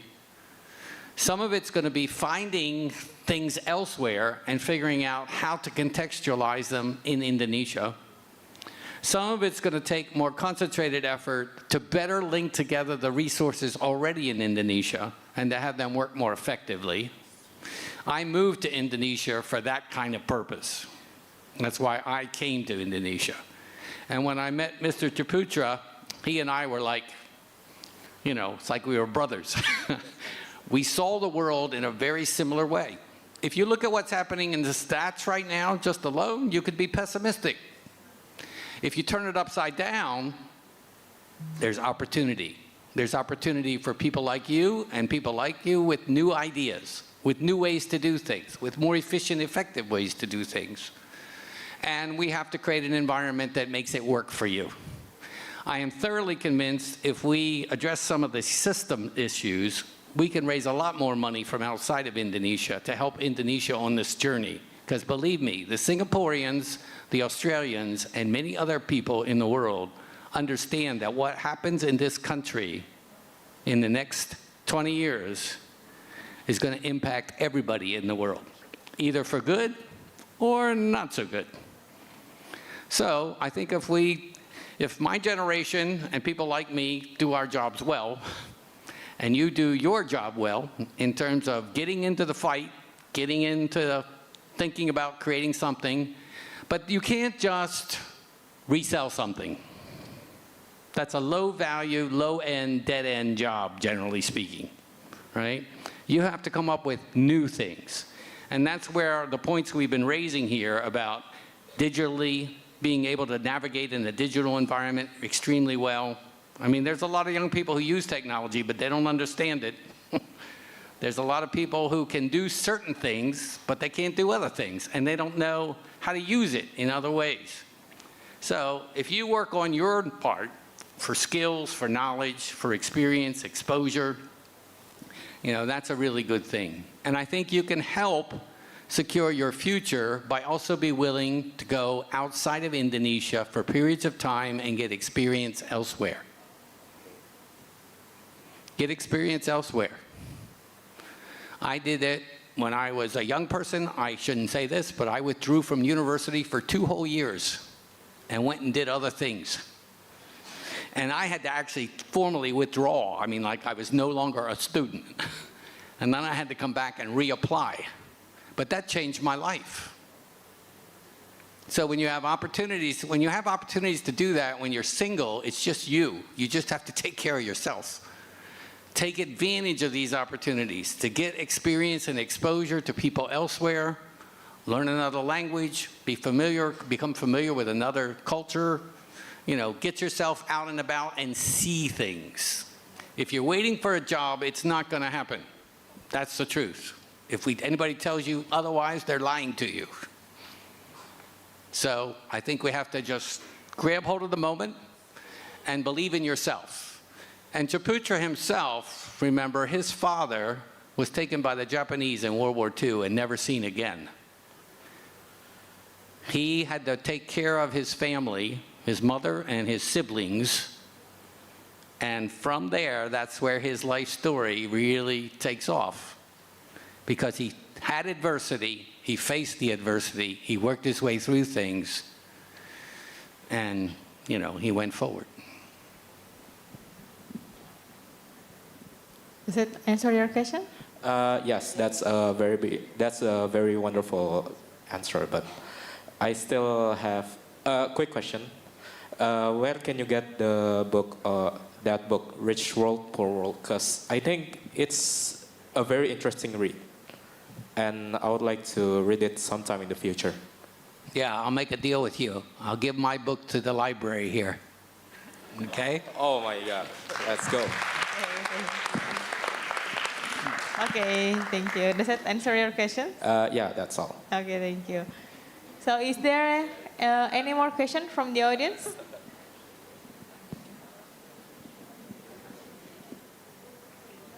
Or is there from the online participants?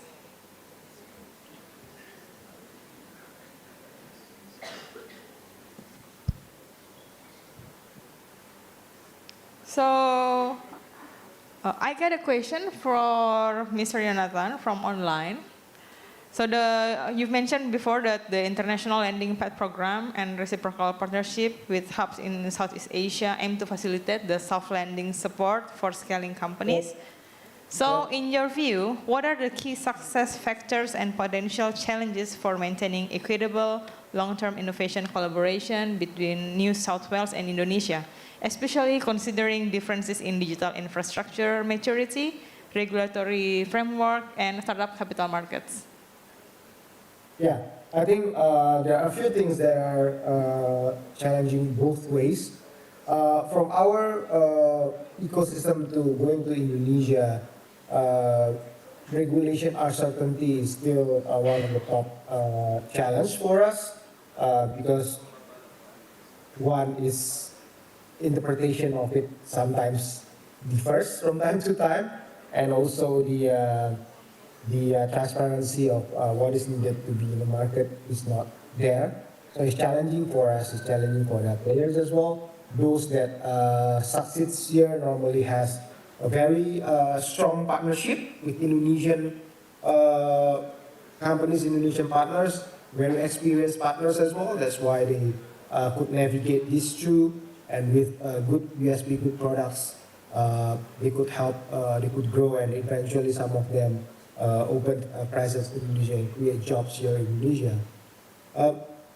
I think on the way, the other way around for Indonesia going to Australia, it depends on the sector itself, but I think really keeping up with the standards that we apply in Australia. Some of the sectors are heavily regulated and has very, very strict standards. For example, the financial sectors and also the healthcare sector. So to try to keep up with that is something that Indonesia has to develop its capabilities or work with people who could become your partner there. Like Privi, they partner up with the existing players there as well, or also employ talents that are able to build your capabilities, like Traveloka hiring locally in Sydney to help to build your capabilities to be able to keep up with the standard and also enter the market in New South Wales and Australia. So those are the main challenges. Of course, both way there are enough attraction in itself. Going to Indonesia is a big market. There are of course different segments for different products, but it is still in the long term we see it as a growing market. So that is why it is really important for us in New South Wales and Australia to be relevant in Indonesia as our closest neighbor as well. Australia, on the other hand, as I mentioned, is a high value market, a good market to expand to before you're going to other markets in the Western world as well. Hope that answers. Happy to end the question as well. Thank you very much, Mr. Yonathan. So, is there anyone who would like to ask some questions to our keynote speakers?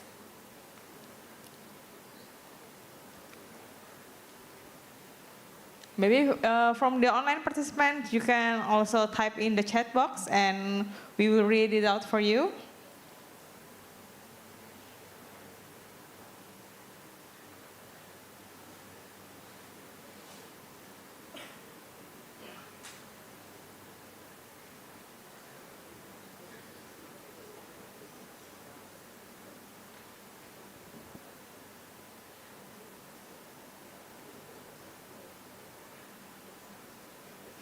We got one more question for Prof.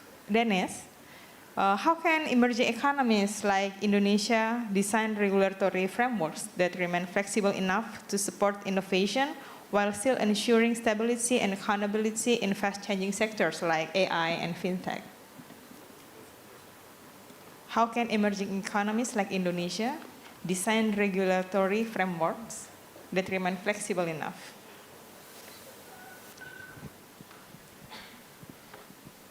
There's a lot of countries right now that are working together to try to figure out what to do about AI governance. There's little question in the minds of many people who follow that industry that it needs regulation. And the tech world, by and large, is mainly interested in profit.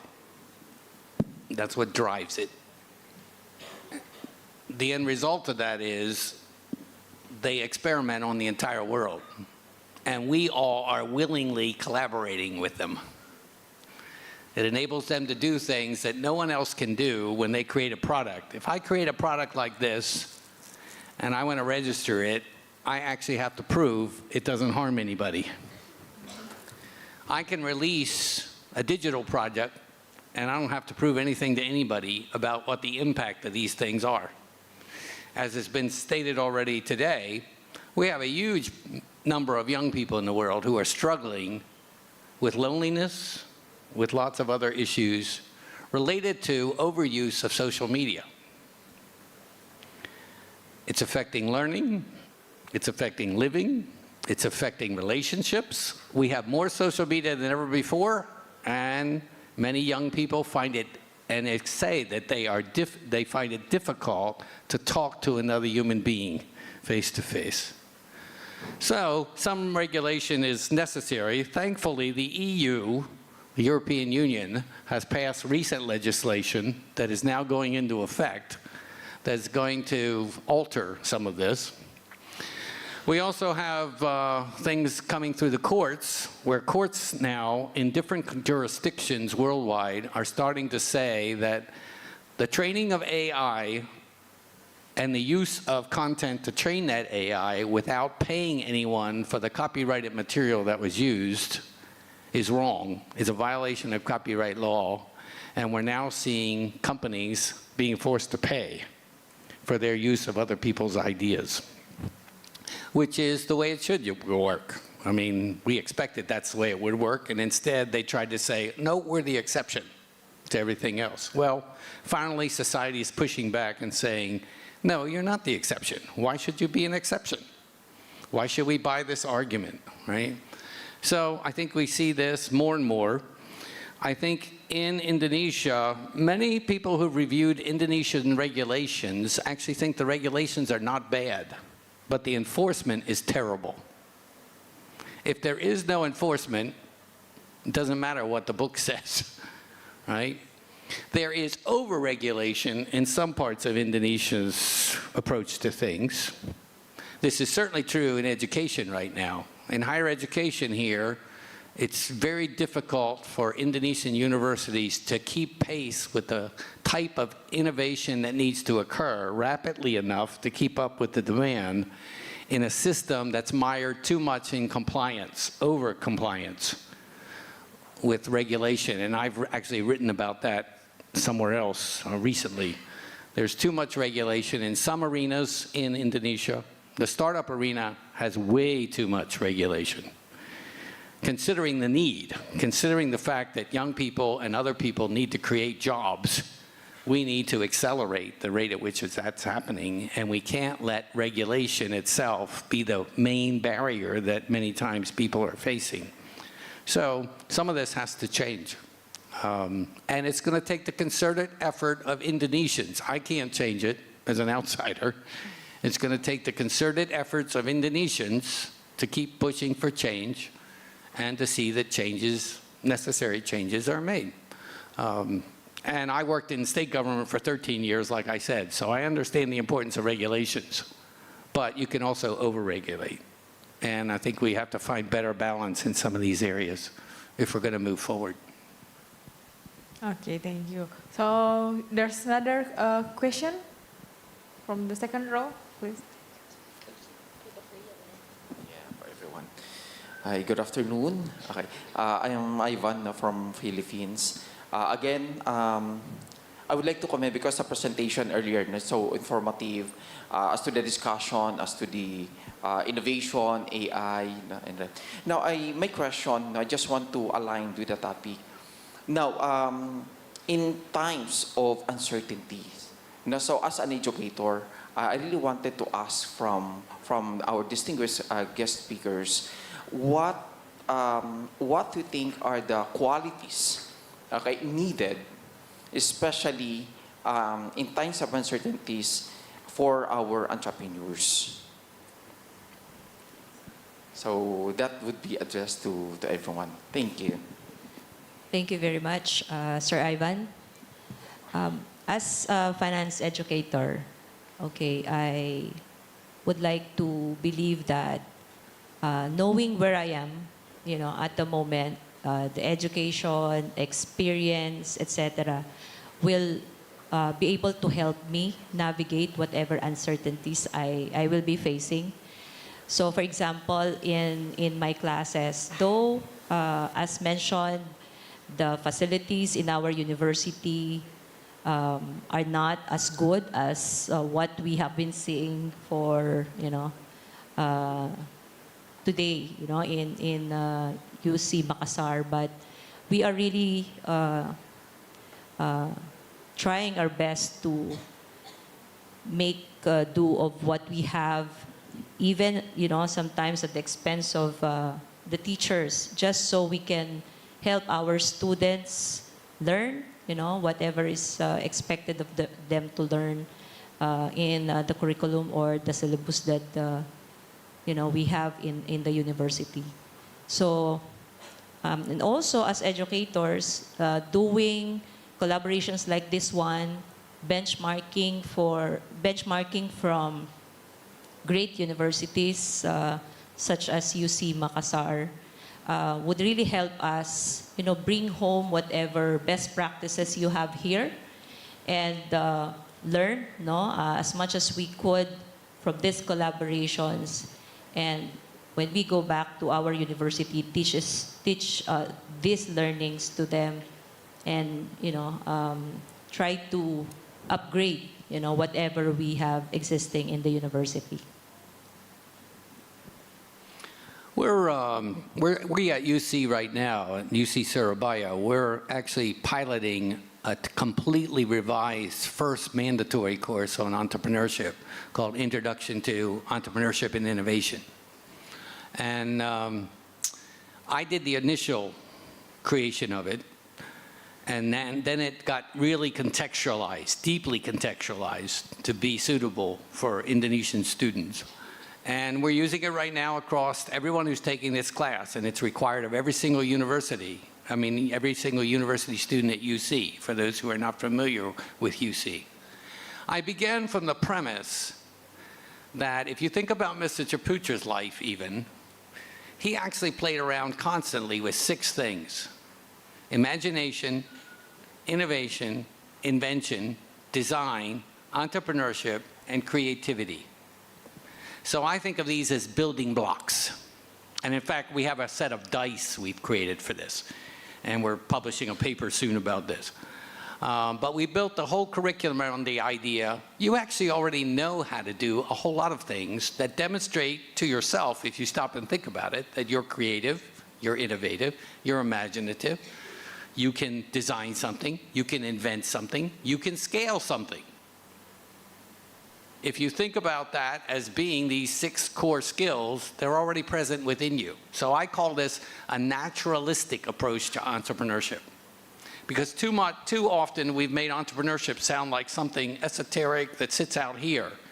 And it has difficult concepts and all this kind of tricky language and specialized vocabulary. And I thought, why don't we start from within? Because we know the biggest motivator for learning is intrinsic motivation, that which is within you.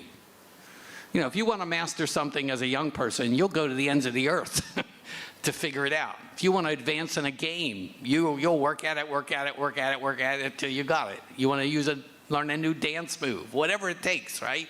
When you're internally motivated, that's powerful.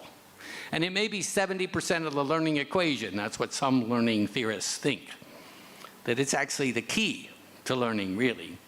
So we're trying this out. So what I said to all the lecturers was, you know what? We're called lecturers, but we're not going to lecture even once. For 16 weeks, we're never going to lecture. For 16 weeks, we're going to start with things you already can do, and we're going to bring them alive, with you working in tandem with others. We're going to put you in randomized teams. You don't get to pick who you work with. Hey, guess that? That's the real world. You don't get to pick in the real world who you work with.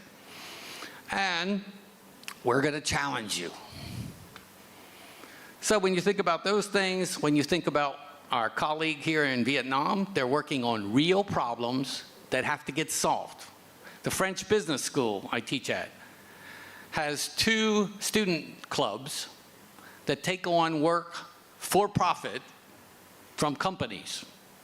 And each of them earns 300,000 euros a year that those companies pay for the work. Instead of me spoon feeding you and showing you something and then having you repeat it or whatever.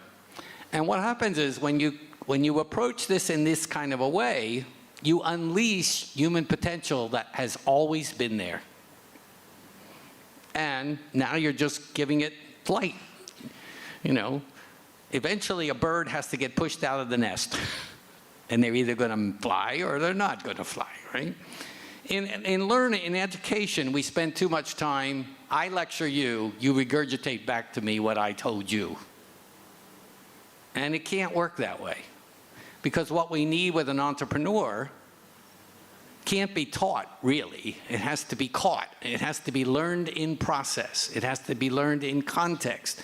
It has to be learned in what you're trying to get done right now. We also are in a discussion, I'm in a discussion with universities in several different countries in Asia to say, maybe it's time we thought about developing Asia distinctive models for entrepreneurship education. In a country the size of Indonesia, I can't believe that entrepreneurs in Sumatra go about their tasks in the same way as they do in West Papua or in North Sulawesi. There may be 6 or 7 different models needed to account for a country as diverse as Indonesia or as diverse as the Philippines. These countries are very different when you move from one island even to another, right? So the idea that there's one single model, right? If you think about where do most of the models we use for entrepreneurship education, where do they come from? They come from North America, Northern Europe, not Southern Europe, Northern Europe, and the UK. Most of the models come from those places. But most of the world doesn't live in those places, right? So I say it's time to do a complete rethink about what we're doing. Because when I met Mr. Ciputra way back there in November 2009, what he said is, Dennis, we need 4.4 million new entrepreneurs in Indonesia beyond what the system already produces. He knew that then. The systems we're using, the ways we're going about doing it, is not delivering the volume and the quality that we actually need. So, yeah, I think things are up for grabs right now. This is the opportunity to move. This is the time to say, let's do something different. The situation in the wider environment is chaotic, it's confusing, it's volatile, it's frustrating, it's unnerving, all the rest of it. But now's the opportunity to do something totally different. Desperation, the need driving you, is the opportunity to innovate and do something completely different. And who knows if we won't discover amazing new ways to do this, and it may not look like anything like what we're doing right now. So we're actively trying to do that at UC Surabaya right now. We're now working on the second course. We're going to do the same thing with the second course. Stem to stern, it's going to be a total redesign. And we need to be rigorous about testing it out and finding out it's precisely how does it work and what needs to be further improved and what's not working in it that we need to just jettison and throw aside. You know, we need to be entrepreneurial in our approach to this problem because we're not delivering the promise of entrepreneurship education, which was we're going to greatly expand the number of entrepreneurs in the world. That has not happened. If you look at the data, if you normalize the data, it really hasn't happened. So we need to get there because the developing world, so-called developing world, needs to get there faster. Okay, thank you very much. So, due to the limited time, I need to end the Q&A session. Thank you for all our speakers, Professor Dennis, Professor Ria, and also Mr. Yonathan, for sharing such valuable and also insightful perspective. Let's give them another round of applause. And that concludes our second session of the 12th International Conference of Entrepreneurship 2025. I hope the ideas shared today may inspire further discussion and collaboration. And we'll now move to the next part of our program. I'll give back the spot to our Master of Ceremony, Dr. Charlie Hoang. Thank you so much. Once again, ladies and gentlemen, warm applause for our second keynote speaker. Please stay on stage. Still here, ma'am. Okay. A sincere expression and our gratitude and appreciation for their valuable time and enlightenment presentation, we would like to invite Dr. Adi Kurniawan Yusuf to come on stage as a conference chairman to present our fellow keynote speaker with momentum and also certificate of appreciation. Please come on stage, Dr. Adi Kurniawan Yusuf. Would you like to stand up, ma'am? And also for Mr. Yonathan Wijaya, would like to ask you to stay on the Zoom as well.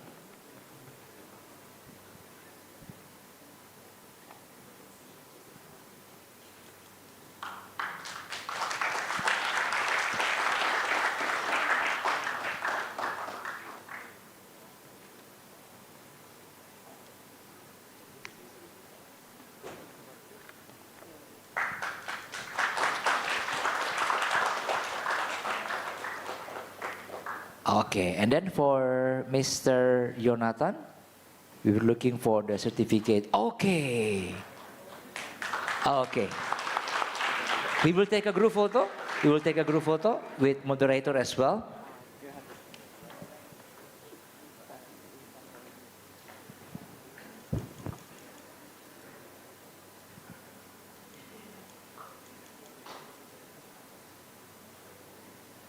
Okay. Have you taken the photo yet? Okay, thank you so much. All the keynote speaker. Okay, Mr. Adi and also Mr. Cindy can go back.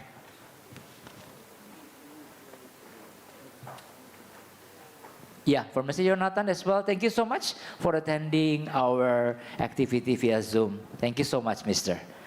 Okay, ladies and gentlemen, this is the end of the second parallelization and also the end of the first day of ICON 2025.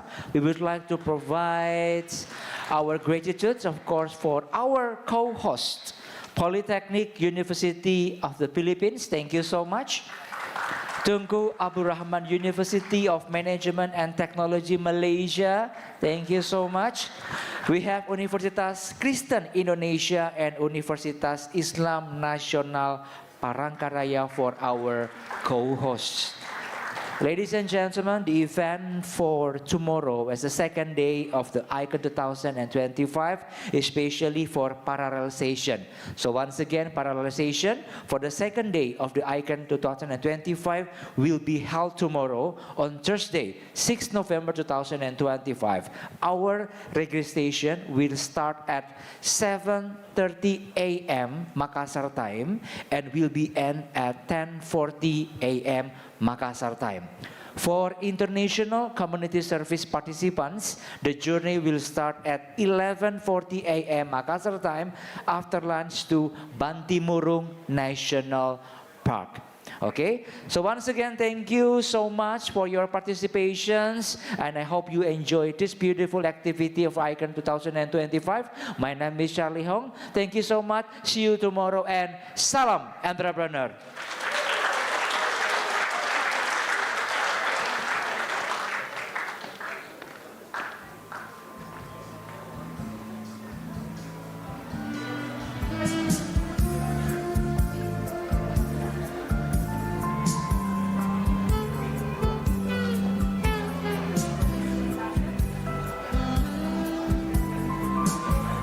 I think we're going to give a group photo in front of the stage over here. Yes. I would like to ask all the from the Philippines, from Malaysia, would you like to take a group photo on the stage? Yes.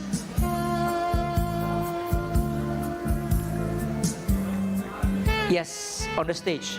We will take a group photo, so I will invite committee from our co-hosts to come on stage. We will take a group photo.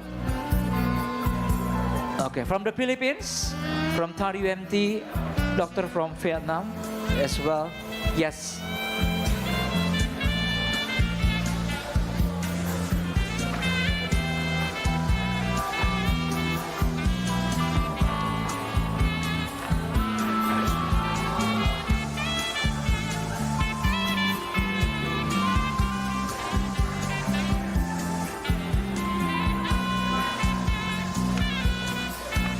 Cukup satu baris atau dua? Satu apa dua? One or two lines? One is enough? Two lines.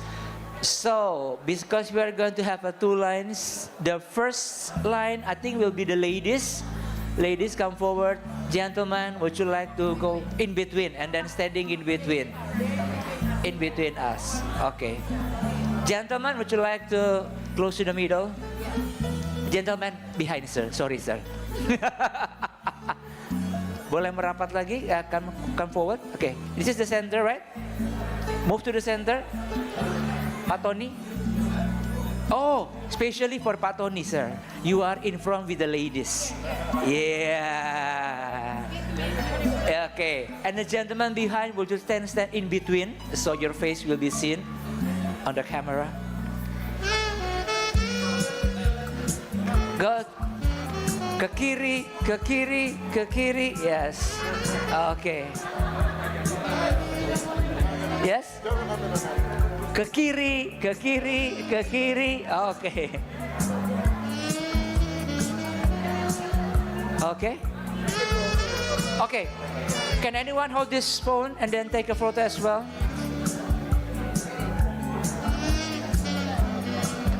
Okay, this one as well.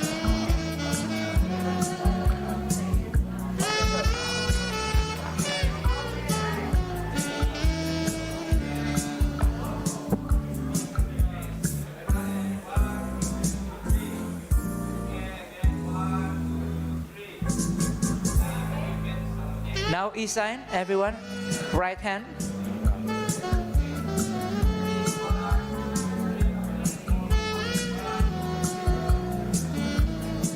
Okay, now video, everyone, gentlemen, video. When I say 1, 2, 3, everyone say, ICOEN ICOEN 2025. Yes, yes, yes. Okay, 1, 2, 3, ICOEN 2025. Yes, yes, yes. Okay, video ya.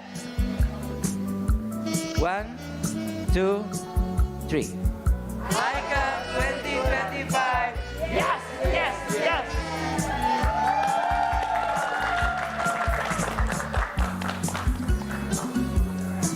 Rebes? Beres? Okay, thank you. Okay.